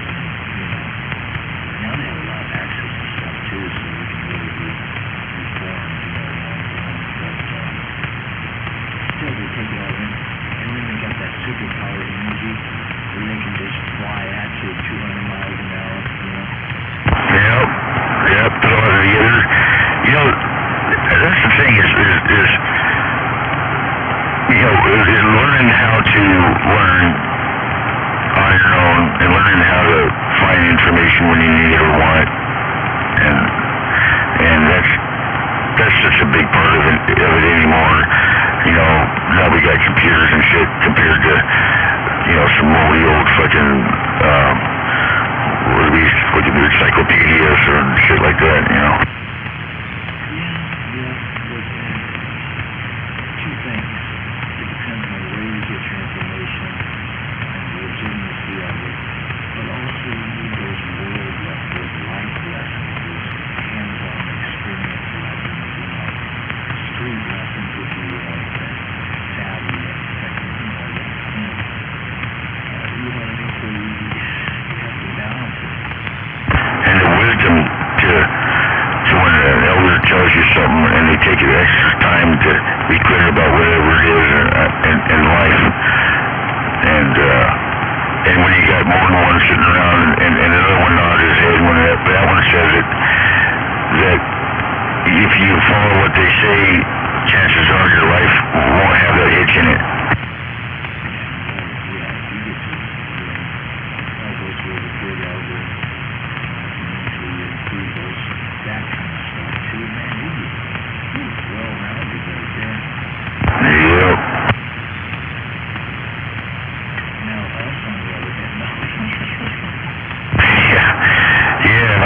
They had to use a carrot on the end of a stick.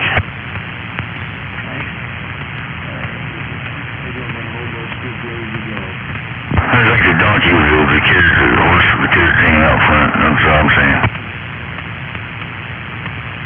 That and the whip.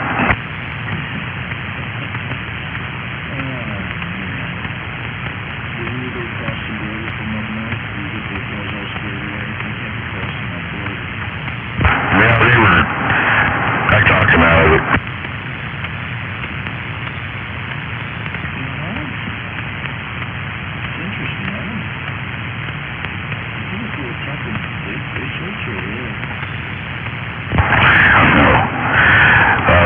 I used to go up there at least a couple times a year, and if not once anyway, minimum.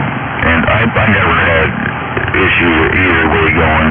At one time, they were gonna, they did have me pull over because when I bought my liquor and my tobacco, instead of buying it at the duty-free store, I got it somewhere else or something like that. Anyway, I just had to show them the receipt and the liquor, and that could have triggered a full-on search, but it didn't because the guy who was in charge of it, the agent, waved off the gang of eager car terrors. Thank God. They only happened once. Once I knew what to do, to avoid that, then that's what I did, and then it was smooth sailing, just like they told me it'd be.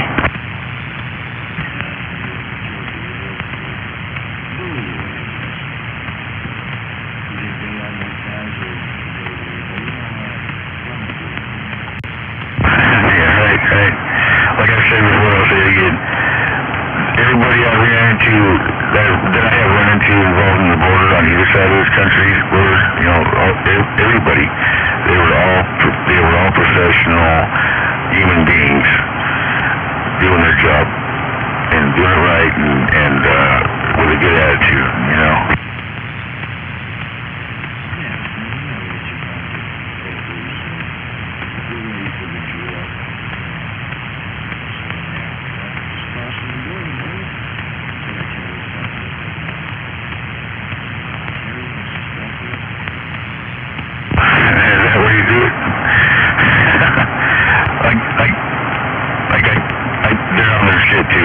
I think they're pretty bright. You know, like, I wouldn't want to mess with them.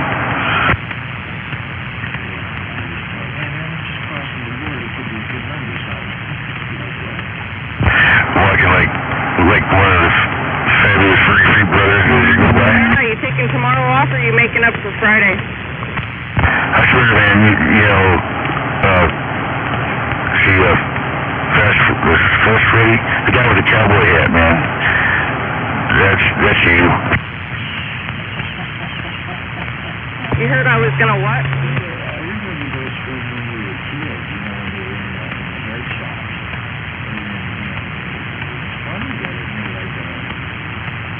Don't quote me, boy, 'cause I ain't said. Wait. Yeah, but you sure did a good. I think they did a good job with it. I mean, that John Goodman is the chubby one. I mean, he's fucking perfect.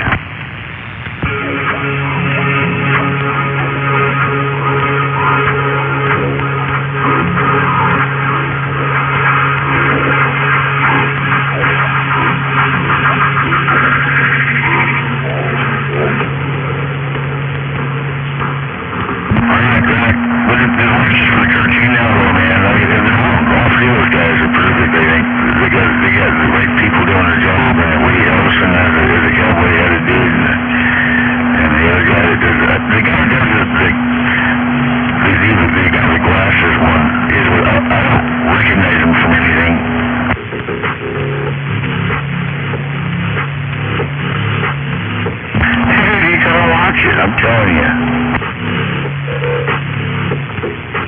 So they pretty much, the plot is they I won't get too much of it, but they score some additive to put on their weed, and they fall asleep and wake up, you know, they fall asleep back in those days, and they wake up, you know, today. So they're sleeping down, you know, in their basement, and meanwhile, above, you know, the house eventually comes down, another one gets built up, that comes down, and then there's another one, you know. Then they wake up.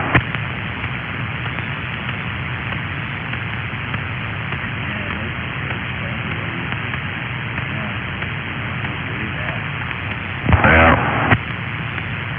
The cat's voiced by this black comedian gal, short gal, I can't remember her name right now.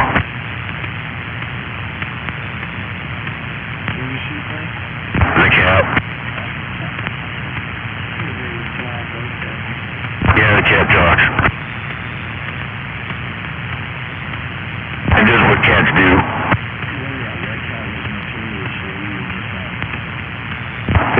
Yeah, you won't be disappointed.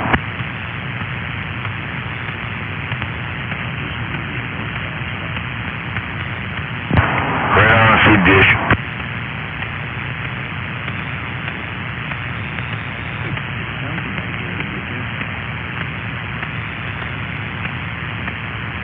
There's a little tiny gay dog.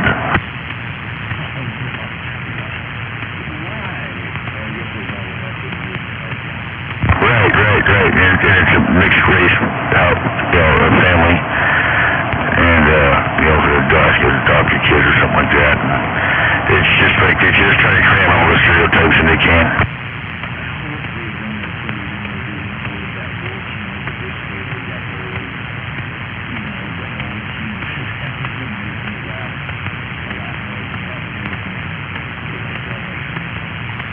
How about the old humor making fun of the new?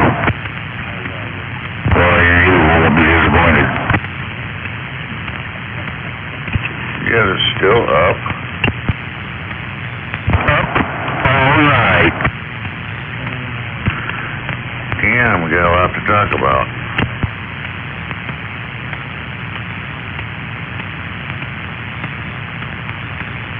Kick back, relax, and listen to the smooth sound of both sides of the Puget Sound.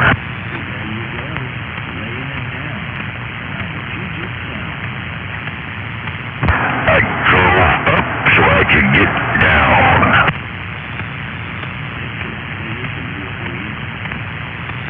It is, I saw the moon rise.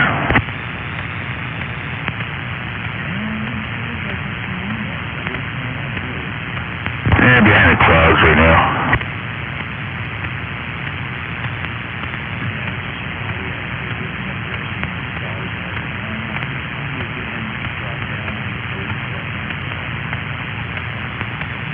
Yeah, it's clouded up since I've been up here a bit.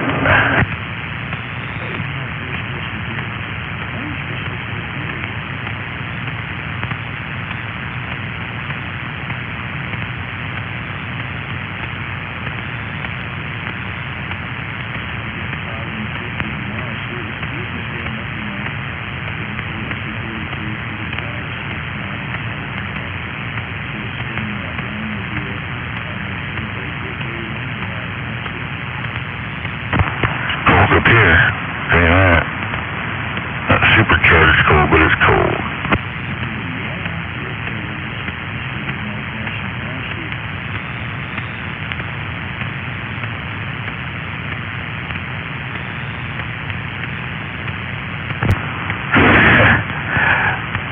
An old-fashioned frosty, that sounds dirty.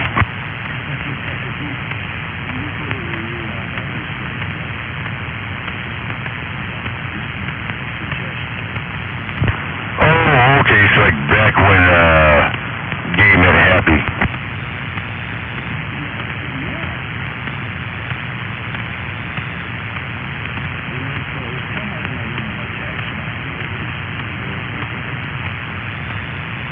Before everything was twisted.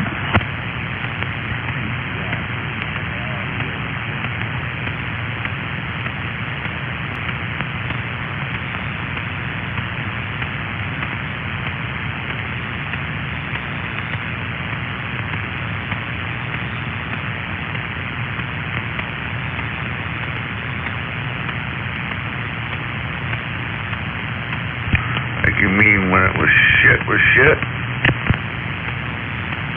When smoke was a smoke.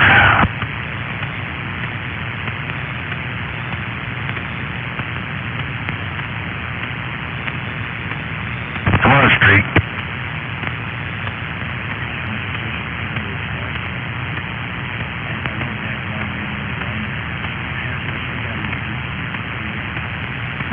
Yeah, but you left me hanging there with the engraving was grooving part.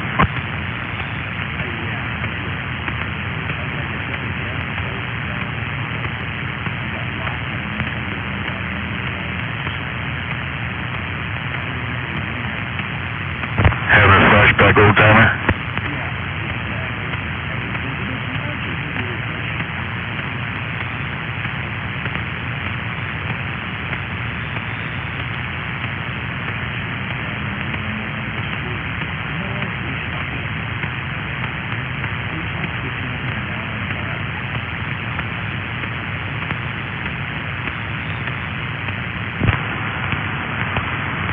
Make up stories to tell each other or what?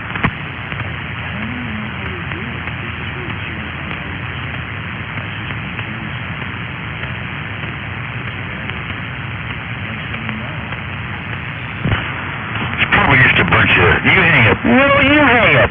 No, you hang up. No, you hang up.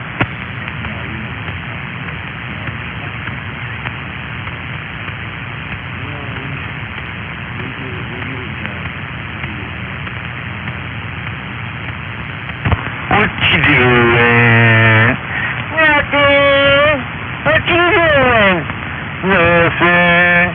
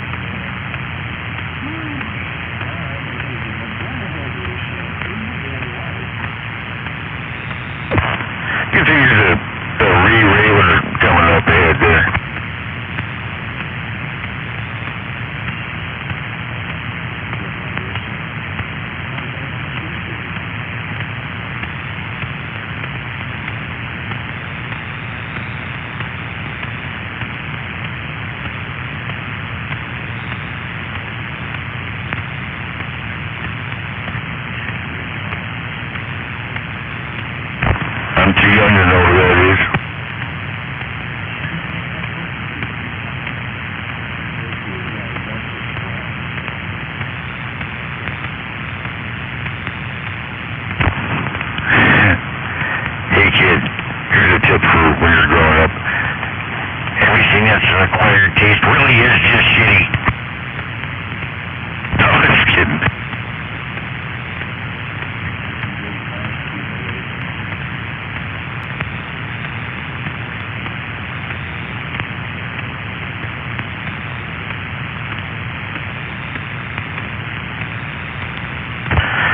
How can you drink something that tastes so bad?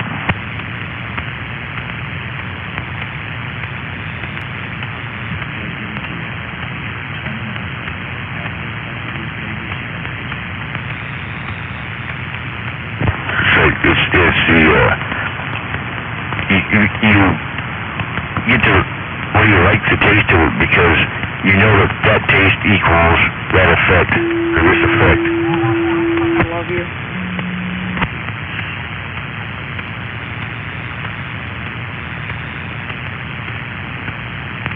You know, I still haven't found that speaking of POW, the particular movie I've been trying to find that has the scene where the guy orders 2 fingers of whiskey and a dirty shot glass with a human hair in it. And then after he has it and picks the hair out, his dopey buddy comes along or whatever, and the main character leaves the scene, and this guy saunters up to the bar, and the bartender, you know, what do you want? And he's like, oh, I have whatever he had.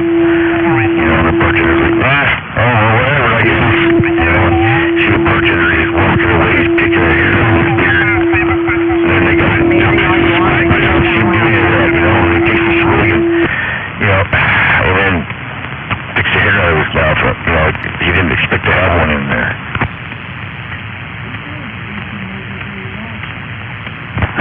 Some fucking comedy or western or some shit. I can't remember exactly, but I remember that scene happening. I thought that was fucking pretty funny, and it's been driving me nuts, you know? Here's the whole you want.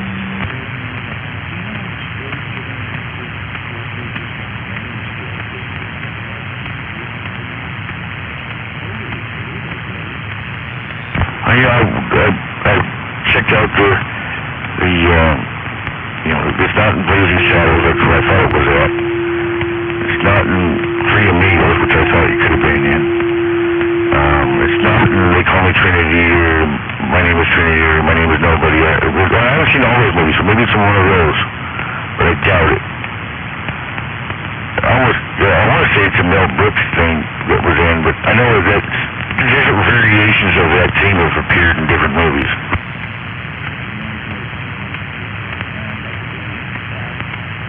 I'm letting it go. Washing my hands with it.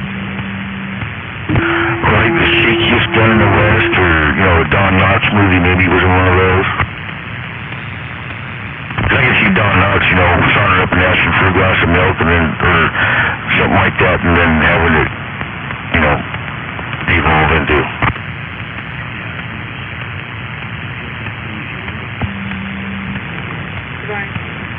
Speaking of westerns, have you seen that Ballad of Buster Scruggs thing?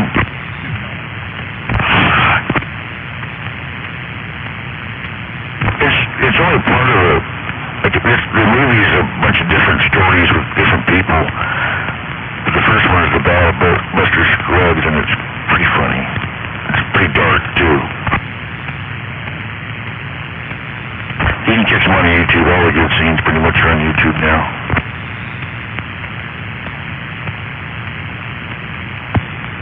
On that note, Scruggs, he's a quick draw. Quick brown, no cigar. I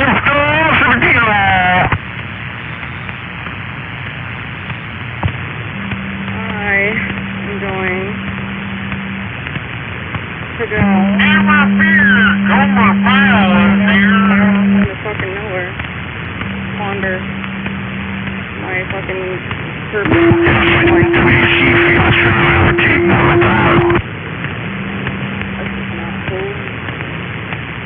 I'm codependent, and I don't want to be alone. And I get tired of masturbating.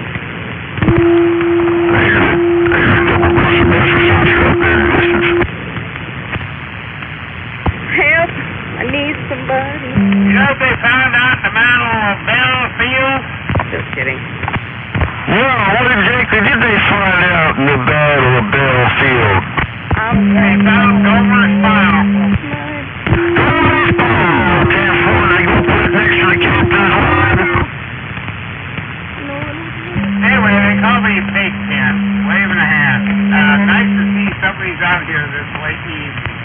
Morning, good morning, good morning, good morning. Good evening to you. Ain't more until you wake up. Mr. Pigpen. Right there, right back. I'm getting pulled over. I'm in the bar. I don't know what I'm doing. I'm just hanging out here. Holy cow. I thought I was getting pulled over. I was like, oh, shit. Oh, I didn't even do anything, man. Shit. Cassie. Talking on the CB radios. I'm so happy. Oh, you know. It'd be hard for me to be pulled over in my garage. No, I heard a female out there say she was getting pulled over. She's been going a mile a minute on the microphone.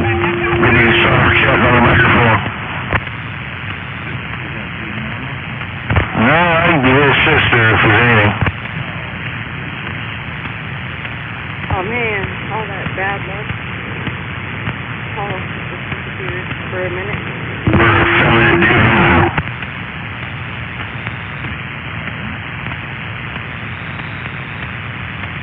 I'm gonna go sit in a hot tub. Who wants to go sit in a hot tub with me? I'll take my clothes off. Most of them.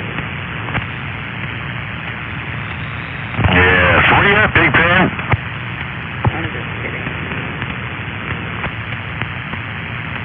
Do what that they want to know?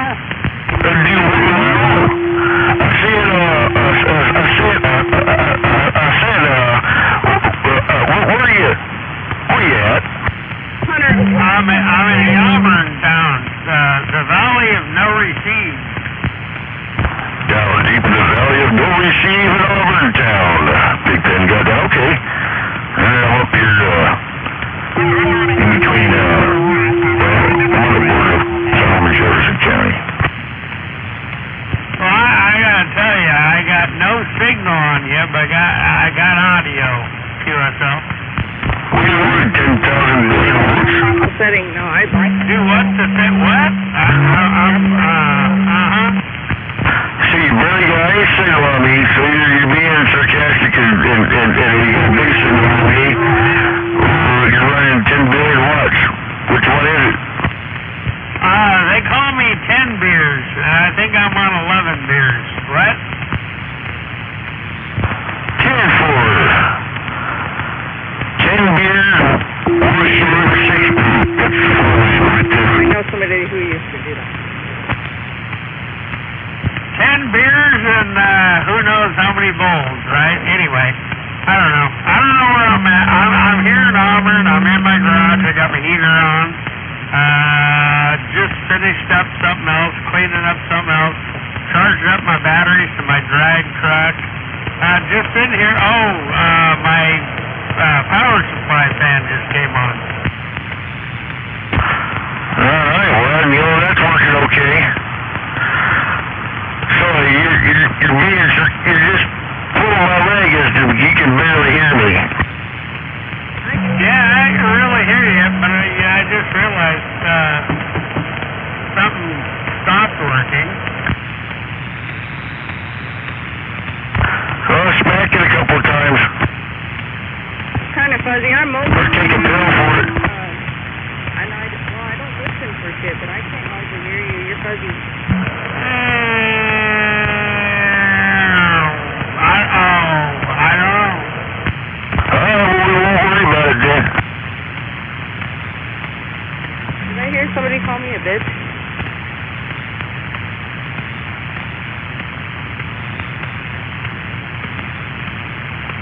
Oh. Just because I said I was washing my hands of it doesn't mean that I'm going to be in the same mood tomorrow. I'm bipolar. Well, I'm doing it. I'm not going to. Want to. Anyway, that thing started working again. The magic.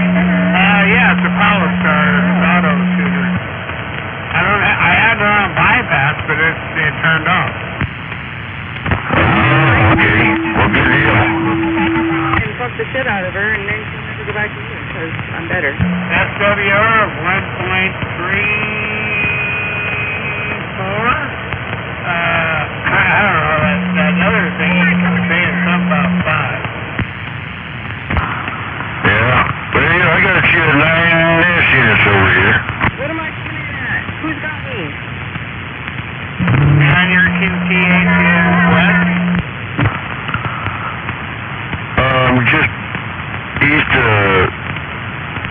just east, southeast of Swim Bay. Just east of what? Swim Bay. Just barely south and a little bit east of Swim Bay.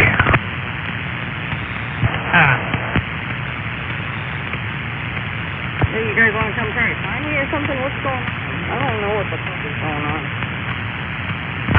You don't know what's going on out there? Young lady, can I help you? A lady getting beat up? Who's getting beat up? I don't know. I'm only hearing every other fucking word. Okay, Scooter. No. Seriously. I need a hot tub. Can I get a hot tub?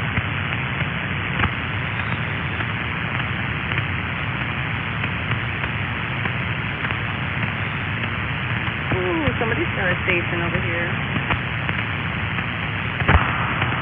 Okay. Well, good luck. Just like that. Quiet.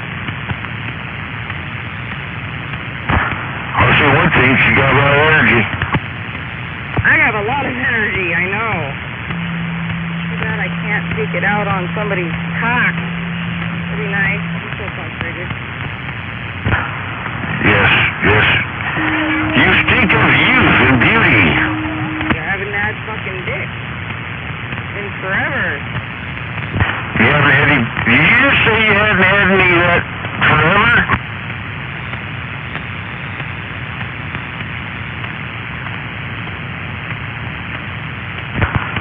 So it just so happens I haven't had any of that forever either. As well, I mean...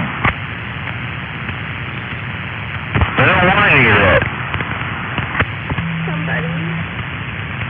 But I want to, you know, I'm not going to get dirty up. Forget about it. I'm just not going to get drunk into it. My vagina needs massage.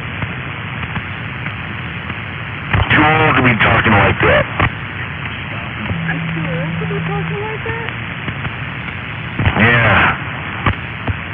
I'm not that old.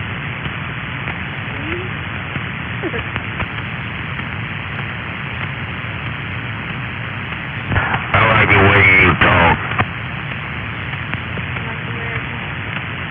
Why, thank you. Very nice compliment. You're welcome. I just had to let you know.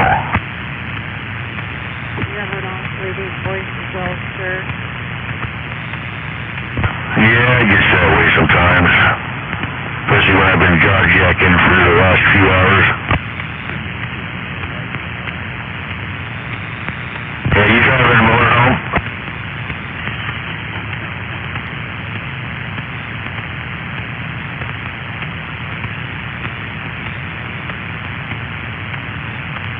I think it's that this guy thinks I'm a cop behind him. He's going so slow, but I'm just like trailing along behind him, making him think that I am. I'm an asshole. Alright, that'd be nice. I'll pull up beside him. You're not tailgating them, are you? Sorry, come again? You're not tailgating, are you? Oh, no, I was 2 car lengths behind him. Doing 80 or what? No, I'm not that kind of a jerk. I just like to let him speak. Because I do. I mean, with the antenna and the type of vehicle that I'm driving, and then the reflective tape on the top, on the front, and then I put in 2 blue lights up. Yeah, it's pretty. I'm just shy of impersonating a police officer at this point. Yeah, I wouldn't drive around with no blue lights on. Drive around with no shirt on? It's too cold for that. didn't say that, but, you know, if you want to. I guess if I turn my heat up.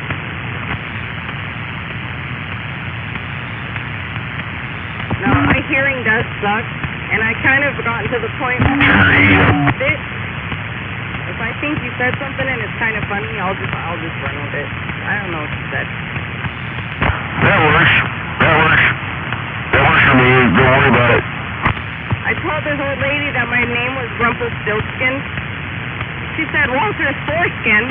That's a funny name. No, Rumpled Foreskin. Rumpled Foreskin. That's actually somebody's handle that I kind of know. I need to change my handle.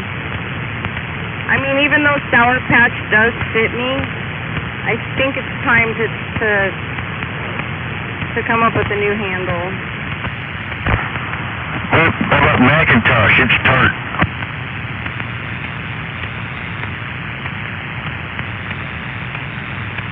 I got a handle. How about Tube Top? I don't know. I guess you're not really supposed to give yourself. It's like giving yourself your own nickname. It just doesn't hit right. It hits different when somebody else gives you a nickname. We'll call you Miss Got It Like That.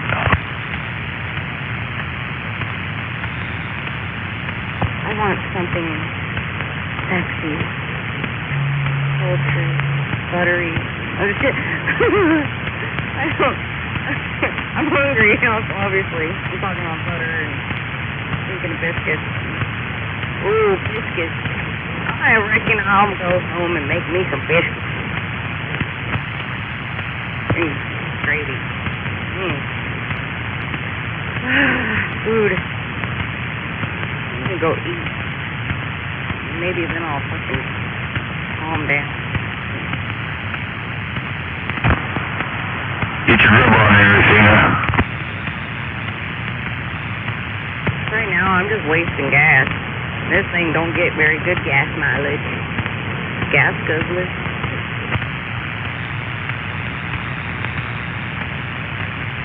What are you doing? Just driving around randomly or what? Come again? Are you just out there just driving around? Are you just there's no particular place to go? I think I'll go to this gas station. And then you're just gonna drive around?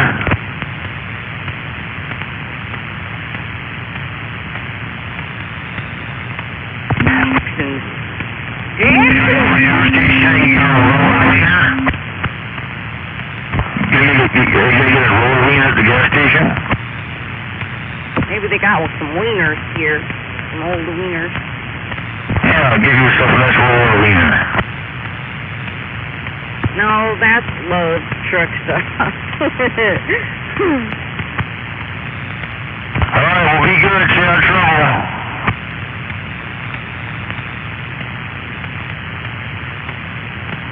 Alrighty, boys. Lady's gonna go in and get something to drink. I'm fucking lonely. Yeah, I haven't seen any dirty wieners in one of the other rollers. Torturing my ex-boyfriend.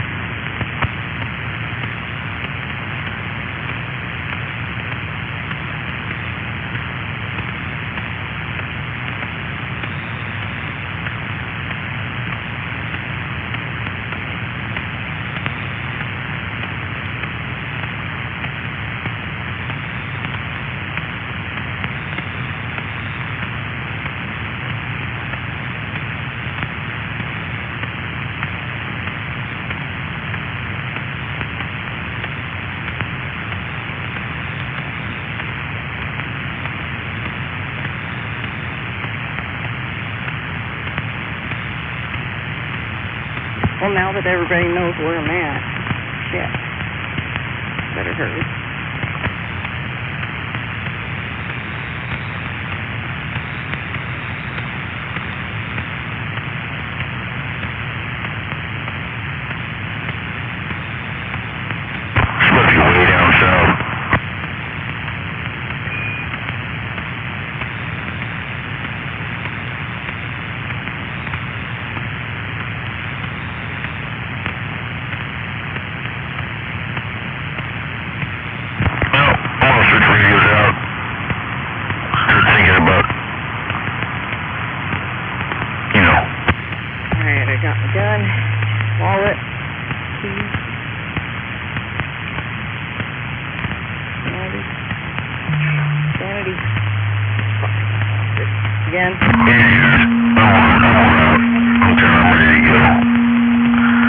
listening to my, listen to a podcast or something on the way out, on the way home, I think.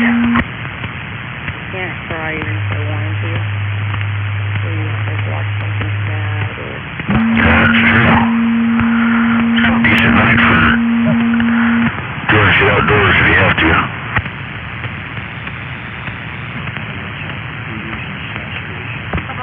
Speaking of crap, somebody, I think is what happened, is they dumped a bunch of domestic rabbits down the bottom of the mountain here. I come up, there was 6 of them.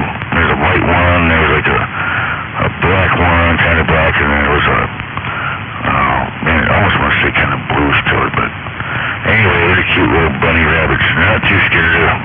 I got out of my truck and was walking amongst them. I was like, how could somebody get these beautiful little bunnies like that? They look like they're well fed and stuff, or maybe they just got loose, I don't know. But the way they're hanging out, it seems to me like maybe somebody just dropped them there.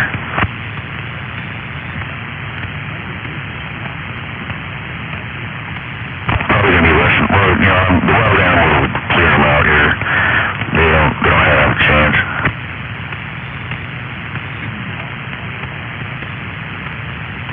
Like, you know, if the guy was into eating rabbits and wanted some, I could probably catch a couple of them with a net, I imagine. I used to catch them when I was a kid on my motorcycle. You know, I'd just get him in the headlight and then make a big white circle around the outside of the light there and just sneak up behind him and grab him. That was fun.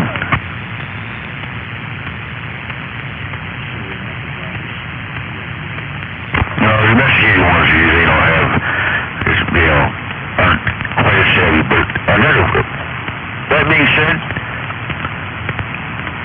they don't generally hop out in front of the road and dart back and forth like the wild one that did further up the road on the way here. There's a little, you know, a wild bunny lives on the road coming up here, and man, that thing just couldn't make up its mind which side of the road it wanted to go off. It kept going back and forth and back and forth, and I'm down to just a creep, and this thing's jumping around, and so I'd stop, and it would stop, and then I'd start moving again, and we'd jump back out in the middle of the fucking road again.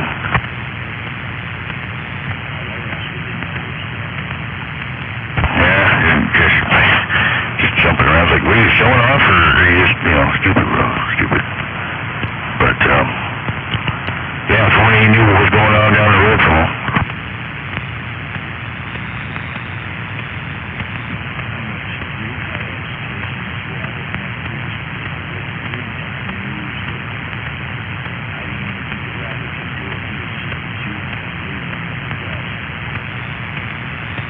Oh yeah, they're pretty snappy, especially them wild ones, man. They're really mean.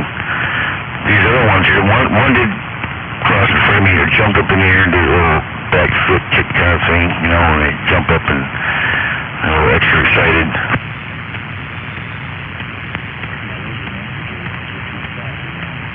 Yeah, when I got out, I figured I'd get out and see if any of them would come to me, you know, if any of them were downright pets, you know, and then I would have grabbed it up.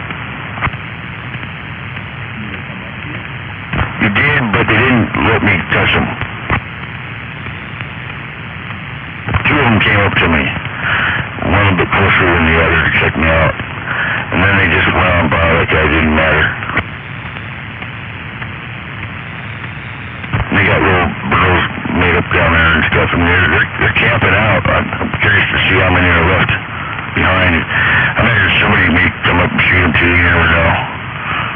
People around here, some people eat rabbit.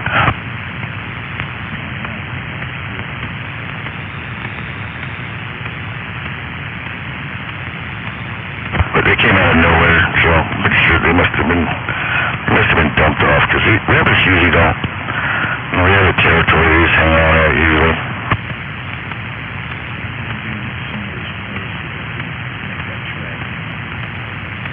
Right, well, this house is just down the road from them. Not real far, but yeah, anyway, I'm pretty sure they were dumped. It's just surprising to see them. They look to be in good health and good shape, and they were clean.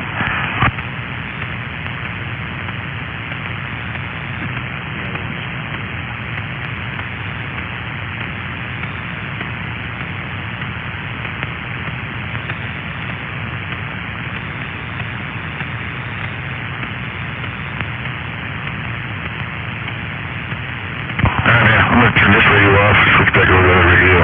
Get on out of here.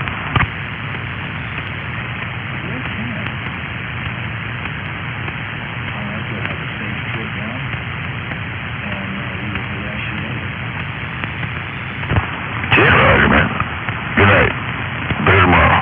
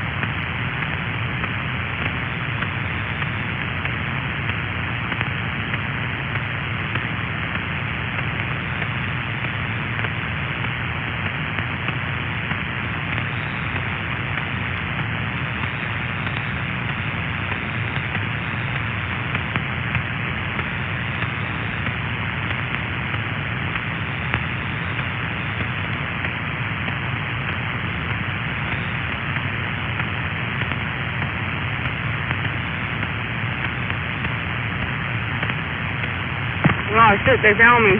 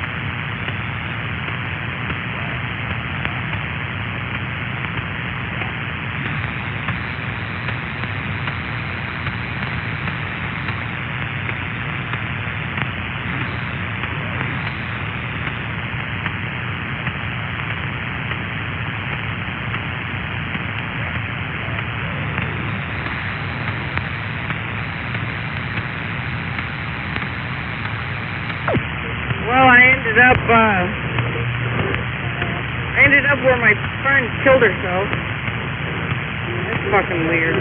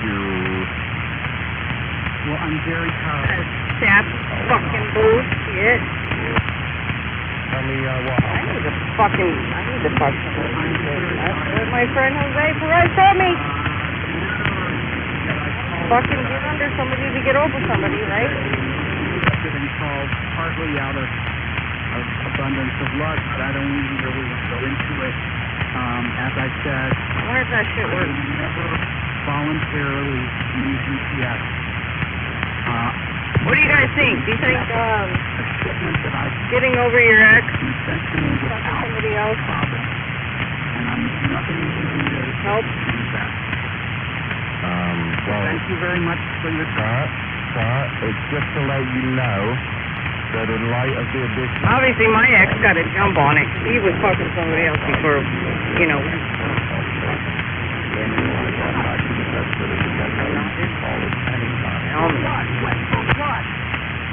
I'm sorry? For what? You all screwed up my order. I'm a hot mess.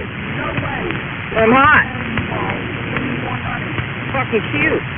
He's got a mouth on me, and I need to learn how to listen.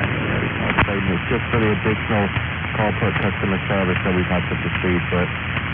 Shut up and listen. I'm a lot sexier with my mouth shut. My mouth shut. Sometimes this person leaves it open. I could charge anything for you all. Or full. So it's only a... Your fault. It's your fault. I'm not paying any money to you. And if so, I'm going to report to my bank that it is not. I'm going to find somebody that I fucking like having sex with again. I don't want to do this. I don't give a fuck about that.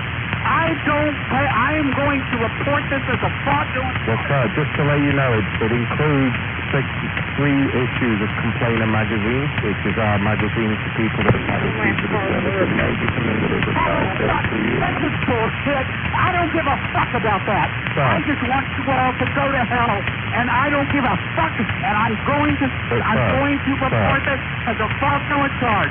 Fuck you, asshole. But it's not impossible. I can learn to love another day. There's the guy. And you will have the corporate office at your disposal if you do have any other issues related. And you might make him angry, but wow, he's a tired teddy bear. I better leave him alone, let him sleep.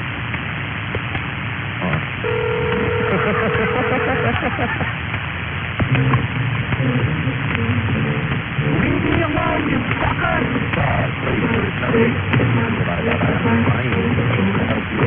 I don't want you to go to hell and fuck all of you!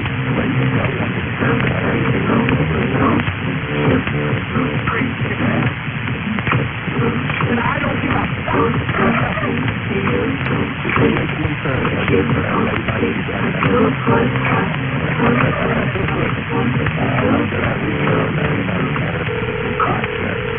Tough guy. He's really tough.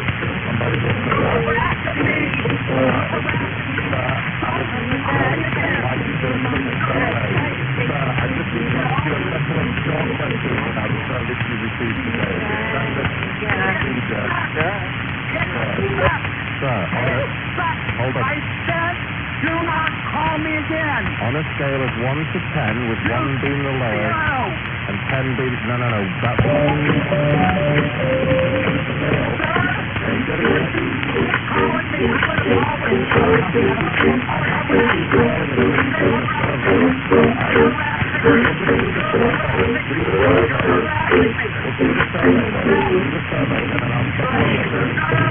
Your fault for not doing the survey, sir. Get off the fucking boat now.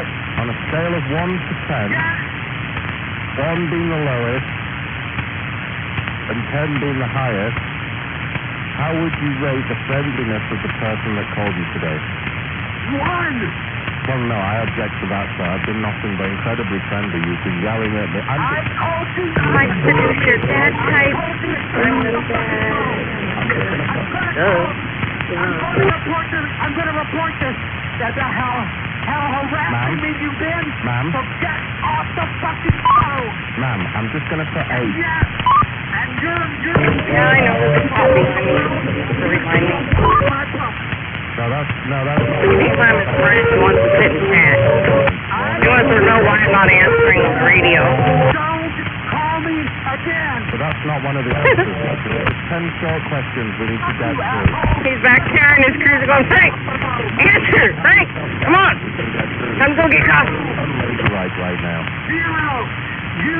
Zero isn't... phone, you fucking asshole. Zero is not... You're harassing me. Zero is You're harassing me. Zero. You're harassing me. Zero is not one of the questions, young lady. You're harassing me. Ma'am? You're harassing me. I need a hug. Ma'am? I'm sick, and you're making me worse. What's wrong with you? Get off the fucking phone. What's wrong with you? Is it rabies? It could be Get off rabies. the phone. Have you noticed any problems drinking water?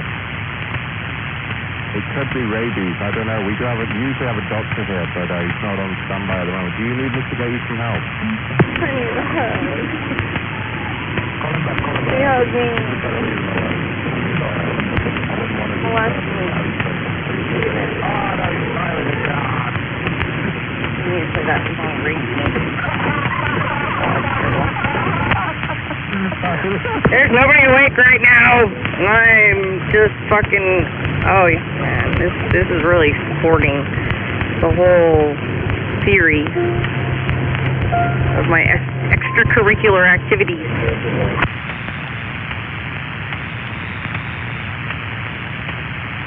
Why is she up so... Why is she so energetic? Drugs? Drugs? It's C4 Skittles. For real though, the C4 Skittles. Oh, this is so good.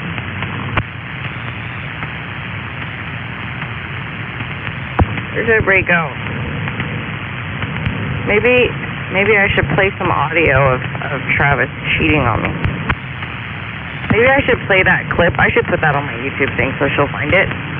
Of him saying, I could never get this close to anybody half an hour after I leave. Okay, cool story, bro.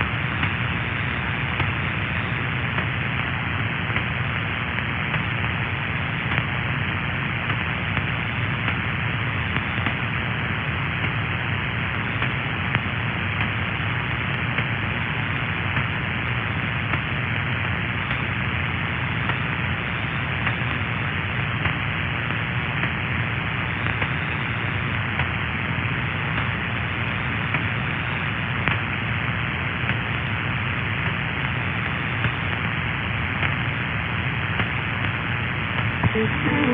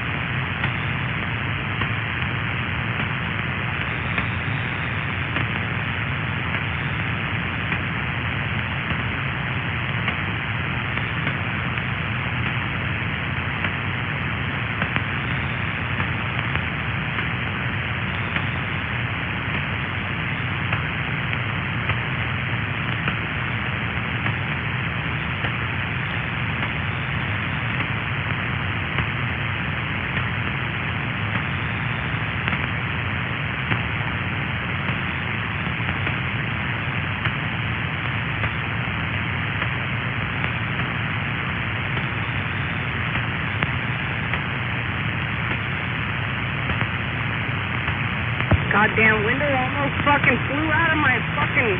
My window got smashed in, and I got a piece of plexiglass, and... Well... Jesus Christ!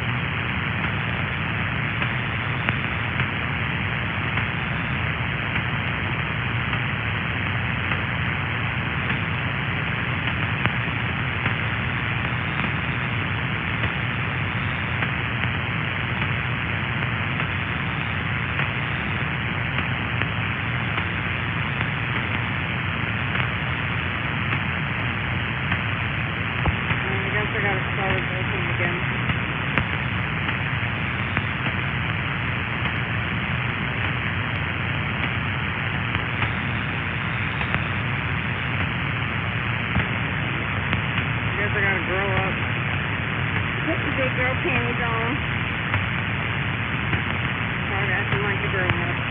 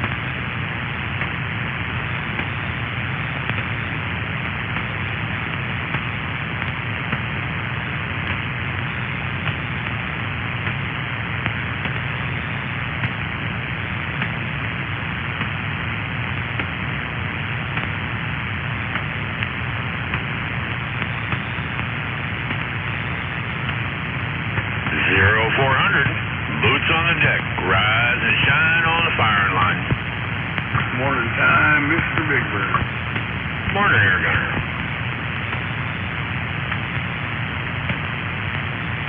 So you have a good day fishing? I did. Fishing was good. Catching sucked. Oh, well. It was 50 degrees, blue sky, sunshine, no wind, no fish. Did you find your big rock? I did, and it's all posted, danger, no trespassing, keep out, blah, blah, blah. Right. I think it belongs to the tribe. Roger that.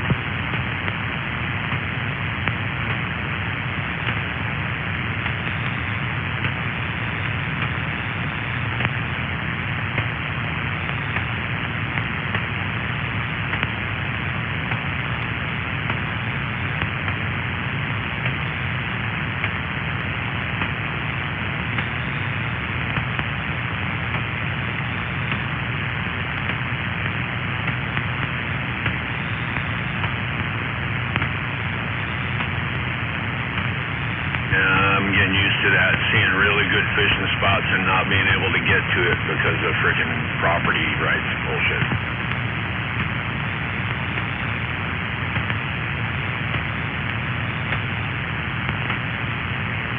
That I think property rights are bullshit, but they just take it so far, man. Well, especially something like the fucking ocean, right? Or standing in the middle of the river. You can't do that. You're trespassing.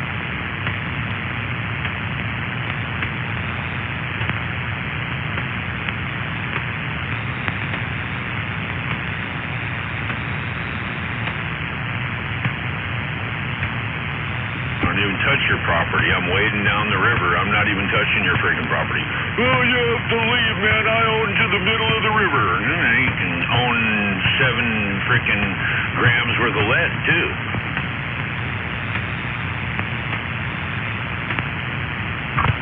You could own both sides of that river for 100 miles. We don't own anything that's under that water.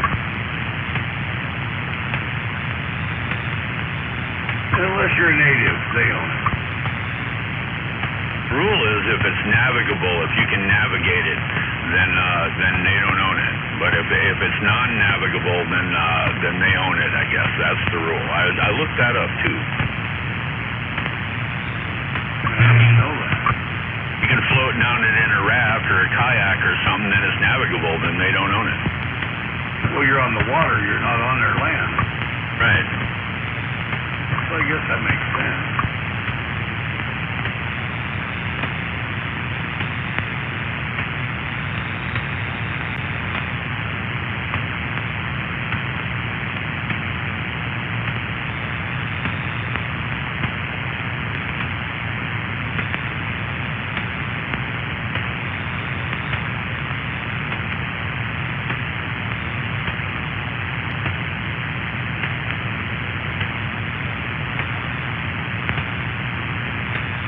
Unidentified objects shot down over Alaska and Canada, huh?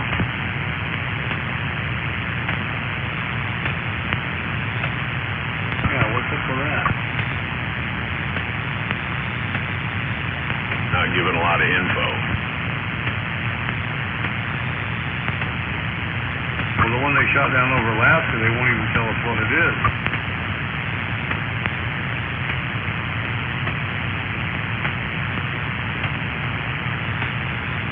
There's another one over Canada, same thing.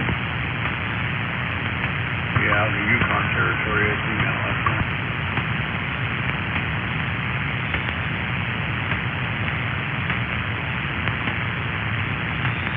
Is this real, or are they just making a propaganda game out of it?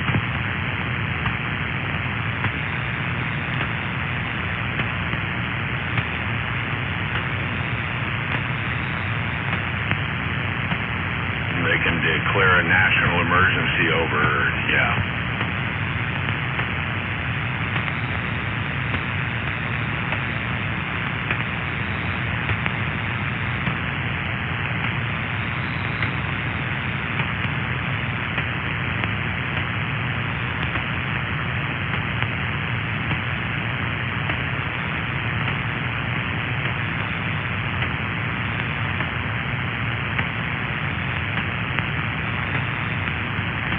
they fly their own gizmo up there of some kind, some frickin' drone or whatever, and then they go shoot it down and they say, oh, it's a national security threat.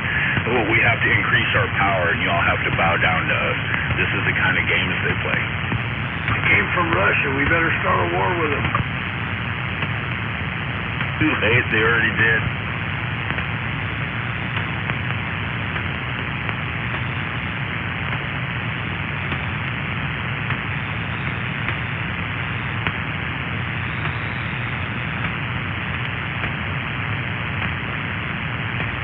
Where the default position is they're lying.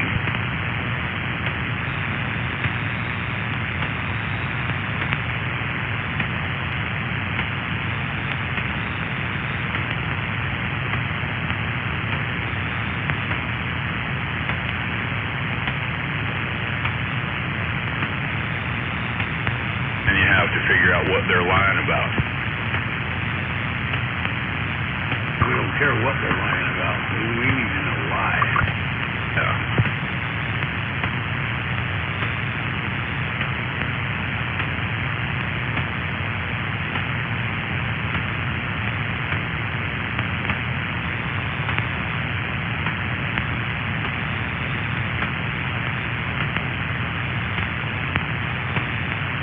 We got to know their motive.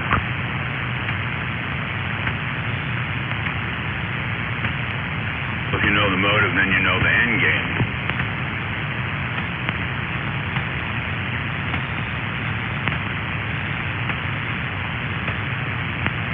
Other than their desire to destroy our country. I mean, we've got to find the other motive too. Basically, it all comes back to that end game, whereas they wish to fold the United States into the global system of government, right? And the global system of government can never happen unless they destroy the United States first. Well, they're working on that right now. Gets in the way of all their plans.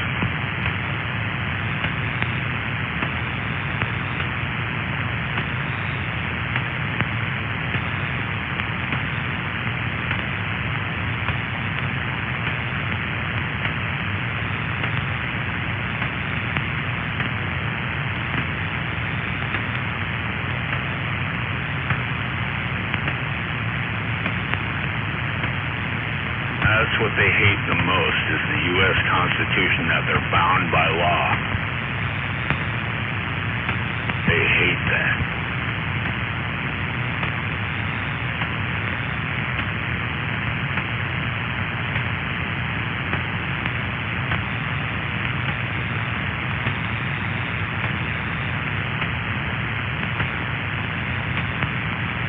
Our founding fathers truly were visionaries, weren't they? Indeed.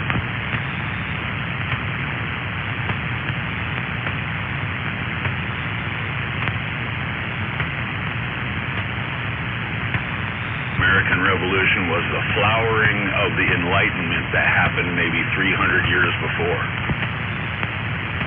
Was the flower that grew from that.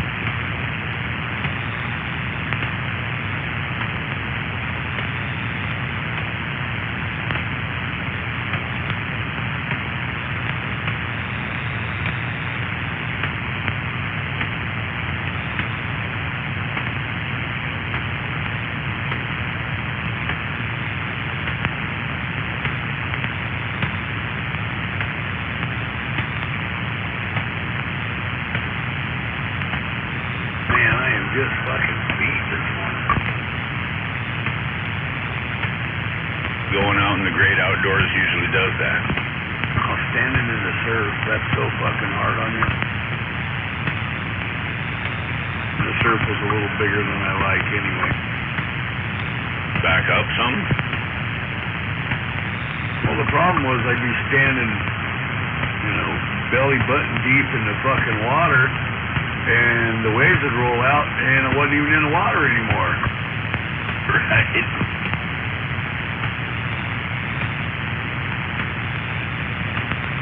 I was watching something about that the other day, and they were talking about using slip sinker when you're surf fishing and letting the undertow take your bait out through the slip sinker. Well, yeah, I run a Carolina rig, 2-ounce slide sinker, and then a couple of 3-foot leader below that with a bait on it, and it beads so it doesn't eat your knot that holds your swivel on. Right. If you didn't time it right, you cast it straight out, and I can throw that thing 50, 60 yards. I mean, I can hook a fucking 2-ounce weight. I got a 12-foot rod, and the sinker hits the bottom, and then you pick your slack up. If you didn't time it right, the sinker would hit the water, you flip the bail, and you could reel as fast as you wanted. You couldn't pick the line up, the sinker would be behind you.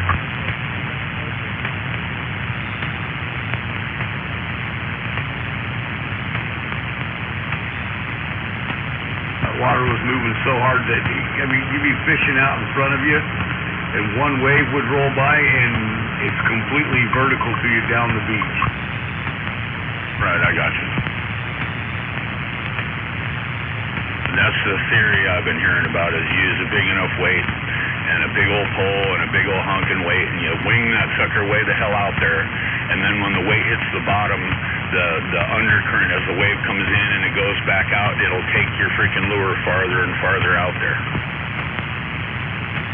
Well, we use a flat teardrop shape, but it's flat, not round like an egg sinker. It's called a no-roll sinker. But yeah, it wasn't working yesterday. And the biggest thing I had was a 2-ounce.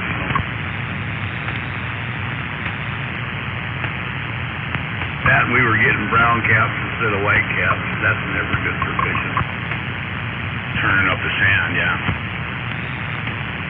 No, just that brown scum in the foam, you know? Right.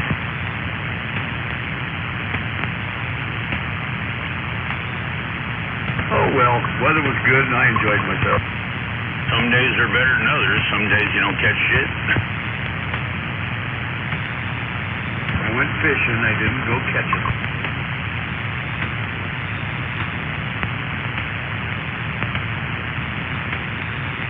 And as my little brother always says, even a bad day of fishing beats the best day of working.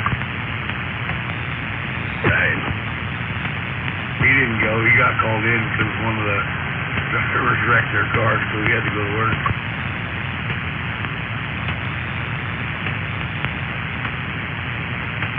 Bummer. Yeah, he likes the money, though, so he don't mind.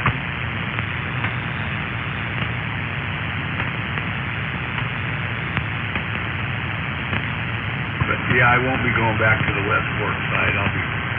I'll be fishing on the north side of the bay from now on. There's no fucking sand crab, or there's no sand shrimp on the Westport side. It's like, you know, I was looking at the map too, and you go down further south down there, and you got the big jetty, the big stone jetty that goes out, and that looks like a good spot too. The Westport jetty?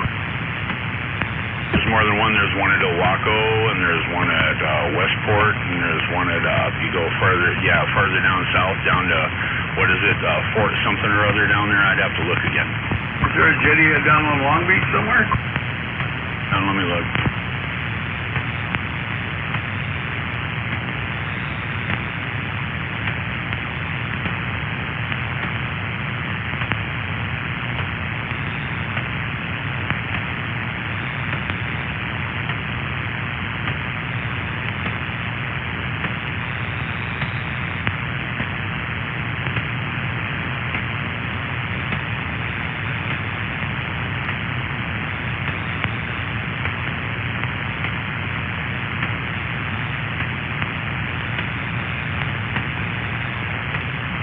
Cape Disappointment State Park.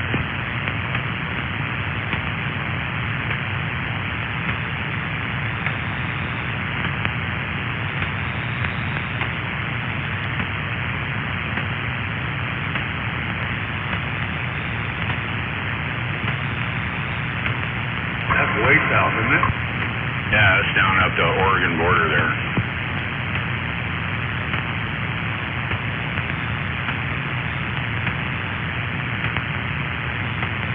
Big old stone jetty with a road on top of it.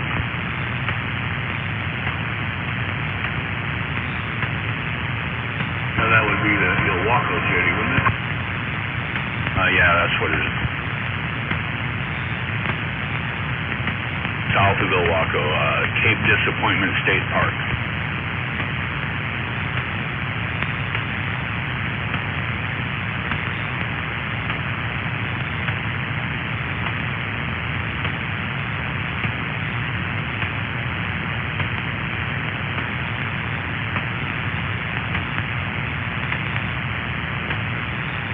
Ilwaco has two jetties, one outside, one inside. Right.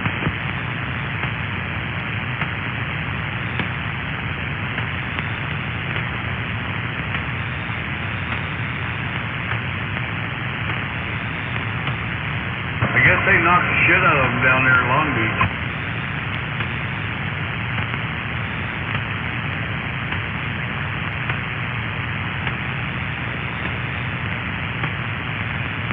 Yeah, I'm looking at that too.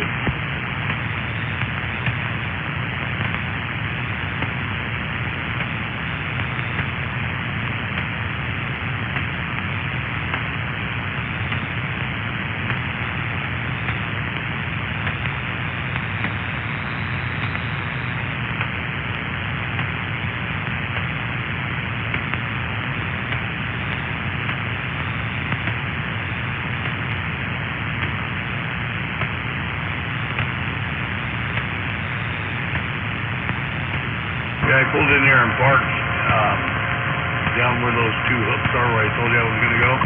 Yeah. I don't know what they were fishing, but there was fishing boats 200 yards offshore, half a dozen of them, back and forth, back and forth.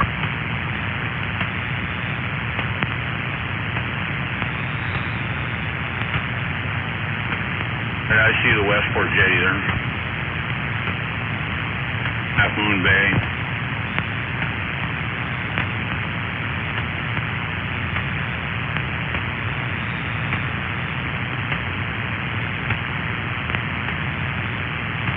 Look right up on the point there at Westport. Zoom in, you see the like 5 or 6 little jetties sticking out in the water. Yeah, I see it. I was kind of thinking I'd like to fish that too, right in between them jetties. It's nice and calm. Well, a couple of them are nice and calm anyway. Yeah, I see it.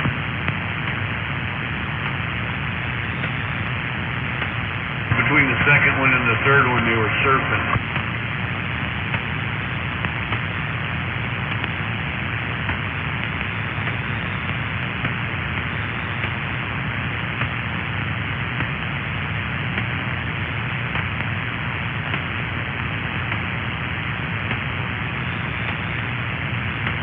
The problem is no place to get bait down there.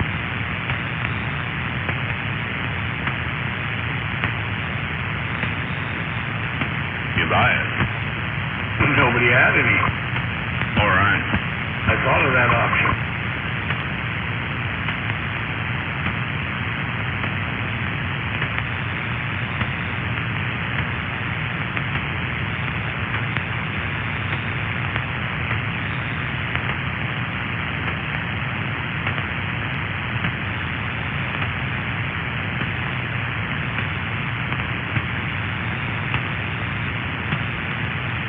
You ever look at the jetty structure they have built down there at Oiha?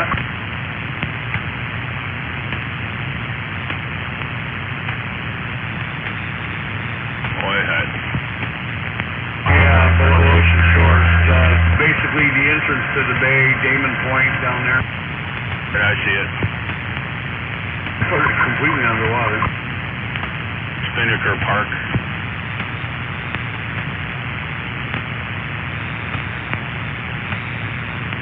Is that what that dark line going across is there? Yep. It's a sunken jetty.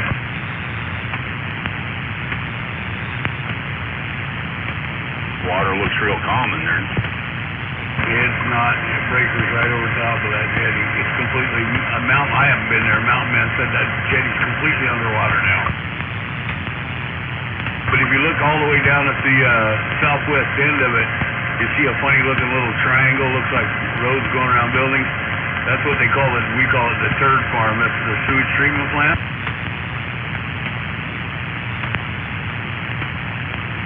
I see a Ocean Shores sewage treatment plant.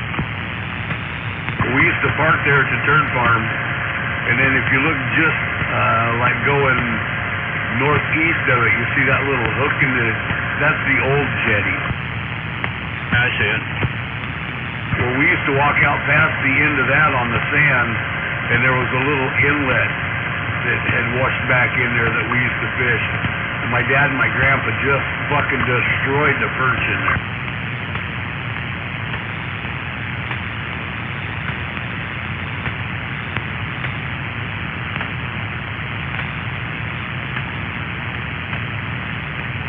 And I think North Jetty, which is the tip in the jetty into the ocean there at Ocean Shores, I think that's closed. I don't think you can fish it. Point Brown. They show a whole lot of cars parked and people out on the beach and whatnot. Jetty's just a pile of rocks. I don't see I don't see anything. Well, the deal is it makes back eddies and the fish bunch up against them. But I don't think you're allowed to fish it. I think it's closed by the Fish and Wildlife. I'll have to look at it. Pull up the rules and see if it says anything.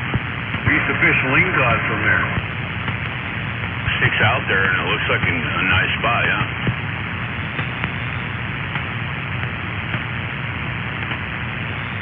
Was researching some surf fishing equipment.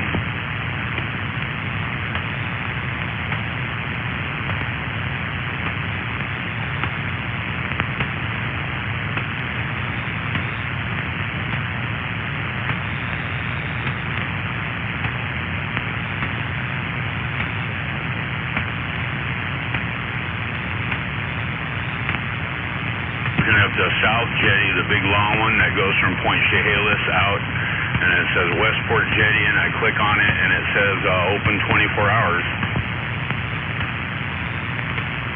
Westport Jetty's like 3 miles long. Yeah, I know. Me and my old lady have walked out on that before, out where got kind of chicken shit. The waves were so big, once in a while one would break over the top of the jetty. Well, I was out there an hour before low tide and they were breaking over the jetty yesterday. It's stupid to go out there then, you'd get wiped out. Yeah, I stood back and watched.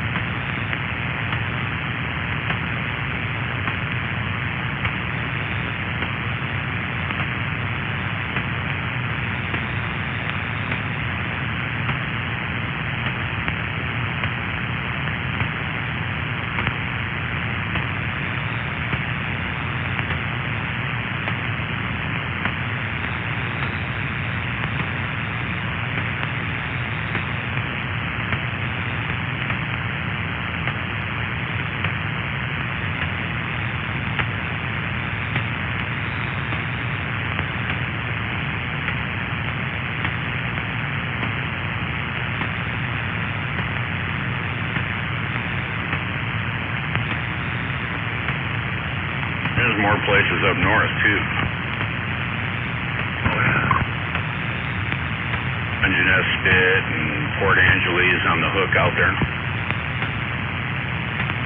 Forever since I've been up there, though.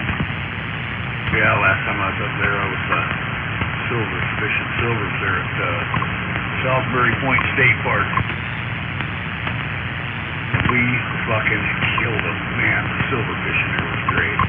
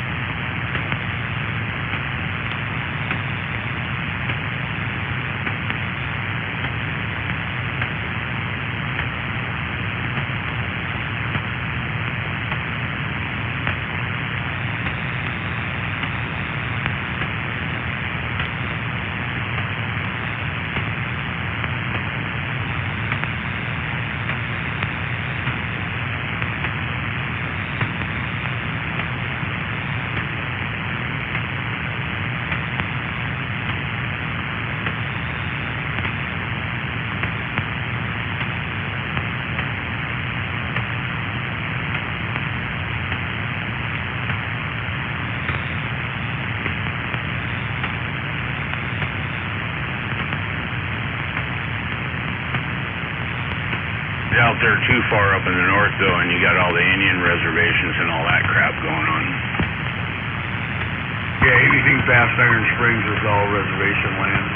You pretty much don't get to fish it anymore. You can go into Claylock if you want to hike the 3-mile fucking mountainside to get down there.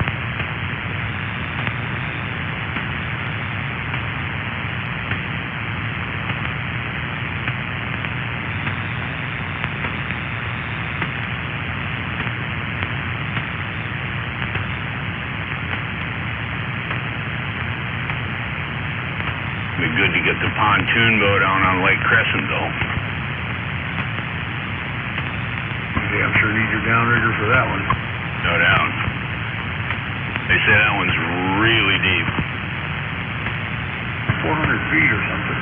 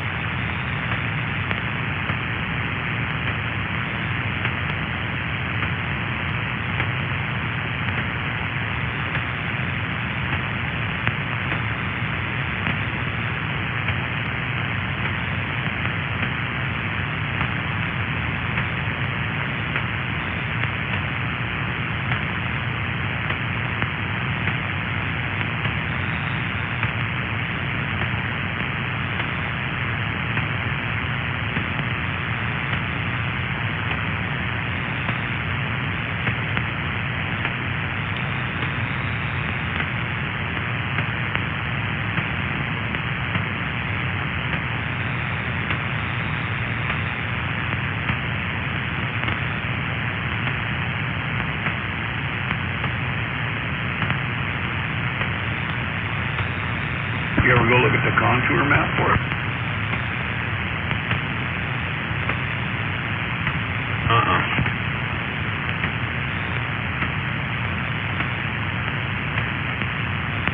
You ever stop and read the sign and see how that lake got there? Never did. It's caused by an earthquake. Big, giant, 350-foot tall land shear. The land shifted 355 feet in a straight line and closed it off and made the lake.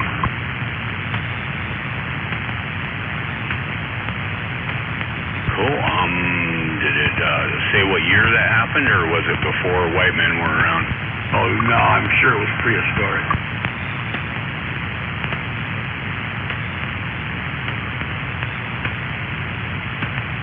A land shear that size, shit, that's the kind of shit that reshapes continents, you know? We have them big old earthquakes here, you know? Yeah, there's a big old sign there that explains to it and shows basically a side view of how it works. It's pretty wild. Then again, they can be all wet and don't know what the fuck they're talking about too, but it's made for a good story.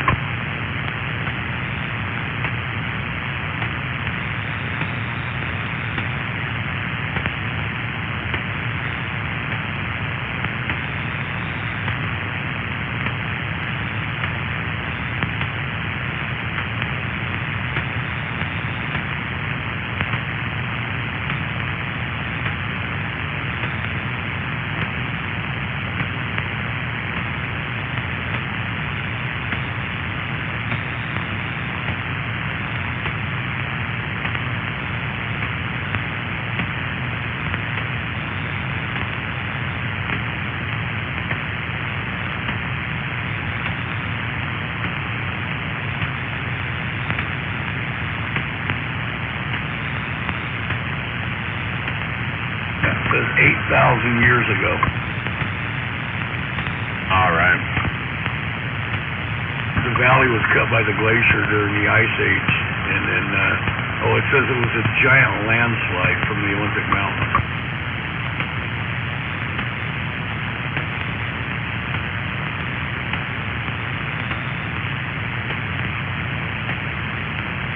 I didn't know that.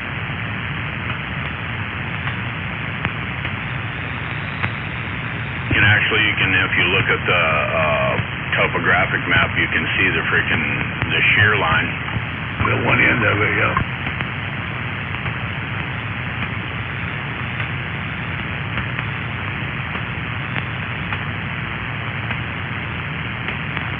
I just remember reading the sign when I was up there. It was pretty cool.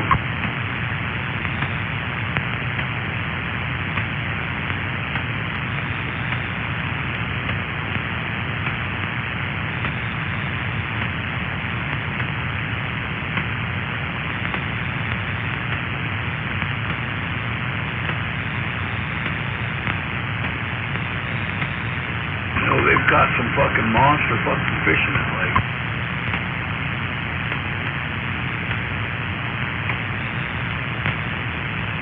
Pretty too. Oh yeah, it's a gorgeous place. The only thing that saves it is it's out in the middle of nowhere. But otherwise it'd be so populated you wouldn't even be able to get to it. Right, it's like it's takes so long to get there. If you left early in the morning, you wouldn't get there until it was middle of the day. Yeah, think if that lake was in Thurston County. Right, it'd be empty. There'd be no fish in it. But there would be $50 or $60 billion worth of houses around it. Right, it wouldn't be beautiful the way it is. All trees and no civilization looking. I think there's a couple of houses on Crescent, but there's a couple of resorts up there, and there's a park, Marymere Falls.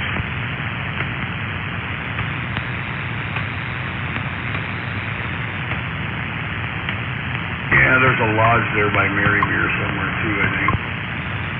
Bovie's Meadow.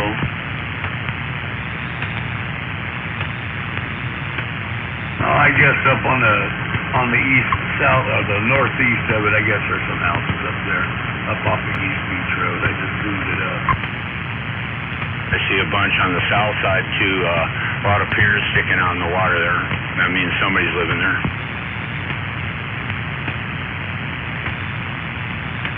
On the northeast side, not the south side.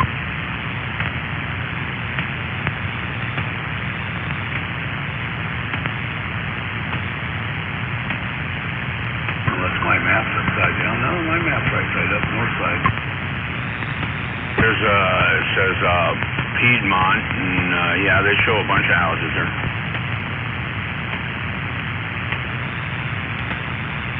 But there's whole sections of the coast, the side of the lake that have nothing.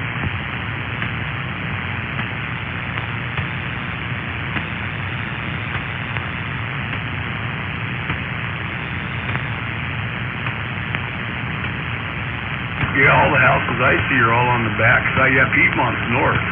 That's clear up at the north end of it. Your map must be upside down. Oh, it's right side up. 101 goes along the south side of the lake, yeah. And then Piedmont's all the way up at the top at the north on the little hook. Yeah, there's one up there, the North Lake Road or some shit, and there's houses there, but there's more on the south side of the lake too. Like right where it shows, what is it, Marymere Falls Trail, there's a park there, and then you go a little south of that, and it shows a bunch of piers, and then it goes barren, and there's nothing. Well, I guess there is a few there just below Marymere. I remember making that drive and thinking, hey, there's no fucking houses here. Roger, me too.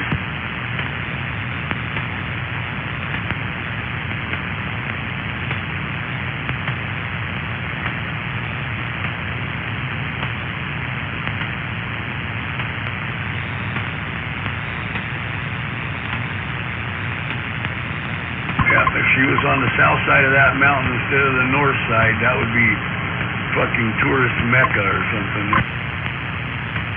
Roger. There's boats out there. I see boats out there. Wow, fucking Ozette Lake's big.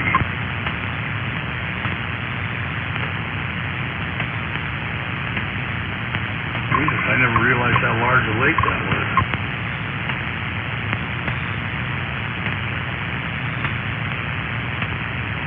When you drive up there, when you first hit the lake in the east end and you go out on 101, it takes you about an hour to drive past the whole thing.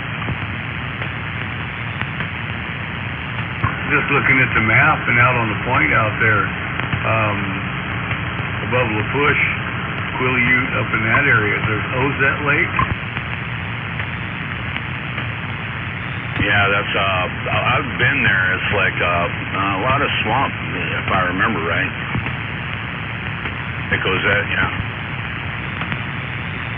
Looks like it's just fucking gigantic. It really takes a long time to get to that one.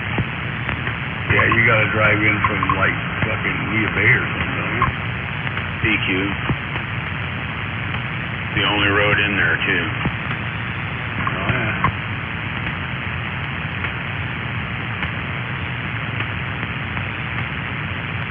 It would be interesting to get the pontoon in there.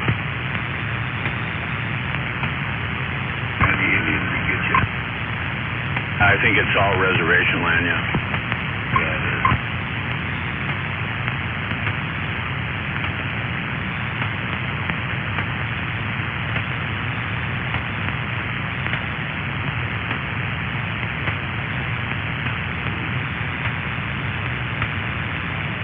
Called Quileute land, I think. It could be Quinault, but I think it's Quileute up there. Quileute Reservation, I'm looking at La Push out there. Yep.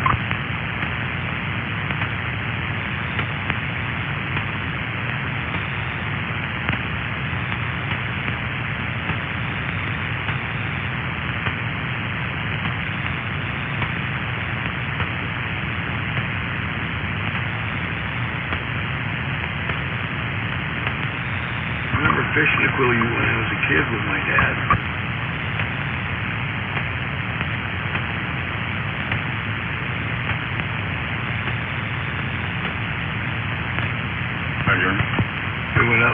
fished the Quileute, and we went over to La Push and watched outboard-powered canoe races.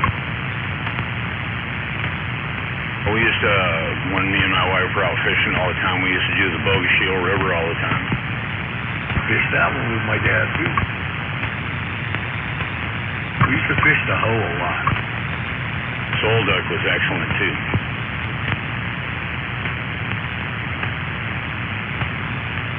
The biggest steelhead I ever caught, I caught the fucking Hammer. That one spot there where all them rivers all come together in one.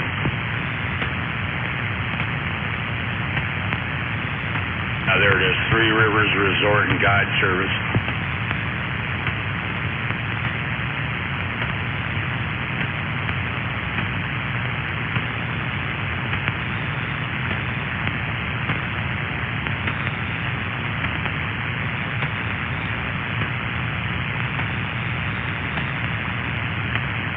You ever fished the Quileute? Yeah.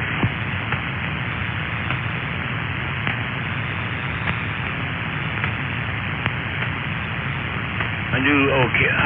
We caught some salmon out of there, but trout-wise, we never did any good out of those rivers on the canal side. Yeah, I never have either. I fished the Quileute, and I was in there fishing silvers. And there was so goddamn many summer run chums in there, you couldn't fish the silvers. I don't know what it is on the canal side of the peninsula. It's like the rivers look perfect for trout, but there's freaking nothing in there. I don't get it.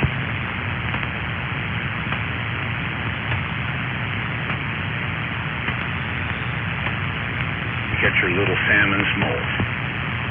Yep.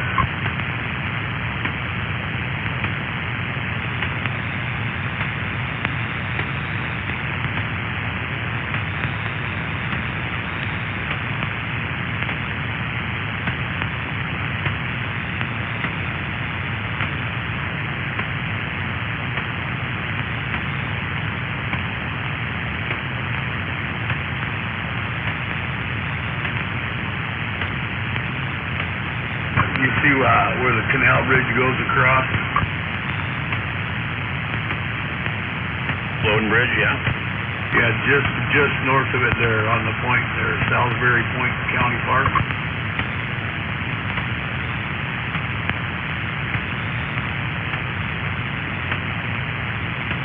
Salisbury Point County Park, got it.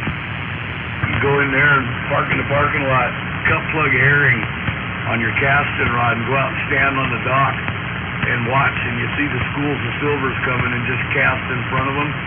We caught so many big, huge, gorgeous silvers fishing that. A lot of cars in there. Actually, it was me and the old man and, I don't know, 2 or 3 of my kids. And maybe there was 4 other people there. Everybody else was launching. It's a huge boat launch there. Everybody else was launching their boats and fishing out of their boats or playing in the park. There was only half a dozen people out there fishing, and 4 of them were us, you know. The triple freaking boat ramp. Really nice boat ramp.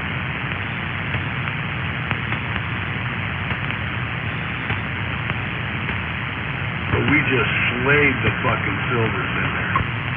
They say that they jig for salmon up there near the bridge up there, and they say it's one of the best places in the whole Puget Sound for salmon.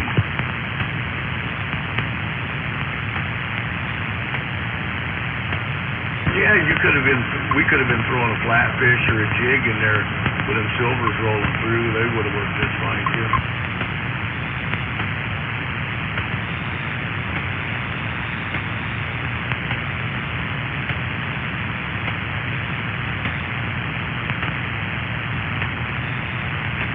We used to fish Point No Point a lot too. We'd put in at Kingston and make the run up to Point No Point. I always called it Point No Fish because I never caught nothing there. My old man fucking slayed them and I never caught a fish there. And another one is the Agate Passage Bridge, where Bainbridge Island Bridge there. And man, there's like, oh shit, you look there, there's like frickin' boats right there.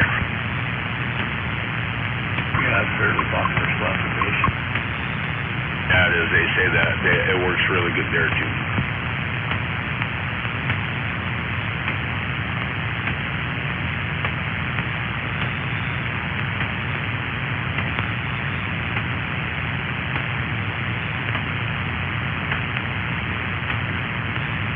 They all congregate to go through that passage right there, and yeah, they like hit them real hard.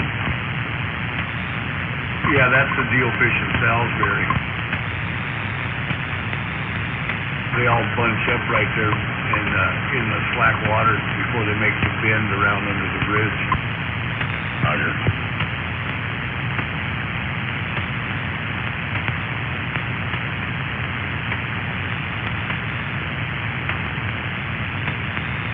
Yeah, I would guess you would just set your downrigger and just troll the passage, right? If you're up there at Agate Point.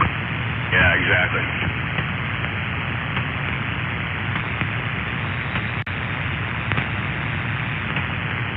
You need a boat for that, though, a real boat.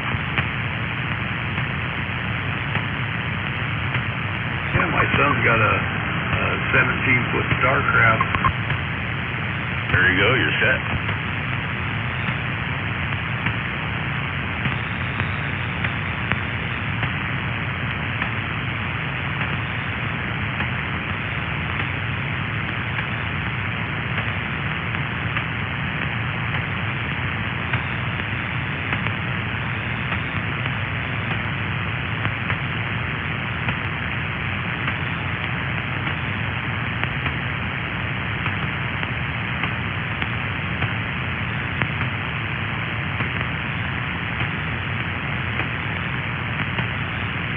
Long-ass drive to go fishing.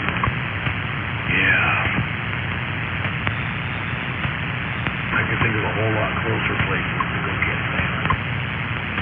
Me too. And I don't know, we just don't do that kind of thing anymore. Just drive forever to go to a certain place to go fishing. We used to do that, man. It'd take us 2-3 days to get there.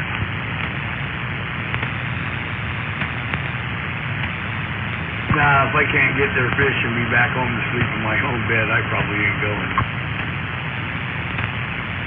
Well, it was an adventure, you know. We used to be adventurous like that. Oh yeah. I packed all the kids up and drove all the way up to fucking Oregon Creek Campground on the Yuba River one time to go have lunch. Like a 5-hour drive, something crazy out of Sacramento. Yeah.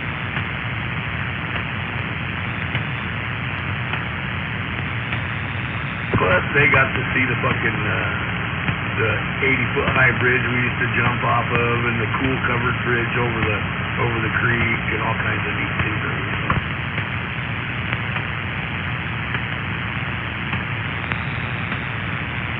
Well, I used to drive almost that far to go gold paint.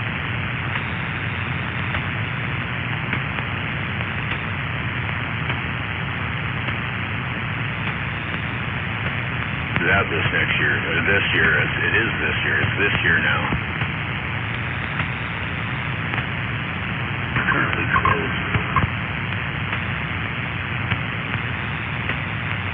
They have a season for it now. Oh, really? Yes, sir, and nothing mechanized. Washington State here? Yep.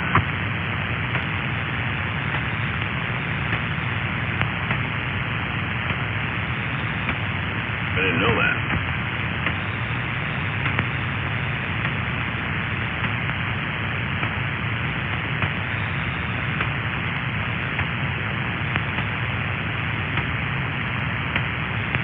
Coffee time.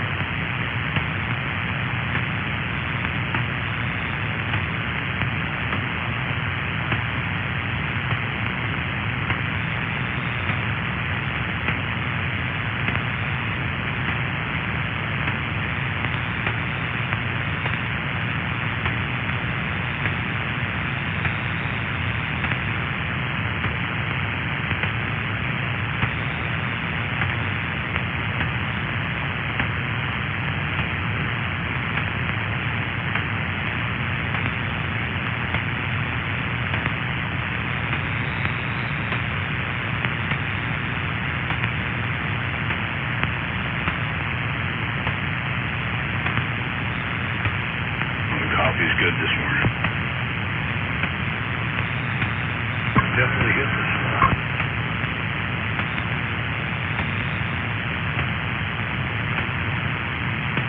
Yeah, you need to go look at it's called the Golden Fish pamphlet.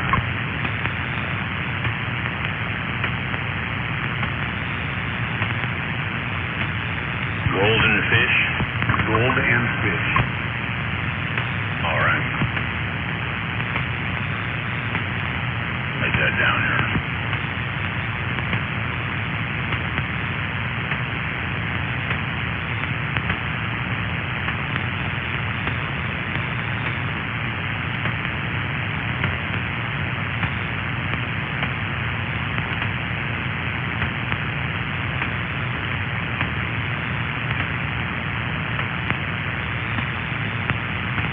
Qualum Creek, August 1st through September 30th. Coulter Creek, Gelato River, August 1st through August 31st. They give you one whole month. To Gold Pan. Yep. Oh, man.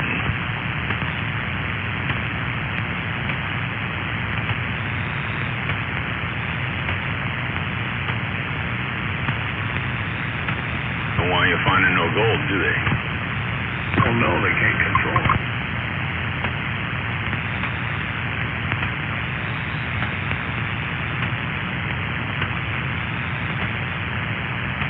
Nothing mechanized. You can't use a high banker with a bilge pump, nothing.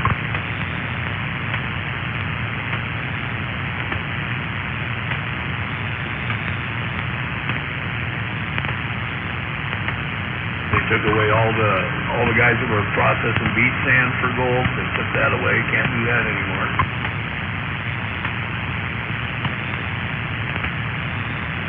But I think you can go dig a hole into a bucket and then take it back to your house and process it.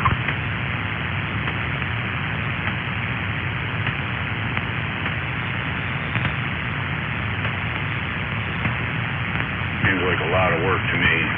The high bankers were eroding the beaches. Yeah, they're causing habitat destruction.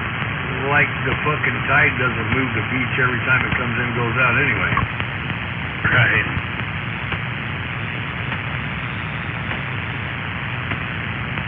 Dig a hole big as a fucking car down there, and 3 waves, you can't even see the hole anymore. Collecting rainwater.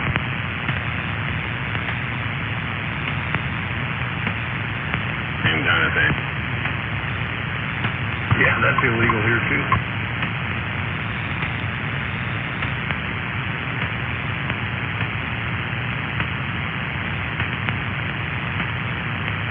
All right, now it's coffee time for me. I did it.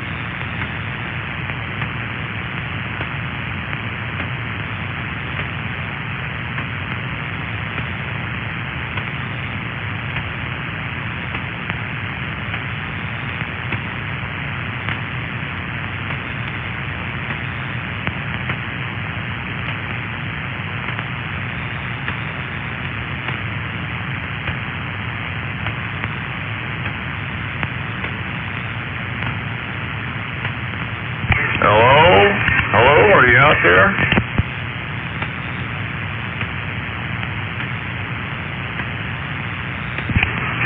Awfully quiet.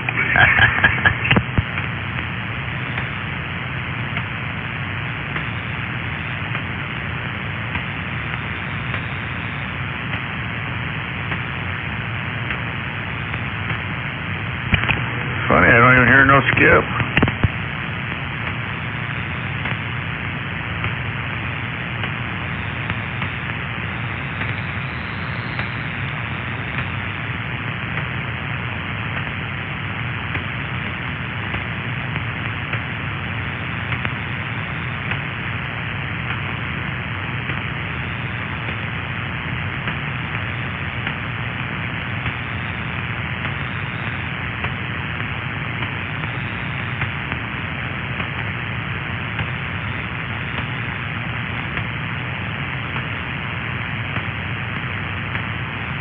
Hello, audio, check.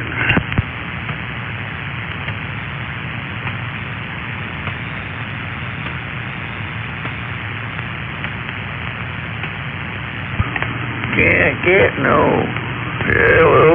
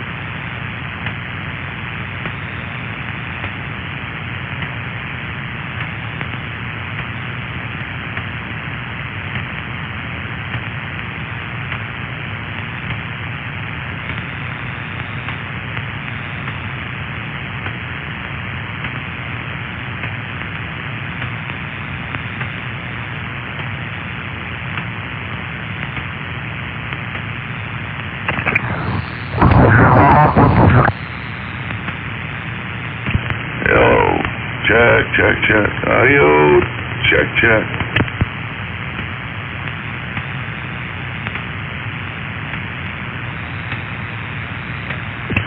Try it again. Help.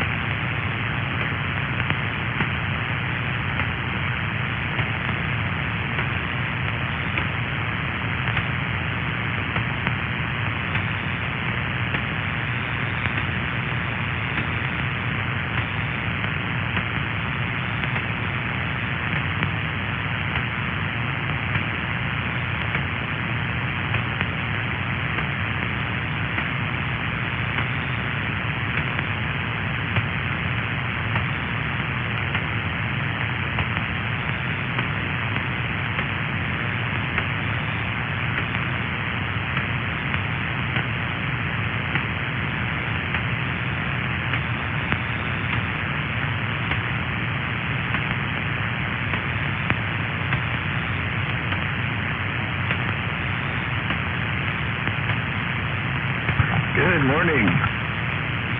Morning time, Richard. Oh, yeah, it is.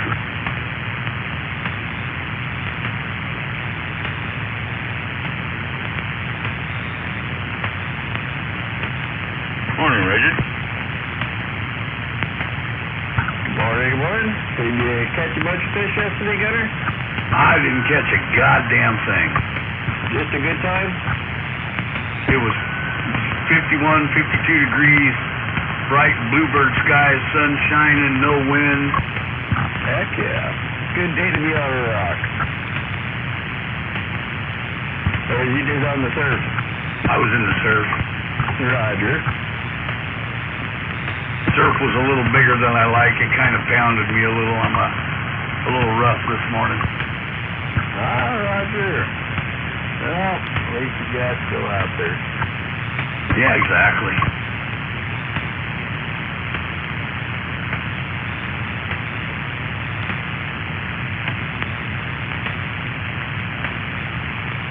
There was another guy fishing a couple of 100 yards down from me. He didn't have a bite the whole time he was out there either.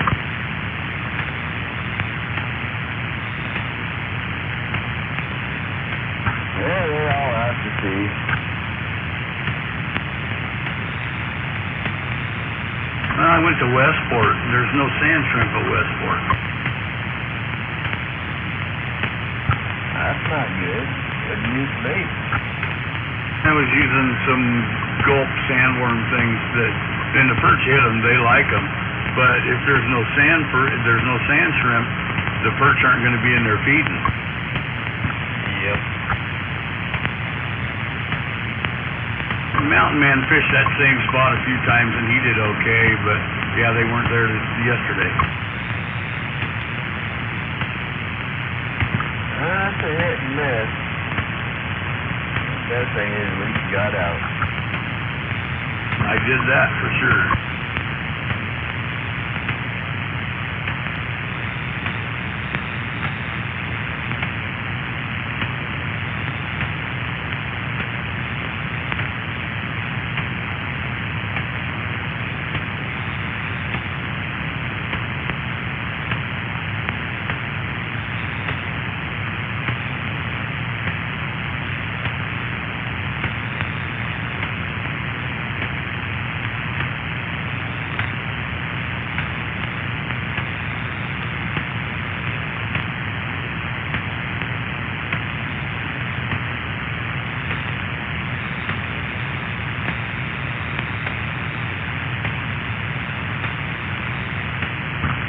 Yesterday I stopped up there at Steph's and got me a chai tea and didn't drink it. I'm throwing it in a saucepan and warming it up.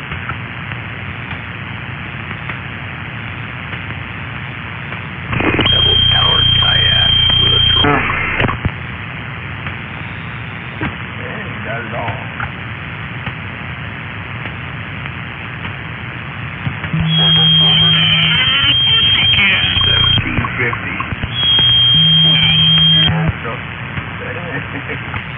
Well, it's got the motor and the battery and fucking pole holders and it's all outfitted and ready to roll. Yeah, so you gotta climb on and go for it. Downriggers, the whole works.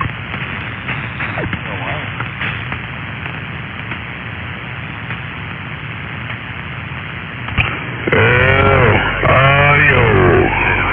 Super Bowl Sunday. Garmin Striker Plus 4 fish finder, Scotty downriggers, Anchor Wizard, 2 Scotty rod holders. Yeah, it's pretty well dressed up. I got a couple of Garmin Well, how much is it? fish finders and whatnot. I don't have the, I guess it'd be called a stand for it. Mount to the kayak. I'm looking for a riverboat, a jet boat, just a small one. Transducer arm is what they call it. It swings up and it swings down into the water, and you can swing it up and out of the way. Roger. How much they run? Is it an extra or? You have to buy it extra. It is, what was it? It was 18 something, and it came with detachable mount with the button on it, the locking mount. So it was a good deal. Heck yeah. So where are you guys at? Is this Skip or what? That'd be well worth it. That way you can see. Check. Is this Skip? Hell yeah. I wouldn't go without it. God damn it. Yeah. It's starting to get close to winter again, probably. Or close to summer again. During the summer, they get stupid. Well, kayaks are designer. If you own a Subaru, you have to have a kayak to put on top of it, right? Yeah, I suppose, right? Yeah. You see the way I mounted mine. Or did you? I didn't, but I seen some guy driving like a Toyota Corolla 4-door with about a 12-foot kayak, and he had it sticking, there must have been 8 feet of it hanging out the trunk of that car. He popped the trunk and slid that kayak in against the back seat. I lie on top of the car and I anchor it in the front and I anchor it in the back and pull it tight and crush the top of the car down with it, and away I go.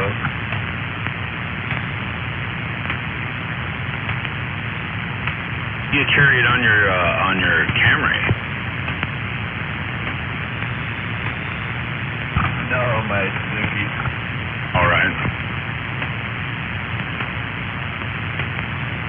We can get them wheels for launching her down to the boat launch. Just put some high-speed ones on her and put her on a trailer hitch. I've been trying to figure out a way to mount it to my bicycle so I can take it with the bike down there. They make a specific kayak trailer for bicycles. That's what I need. That way I can go to Spencer with it. How long is your kayak? I'm not sure. I'm guessing about 10 feet. One of the wider, flat-bottom ones? Yeah, Roger. That fishing design one. That's 10.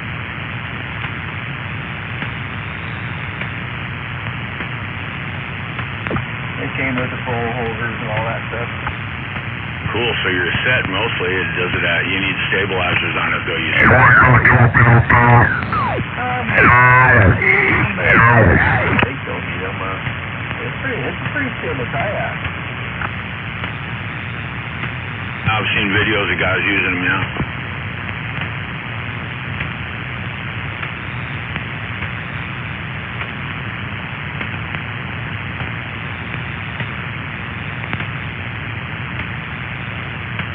Rambo Bikes Canoe and Kayak Trailer, $269.99 on Amazon.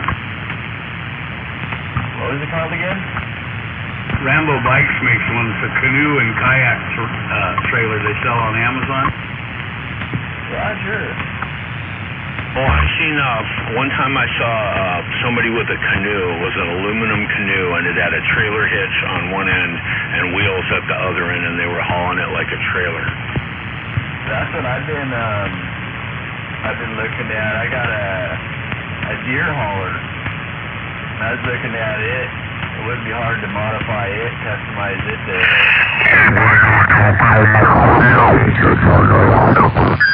Oh, check, 1, 2, 3. One bar that runs from the back of your bicycle,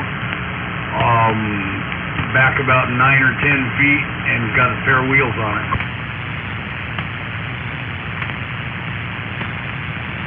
That'd be perfect. Take something like that and my electric bicycle and head rolling. The Rambo one actually looks like it attaches to your rear rack.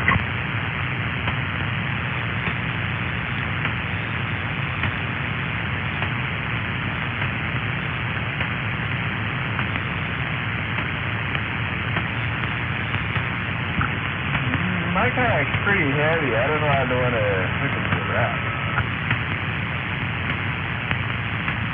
Well, you just adjust where your wheels sit so you don't have too much tongue weight, just like towing any trailer.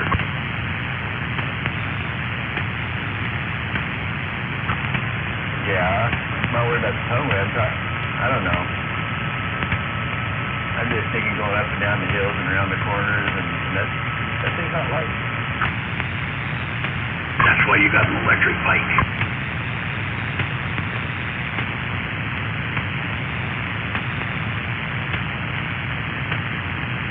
Well, this guy's got two of the ocean-going kayaks, the like 14 or 16 footer ones, on one of these trailers behind his bicycle.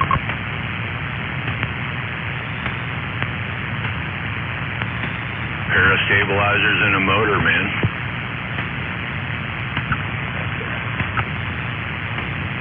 I saw guys, and man, them things go like hell because they're so narrow.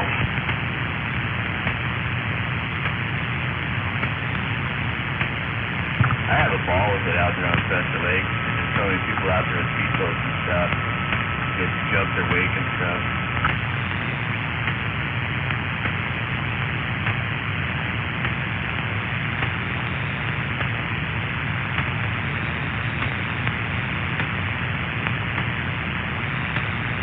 Yeah, shit, you got a welder, that thing would be so easy to build.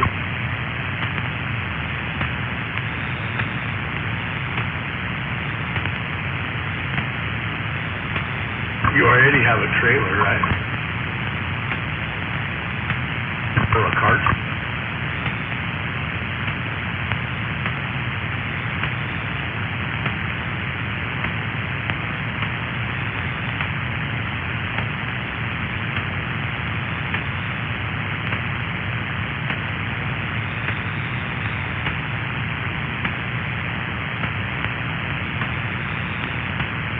Just take my trailer I made for hauling deer out of the woods and build you a tongue extension for it to make it longer. Fucking it worked just fine. Just got to get to the center of the kayak, so it's like I would extend it how many feet? Like if it's a 10-foot kayak, then say 5 feet, round numbers. Yeah, exactly.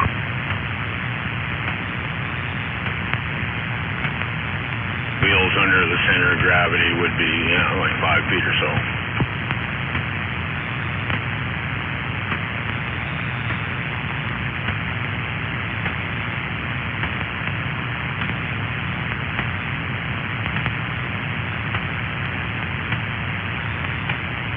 Get you a couple of kids' bikes, them little 16-inch ones that both have good front tires, and saws all the fucking forks off.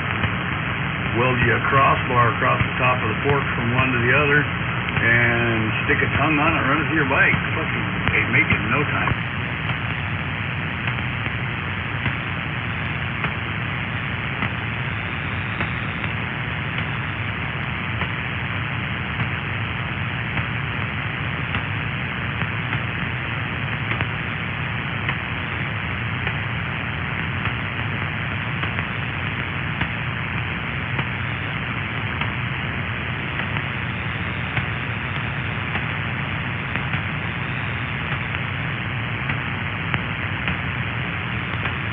Alright, my Chinese ready.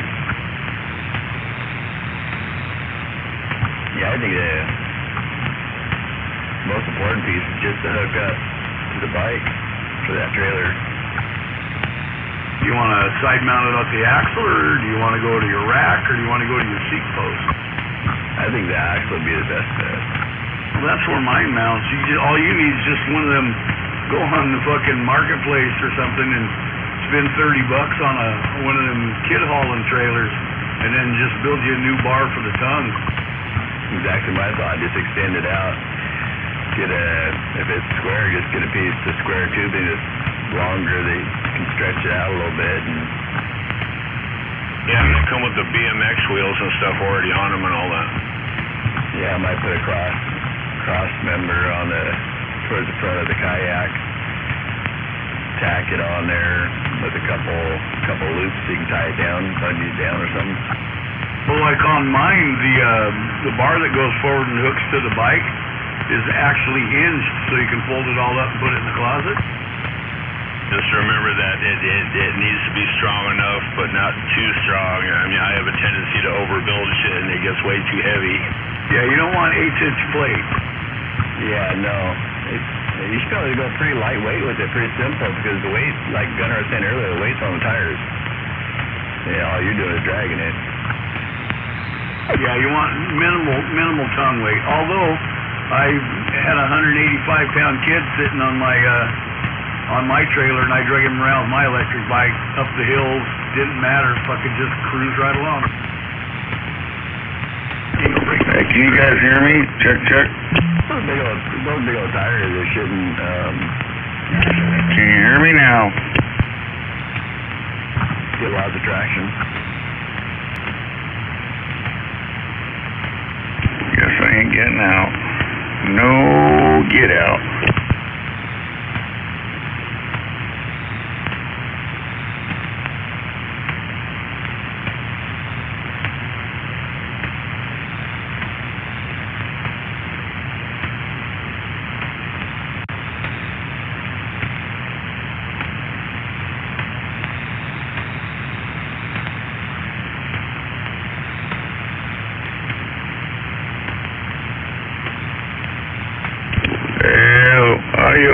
Check, check, check.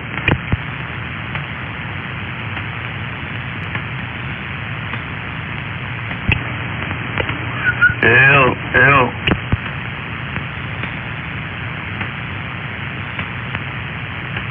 That looks like you can get a used one for about $40.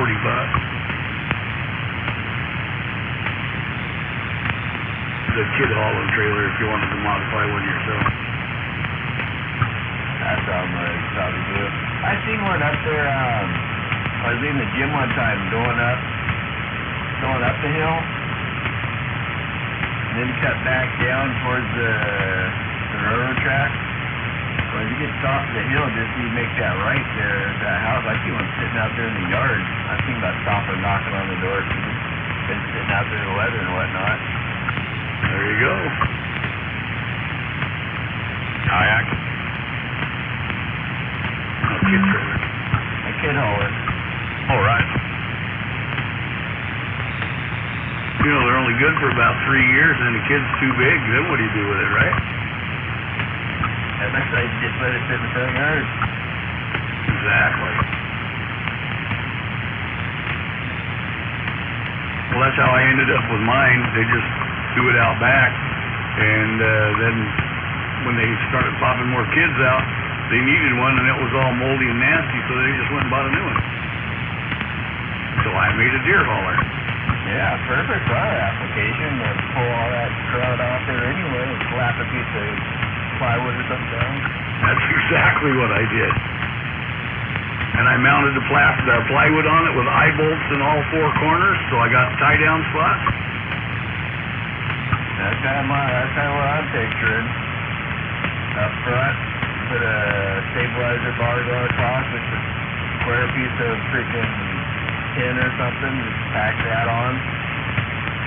That way the kayak front ain't falling off or something. Yeah, put you a crossbar with some foam, with a foam pad on it or something. Check, check, yo, check. I probably wouldn't worry about that. Heck, I just drag that kayak around anyway. When I go down to the lake, I park up top, I just grab the end of it and start dragging.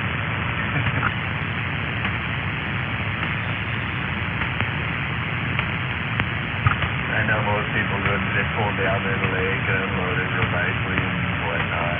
I don't know, it's hard for me to ditch going down there. And it defeats the purpose of having one, doesn't it? Being all nice to it. Right. They're made, the one I got stays pretty darn tough. It's thick plastic. Yeah. All right, 4311, we're trying for a radio check. Oh, cool. What's next on the shopping list? What's that? Said, what's next on the shopping list? Trolling motor. I don't. I wanted to get me one of the pumps you guys talked about quite a while ago for pellet guns. Sometime this summer I'd like to get a good pellet gun. Oh, yeah, the hanging compressor. Yeah. Sometime that's kind of on my list this summer. Something like that. With a good pellet gun. Those PPC rifles, like gun rounds, yeah. Did some research on that a while back and just got other things got in the way. that'd be a good thing to have in the corner somewhere to go hunting, you know, in times they could. I tell you what, I bought that Air Venturi Avenger in 25 caliber on a wooden stock for $400, and it has become my favorite gun. My $2,000 Air Arms is my 410 side lever has been sitting. I haven't fired it but one magazine since I got this Air Venturi. Right. How did you say it was? I got it was $400. But I bought a wooden stock. You can get it with a composite stock. I think they're up to $369. The price has gone up a little.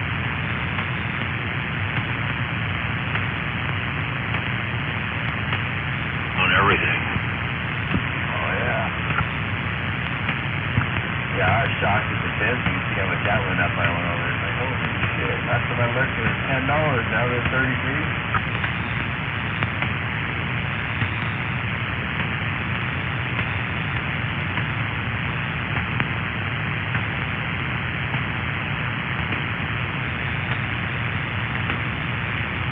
$349. That's not bad. Something can teach it. It's available in 177, 22, and 25. I bought it in 25 because it hits a little harder. You can still find 25 ammo for it pretty reasonable too, can't you? Yeah, Big 5 carries a little bit of it, but I just order my pellets because I have a specific pellet I like, and you know, you order 4 or 5 tins of them at a time. They're not cheap, but they're not expensive. What do you get? 10 of like 100 of them or something?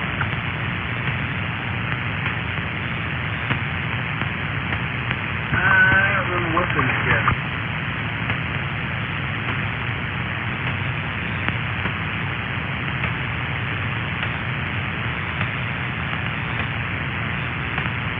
$150 of them in a tin on the 25 cal.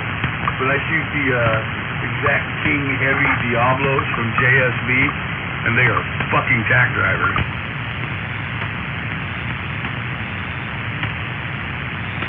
That gun just absolutely loves them.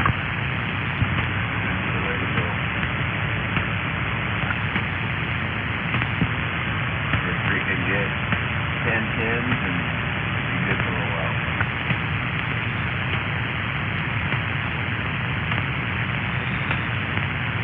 I just gotta look at it like ammo for a rifle, you know. I remember when I was buying a freaking gun, I bought a gun, I'd buy 1,000 rounds to live it right off the top.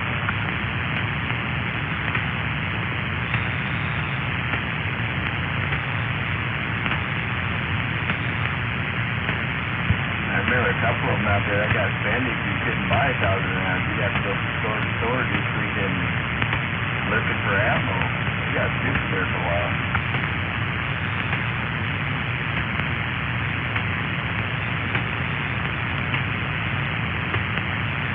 Yeah, 300 count 10 of the Exact King Heavies. 300. They got 150 size 10s and then 300. The 300s are $25 a piece. Yeah. So yeah. Just get rid of them and be good for a while. I bought 5 10s and I still have 3.5 left. You have to like oil those, like the old Cross. I got one of those old Crosses there. I think it's called a Cross. You can either have it, you can put the pistol on there or hand things, or you can put the stock on it. The pump. The pump, you had to oil that little thing in there every so often. So you gotta do something like that with the air-loaded one. Negative. You have to change a O-ring if it starts leaking, but other than that, they are maintenance free. You don't ever have to clean them, nothing. That's good. Yeah, it's nice O-ring. Yeah, they usually come with a little O-ring kit.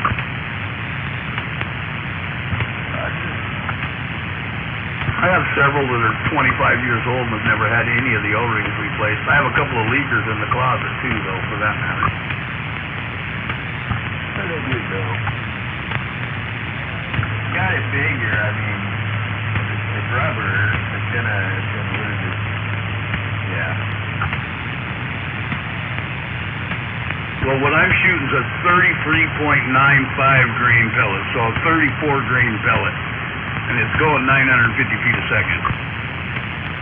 That's pretty darn good. That's real good. Does the rifle have a built-in integral suppressor, or? No, it's a shrouded rifle, but it's not suppressed. It's not overly loud, but you can buy an adapter and a suppressor for it. Mountain Man has one for his, and quiet it down even more. But it doesn't sound like a gun, so nobody or nothing realizes you're shooting.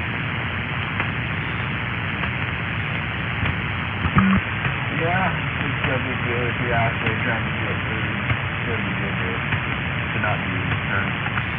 Well, I'm 25 yards from the maple tree, and I can shoot it and miss a squirrel, and he'll jump and look around like, what the hell was that? And let me get another shot on him. That's pretty darn quiet. That's pretty good.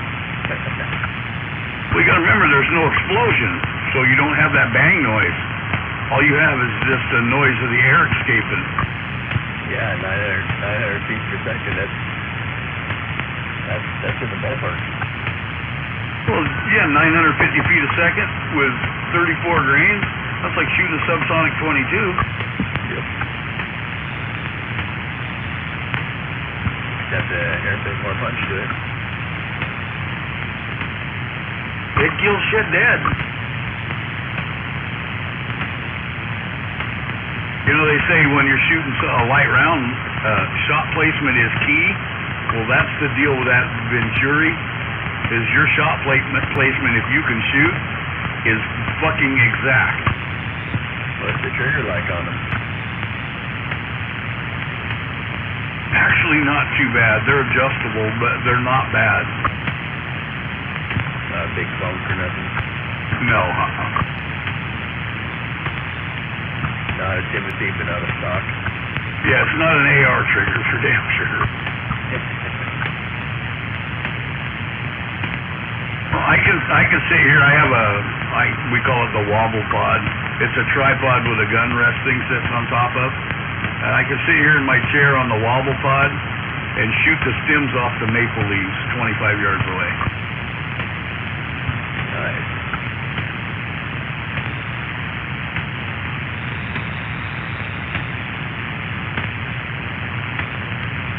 And I'm not talking once in a while. I shoot 10 or 12 or 15 of them in a row usually. Well, that's my plan this summer. When you get to that point, let me know. I'll let you try mine out. I will be. Try it out and probably order one the same day. I spent an extra $100 when I bought mine because I wanted a wooden stock. Depending what the stock's like. I like wood too. It just feels better. Depends on the designs, I guess. The composite one is fucking cheesy. It works, but it's cheesy. Yeah, I probably spend the extra too then. Try one. Yeah, you give me a little advance notice and it's on a weekend. I'll have Mountain Man bring his over. He has a composite stock 22 cal. I have a wood stock 25 cal. Yeah, I'll try them both. Absolutely. I'll have him bring his FX over. Let's just see what a $3,000 air rifle shoots like. I just can't even imagine spending $3,000 on a freaking telegun. Although I realize it's not a telegun, I took it. Oh, shit. Well, he couldn't either 2 years ago until he bought one and shot that Air Venturi a little bit and determined that anything short of about 50 yards, there ain't a gun on the planet that'll outshoot an air rifle. That's a point well made, too. This FX, he's running this fucker 150, 175 yards. There's guys shooting pigeons, head shooting pigeons at over 200 yards with this, with the FX impact. and they're shooting like 62 grain slugs, 22 caliber.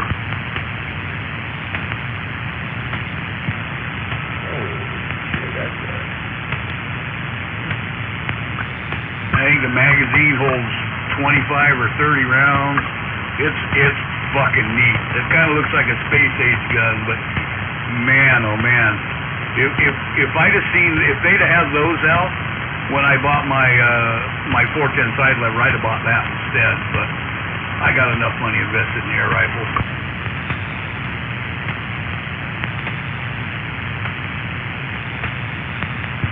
Yeah, I can't imagine putting 3,000 out on an air rifle. I'd run a big stack of ammo sitting next to us for that price. The nice thing about the impact is if you want to shoot little lightweight pellets, you can. If you want to shoot big heavy slugs, you loosen 2 screws, change your barrel, and you shoot slugs. You want to change it to a 30 caliber, 2 screws, change the barrel, change the bolt probe, turn your adjustments up, and shoot 30 caliber. Oh, wow. Huh. That's a whole nother level of, yeah. So, and you said that it has a magazine? Yeah, it's got a rotary magazine. It fits in, it's a kind of a semi-bullpup. And the rotary magazine fits up in the back of the stock, up under like almost in your armpit. The caveat is, every time you buy a barrel and bolt probe to change calibers, it's about $800. So you could be $5 or $6 grand into this rifle really fucking quick. How far does it reach out though, accurately? These guys go on YouTube and look some of these guys up. They're running 200 yards all day shooting fucking starlings and pigeons and geese and you name it. Monkeys, shooting monkeys at 200 yards, headshotting them, just killing them deader than fuck. And they're in South Africa, so they only can run 22 caliber. Anything bigger than 22 caliber, you have to have a firearms license. I'm starting to see why they're so expensive. Oh, they're the shit. They are the absolute ultimate in air rifles right now.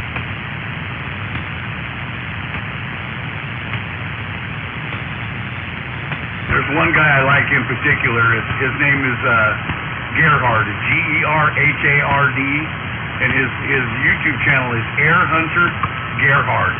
And he's a big old chunk of a guy. He's actually he would be a gunsmith if he worked on firearms. He's an airsmith. He builds these rifles and customizes them and repairs them and shit. And there's all kinds of videos. He's hunting vervet monkeys and some big stupid looking geese things that they have over there in South Africa.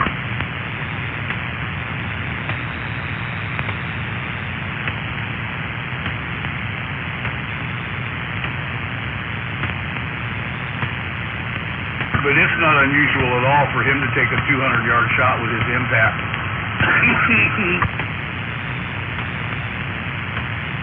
Good morning, Almago. Good morning, Dynamite. Morning, there, Rifleman. He runs a silencer, of course, everything. Hey, it's cold over here. Yeah, I was kicking my head out the door, and I tell you what, I didn't want to go out. Dead quiet. You can't even hear it. It's like snapping your fingers. It's required to have a silencer in Africa? Oh yeah, they want to protect your hearing. Morning, Richard. Good morning, Doug. This is the only country on the planet that silencers are restricted. I know, it's because everybody gets killed with them.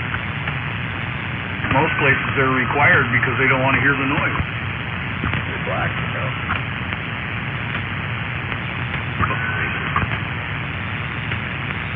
They're stating it back. Yep, they're just regulating them because they're black.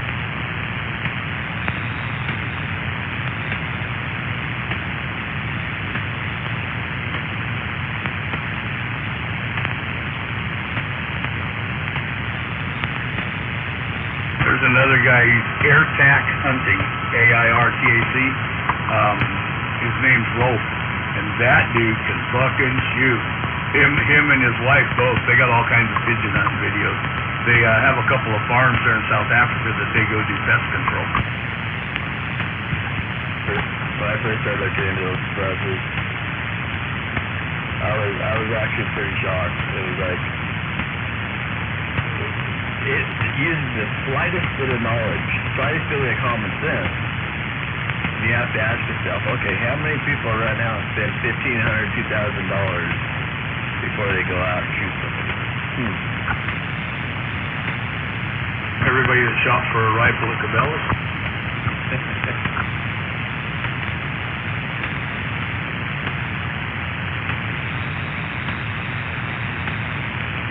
I'd be willing to bet 90% of the guns used for freaking murders are all stolen. Absolutely. And they don't have nothing on it. Yeah, when was the last time you seen somebody get shot with a silenced gun? That's it. I haven't even, well, movies. The feds do it. Yeah. They're legal though. No, I meant by a citizen, by a civilian. Only the movies. Yeah, exactly.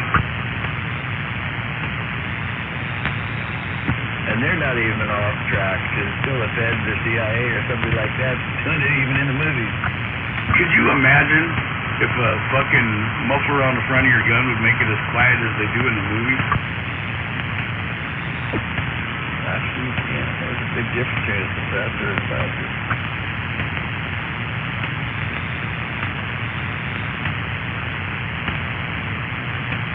They're shooting 9mm with a 4-inch long suppressor and you don't hear a sound? Yeah, right. That's bullshit. That was my point. I want my gun that quiet. Now my Air Arms 22 cal, it's that quiet. This movie silencer kind of quiet. That's old, I told you about the crow I shot off the wire across my mom's front yard, didn't I? A while back? Yeah, my sister was standing out on the front porch, and there was a crow sitting on the wire, so I headshot the crow, and it went flop on the sidewalk, and she looked at it and looked in the air. She looked all around like, what the hell just happened? She didn't even see me sticking my rifle out the window. Did not hear the shot.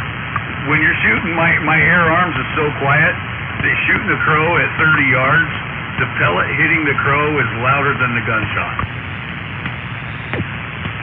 That's my 22s. I put that AR suppressor on the 22, and all you hear is the action. Yeah, but the air rifle doesn't even have an action, so you don't even hear that. Right.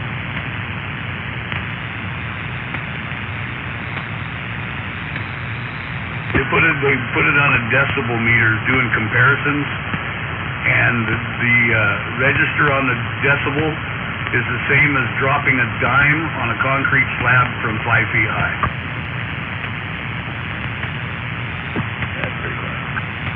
She's quiet and smooth, and it's one of those guns that when somebody hands it to you, you don't even shoulder it. As soon as you get it in your hand, you go, wow. I mean, it feels like a really high quality gun. And then you shoulder the fucker up and put 6 pellets in the same hole at 50 yards. If you can do your part.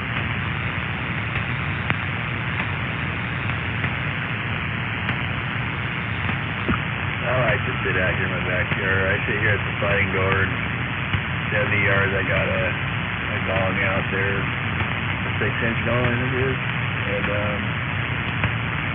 I'll tap 4 or 5 of them off, just ding, ding, ding, ding, ding. Ding, cleared away. Have you ever seen the progressive gong?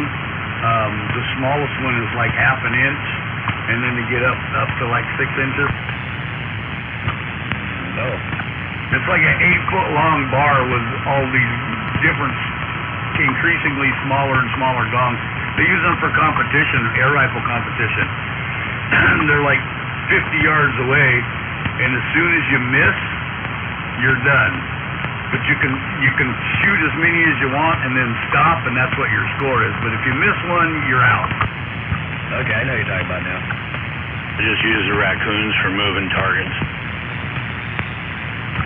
I got a target out here Joe made for me a long time ago. It's got 2-inch targets on it, resets and stuff. Goddamn raccoons are hard to kill. They are. You get to keep shooting them. I aught-6'd one, blew half its fucking head off and it ran away. They'll clear some ground though when you freaking hit one. That jumps straight in the air. I shot one in a tree one time with my air rifle, right between the eyes, and it just went thunk, done. Didn't even wiggle. Killed one last fall with a 177, and I shot it in the eye the first time, and then it went rolling over and over and over, snarling and all kinds of shit on the ground, and it got still for a second. I shot it in the ear, and it still wasn't dead yet. I put 7 rounds in one. We had one in our cedar tree up at our rental house. I put 7 rounds in that son of a bitch to knock it out of the tree. It was way up there. Finally, it come out of the tree. Old fucking mountain man had to kill it with a 2x4. That prick was still alive. Half his head was missing. Now, coons are tough. Big, stinky fucking male. I had one a long time ago that was over 2 foot tall. He was freaking huge. And I come home from work, and the old lady had me bitching about every time she goes to compost, this raccoon would be after her. God, knock it off. One day I went out there, that's when they're going to start chasing me. I went in there, got the 10-22 with the 25 rounder. Well, I was thinking, he wasn't dying, he was still coming. Oh, yeah. 410 works best. I got one of those.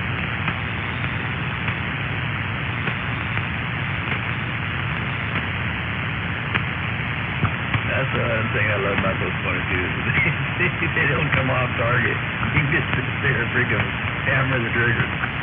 You just keep driving the bullets right in the same hole. Yeah.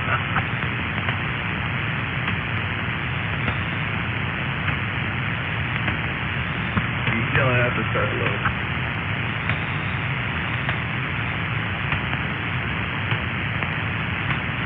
It's been a long time since I had my 22s out.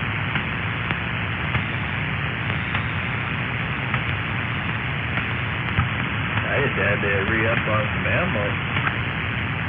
I got a couple more. We're off and running. So do I. I just had to re-up on something else. I'm not going to shoot it without replacing it.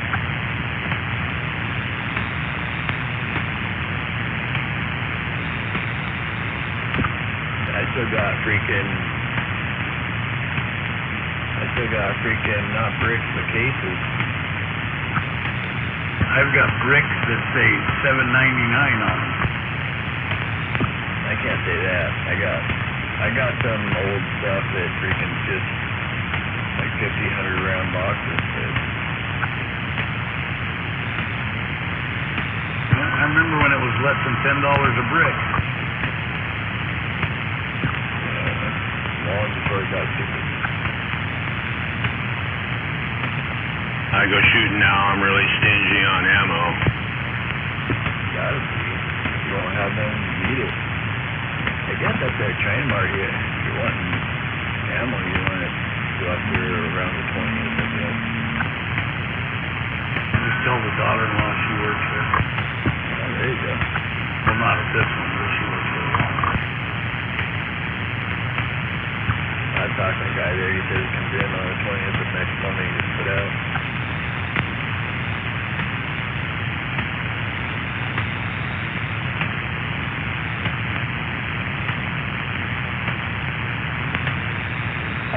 And those buckets at Remington, when they have them, they sell them for $80. Isn't that crazy? And that's reasonable.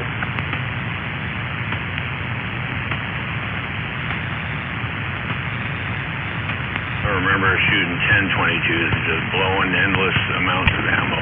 Anybody got a copy on me? Fast as you can load the freaking magazine. Hell, is this thing working? Hell. We shot so many rounds. Check. check, audio check. I used to do the same thing with the SKSs. 1022s and SKSs. Pretty inexpensive ammo. You go out there and just freaking tear a gravel pit up. Cheap freaking corrosive 7.62 by 39. I was shot. God, so many lost counter rounds, case after case of it now. Yeah, I used to throw a quart oil container out there at the base of the freaking hill and just start pushing it up the hill and bringing it back down. Push it up, bring it back down. Until there ain't no oil jug left. Well, the nice thing about him is the hole went back to freaking minute. Bullet would go right through there and you could barely tell it was even shot.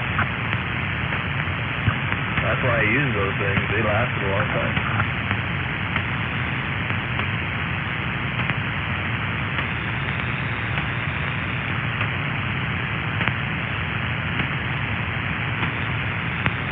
Then it got to be where the dirt routers would leave all the garbage out there and story in. Pick up your shit when you leave.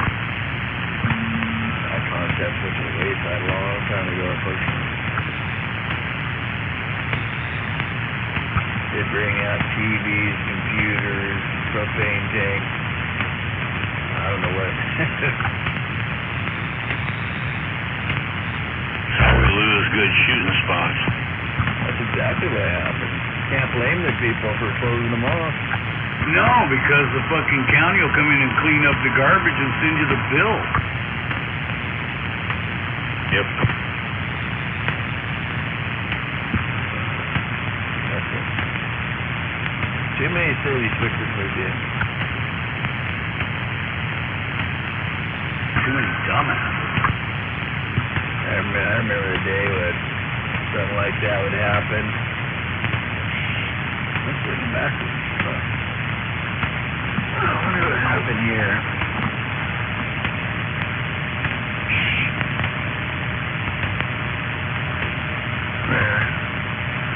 I don't know what happened with that. Something got bumped or something. I remember when something like that happened, somebody seen somebody go in there, they started watching, and pretty soon they'd show up at their house, say, hey, get your ass up there, clean up your mess. The sheriff's department would show up at your house then. Yeah, there'd be that too. Or you go out there one day and there's a car there that somebody stripped and they just left it there. Yep, that's what started happening first, you're right. Or a truck camper, a camp trailer. They peeled all the aluminum siding off and then drug it out in the fucking woods. Yep. See that out California Road every once in a while. Heck, up there on top of that freaking Cook Valley Hill, on top of that hill there, they got burnt boats out there for quite a while. Somebody parked a boat there and torched it. Yeah, there was one of those out Turtle Lake Road. They drug one out there and lit it on fire. Man, can you imagine the smoke came off those things? Firefly. Disposing of evidence, maybe?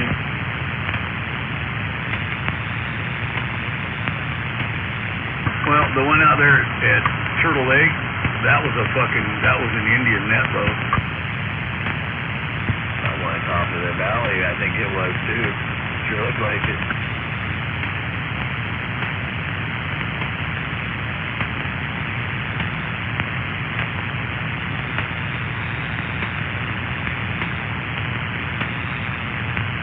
Yeah, Big Bird, I'm still undecided what trolling motor I want to get. Something I ran into is the length of the shaft. Is you want to have one longer than 30 inches for a pontoon boat because where the motor mount is actually up kind of high. The 30-incher you don't get 100% thrust because you're thrashing up the top of the water because it doesn't get down deep enough. Most of them are 30-inch shafts, aren't they? You got the 30-pound thrust ones are like 30-inch shafts, and it's like if you want a 36-inch, I had to go up to the 40. It wasn't that I wanted a 40-pound thrust, I wanted the 36-inch shaft, and it only came on the 40. That's what I'm wanting, just the opposite. I'm wanting something that don't go so far down into the kayak. They make shorter ones yet for kayaks. I was wondering if you could just cut those shafts off. But probably not. Yeah, you can. You take the head off, and then you got to be real careful because the wire goes through the middle of it, and you cut around it and you snap it off because they're like a carbon fiber kind of thing, and it cuts real easy. It drills easy too. My tubing cutter goes through it like butter. That's what I was thinking. It'd be pretty. I think it'd be pretty simple because just a motor at the bottom with wires going up to a controller. Okay. For case that would work for you, but for the pontoon boat, the motor mount sits up kind of high, and I got this from YouTube people before I bought mine, and I'm glad that I did, because if I instantly notice if my motor's sitting too high, it thrashes up the water, and I don't get the pushing power. The motor's better when it's completely submerged. They say it's like from the top of the propeller arc, it should be like 12 inches. That's good to know. That gives you maximum thrust. If not, if it's roiling up the water and causing a splashing effect on the water, then you're losing thrust. That's going to the air. That's power you're losing. You got a 36-inch shaft? Yeah, 10. Just the next one up, but they don't make a 36-incher in the C30. With a 36-pounder with a 24-inch shaft, that's a kayak. That short one.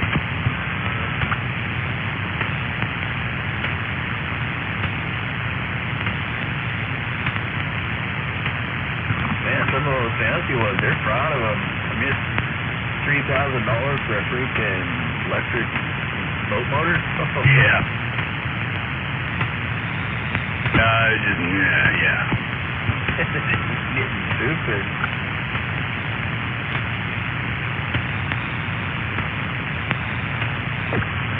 Must be for those bass fishermen that have the big fancy boats that they can do 120 to the next spot. Nope. There's one of those bow mount, slide it out, flop it down, long shafted ones on Marketplace for like $200. Heavy though. That could actually be pretty good for a kayak, maybe. Heavy though. Yeah, real heavy. You're not having to paddle. Worried about the balance. Put down at the center right behind you. It drops down into the water at the end. I guess it could lift your front up a little bit. Maybe. I don't know.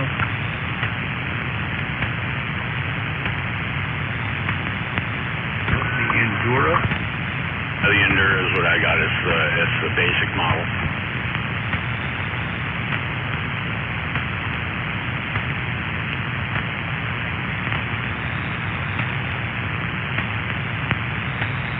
Lucky you find one with a damaged box, because there's nothing much in the box. It's just, if the box gets dented, then they have to sell it as used for cheaper.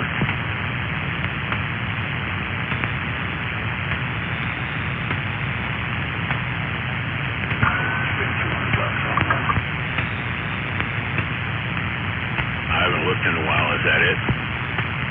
That's all I'm seeing. Most of them are 50 pounds, 55 pounds. You don't need that. Yeah, they're about $200. They're the 50, 55 up there. Or they're 30-inch shafts. The 40 has a 36.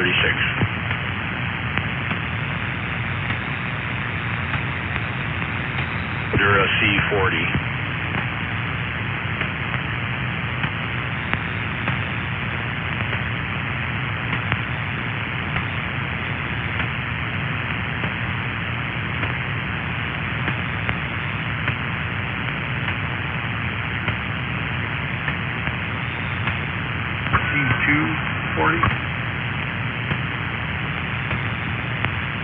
That's it.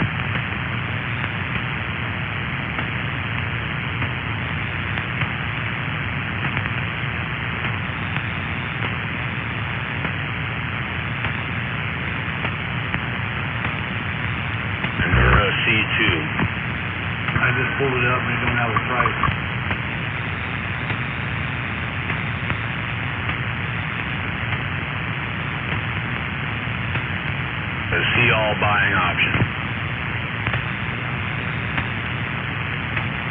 The price has gone up. It doesn't even show me a buying option on that one.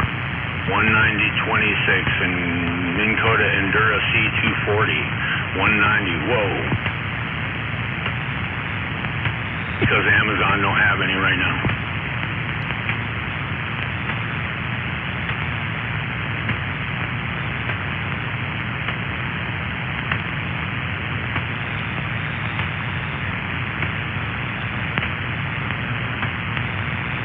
Holy shit, even the C230 is 182.72. I'm glad I bought one when I did. Man, you only spent like 169 on yours, right? Yeah. It ships from 4-wheel online, right? And that's because Amazon don't have it themselves.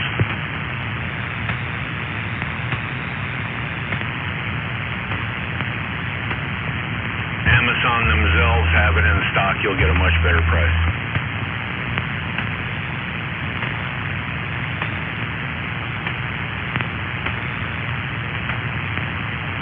And I bought it when I did.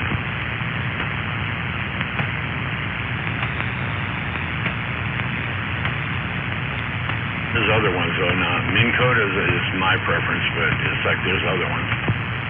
I'll buy a fucking used one. Roger that, they're out there too.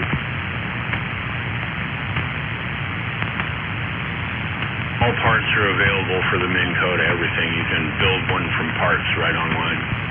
Minn Kota Endura 55, 27 series deep cycle battery charger, and battery box. $200. Bam.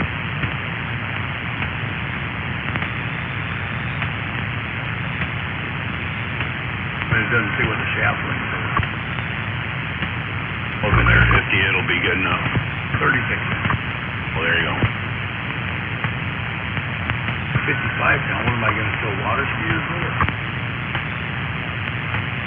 Well, it won't get any faster, apparently, but it'll accelerate better. And use more voltage. Could be, yeah.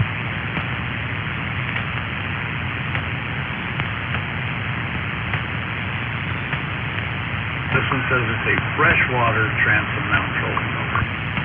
Now, that'd be the C2, right? Make them different for saltwater because the corrosiveness and all that crap. My pontoon boat's probably going to end up in saltwater. Going to pay more for a motor. Or leave it behind and just row it. Yeah, Ken. This guy's from Silverdale. Not too far away.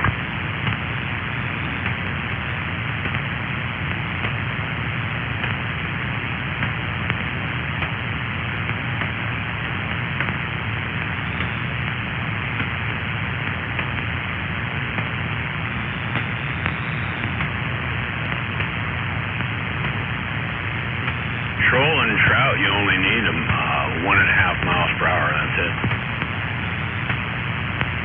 Mine will do that on level 2.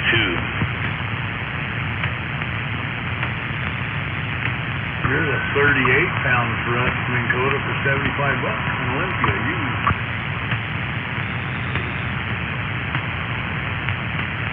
38 pound, but it doesn't say what shaft length it is.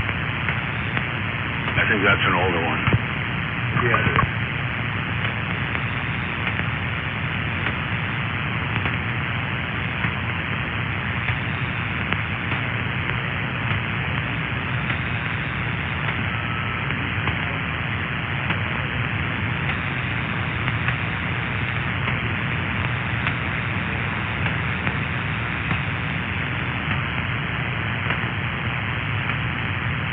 That one used one with the battery and all the shit, man, that looks like a good deal. Fucking batteries are going to be $120. Roger.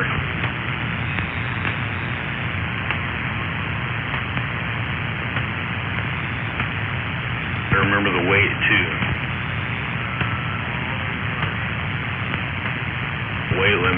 up on you real fast.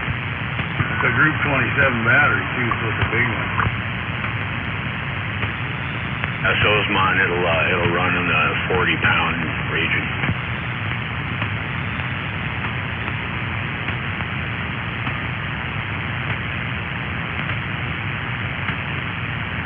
I have mine listed here. Mine's 43.62 for the battery in the box, and the motor is 16.8 pounds. Plus your own weight. You see what I mean? You come up real fast on that weight limit. Oh, yeah. I think the weight limit on mine says 400 pounds. Yeah, me too. Oh, yeah. There's a 40-pound thrust Minn Kota in Aberdeen for $80. I bet that's the same one I got.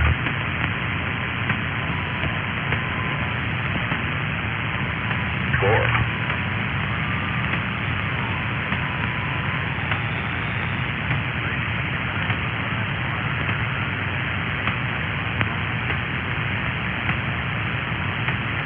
It also says it was listed 6 weeks ago. Right. That usually means it's gone.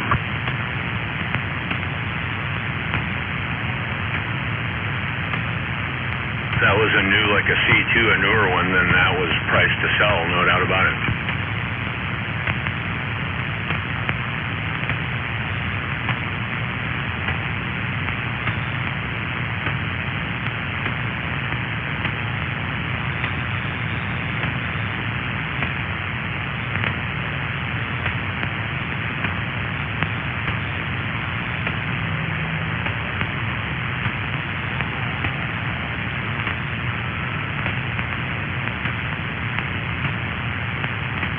Did I tell you I fixed my, getting my mount centered up on my boat? Did it come out good? I just took my step drill. I'm looking and the hole through the pipe is big, and the hole through the mount is pretty good size, and I could almost get it to go. So I just took my step drill and went from both sides on the mount itself and just touched the fucking inside edge of the little flat bars that are welded to the pipe, put the bolts through and tighten her down. I didn't have to build nothing or anything, just hog the hole out just a touch. Easy squeezy.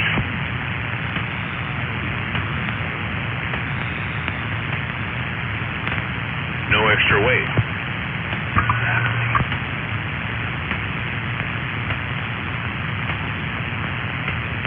Well, I had to span the distance, so I used a piece of aluminum to do it in the end, and it only weighs like 1.5 pounds with the bolts. Use a piece of angle? A 3/16 angle, and I put 4 bolts, so it goes across all 4 bolts instead of just 2.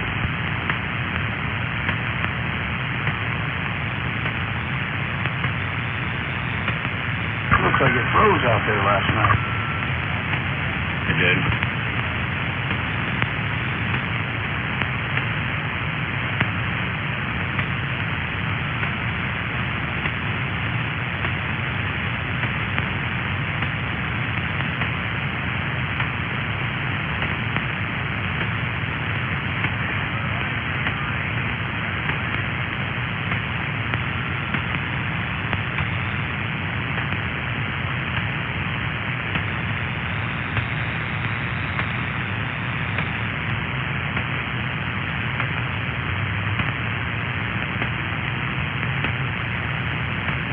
Here's an Endura Max 55 for $332.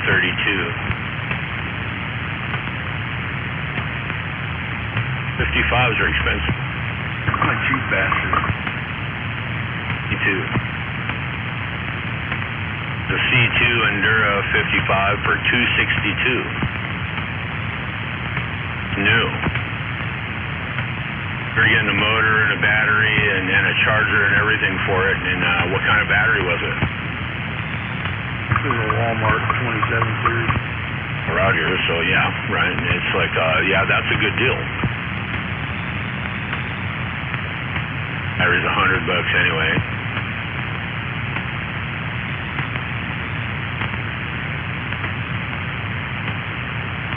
£55 is plenty.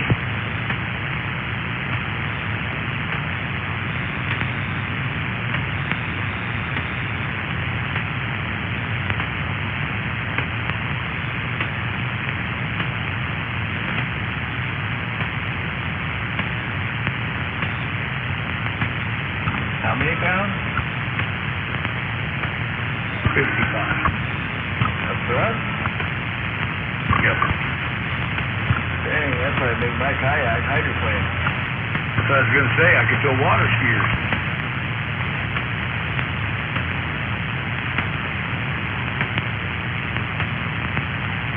Well, before I buy one, I'm gonna go look in the shed at Mom's house. I'm thinking my dad had one laying in there. Probably. Probably came from Harbor Freight if he did, but They don't corrode, they last forever if they don't corrode. well, it would be brand new if he had it, because he never ever used it.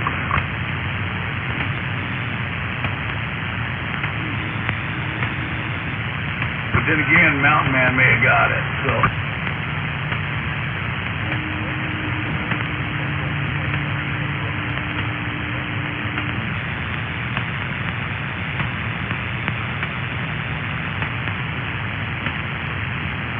Better to be used than to bury itself. What happens to them is they get a little leak in them and the water gets inside and it corrodes the brushes and the commutator.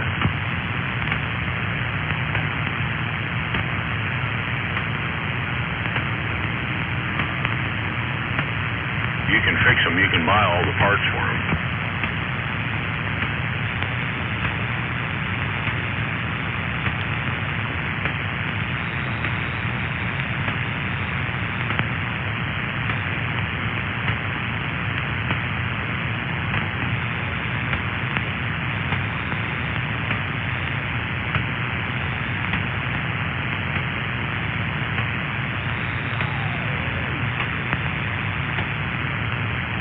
Looking at this one here, it shows the battery's 109 amp hours, 750 cold crank. The same one I got.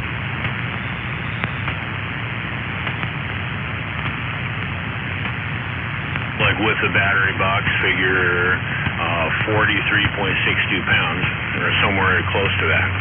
We bought it in July last year, according to the sticker on it. Manufacture date on the battery is 7/22.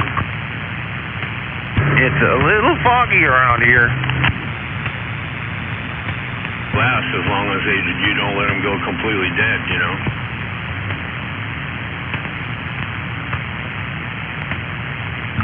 I got some deep cells in the motorhome. They're 2012, and they're still working freaking great.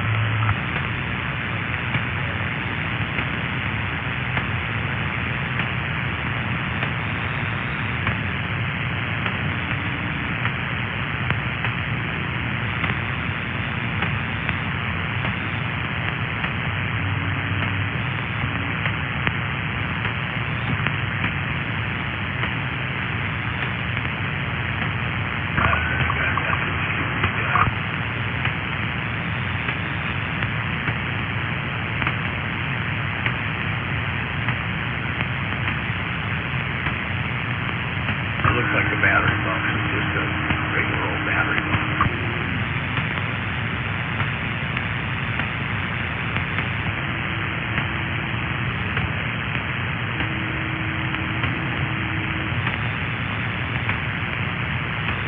Like the voltmeter on mine is a redundant feature because my freaking fish finder monitors the voltage anyway, so I really don't need that feature now.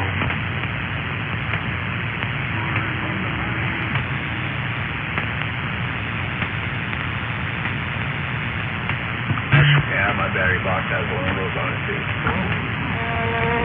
It's nice to have it sitting on the floor and you can push the button and check the battery voltage. That's a cool thing.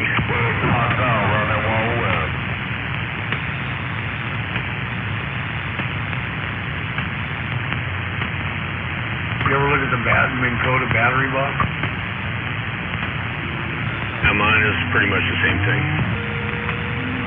Pay for it. Here, I'll tell you. Hang on a second.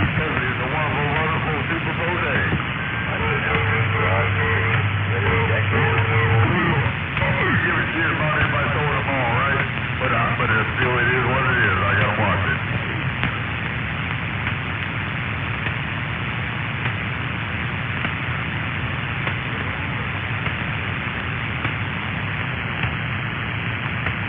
Has two 60 or what is it? The 60 amp Anderson connectors on the top of it too, gray ones.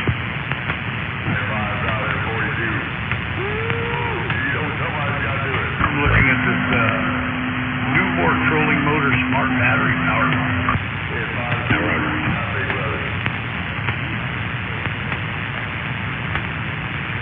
See anything there I can't do myself.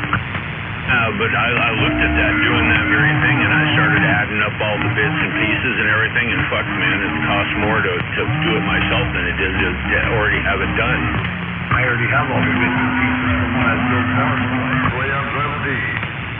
Jimmy, got a Joe one. And there you go, that's a good option.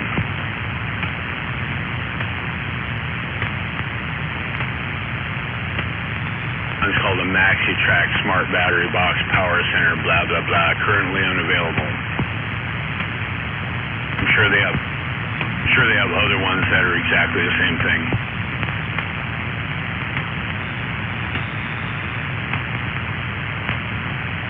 Yeah, it looks like they all run from $60 to $100. There you go.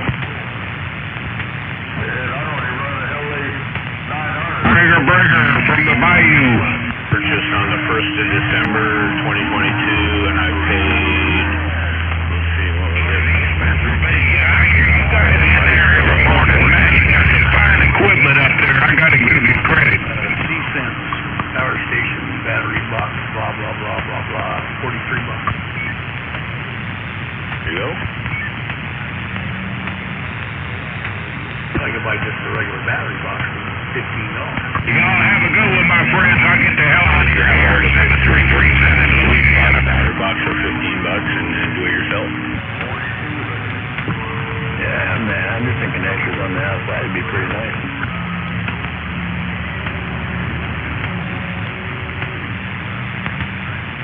So it has a cigarette lighter connector and two USB connectors. I have a double USB with a voltmeter between them. Ice man, New York. You're making a racket in Louisiana, 7337. I got some cigarette lighter plugs. I got a voltmeter. I got all the terminals. I got all the fucking mounts. All that stuff. Before, say some Flower Street South, 733, read your mail. Work on. Make sure the box you buy has enough room in the top for all that stuff. Yes. Ice man, have a good one.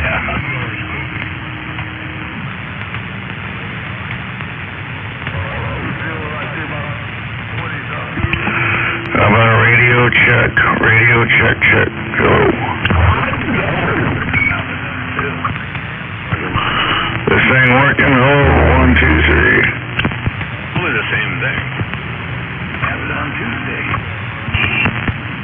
What a difference. Angus barefoot. Gotta be. Hell, audio. How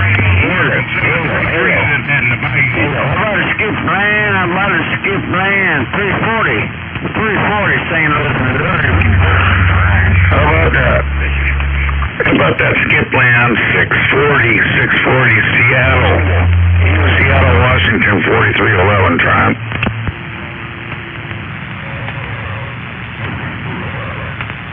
I like the voltmeter because I could be cruising across the lake and I can like turn the seat sideways and look at it, and then it shows the voltage.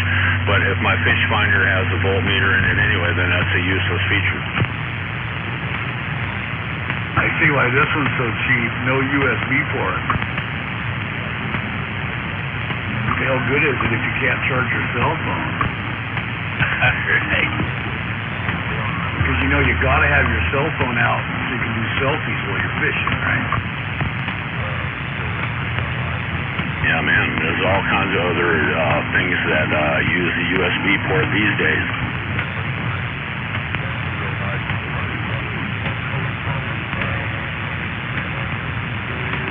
Nothing in the world stopped me from drilling a hole in the top of an asphalt. There you go.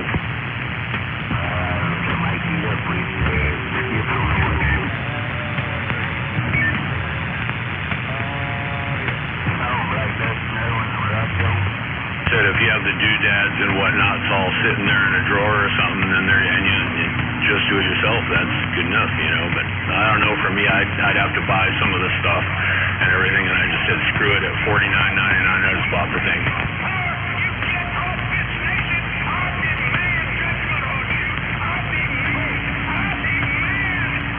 Comes with the tie down strap and the anchors for the tie down strap and all that crap. They come with it all. Yeah, I'd have to make a tie-down strap. I wouldn't have that. But other than that, I can own shit. I'll just buy a cheap one and modify it accordingly. So there you go. I do like the fact that it comes with a handle on top, so you can carry it. Take it out of the bucket box every time. I go.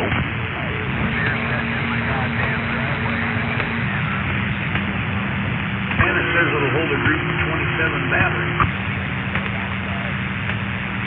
Yeah, well.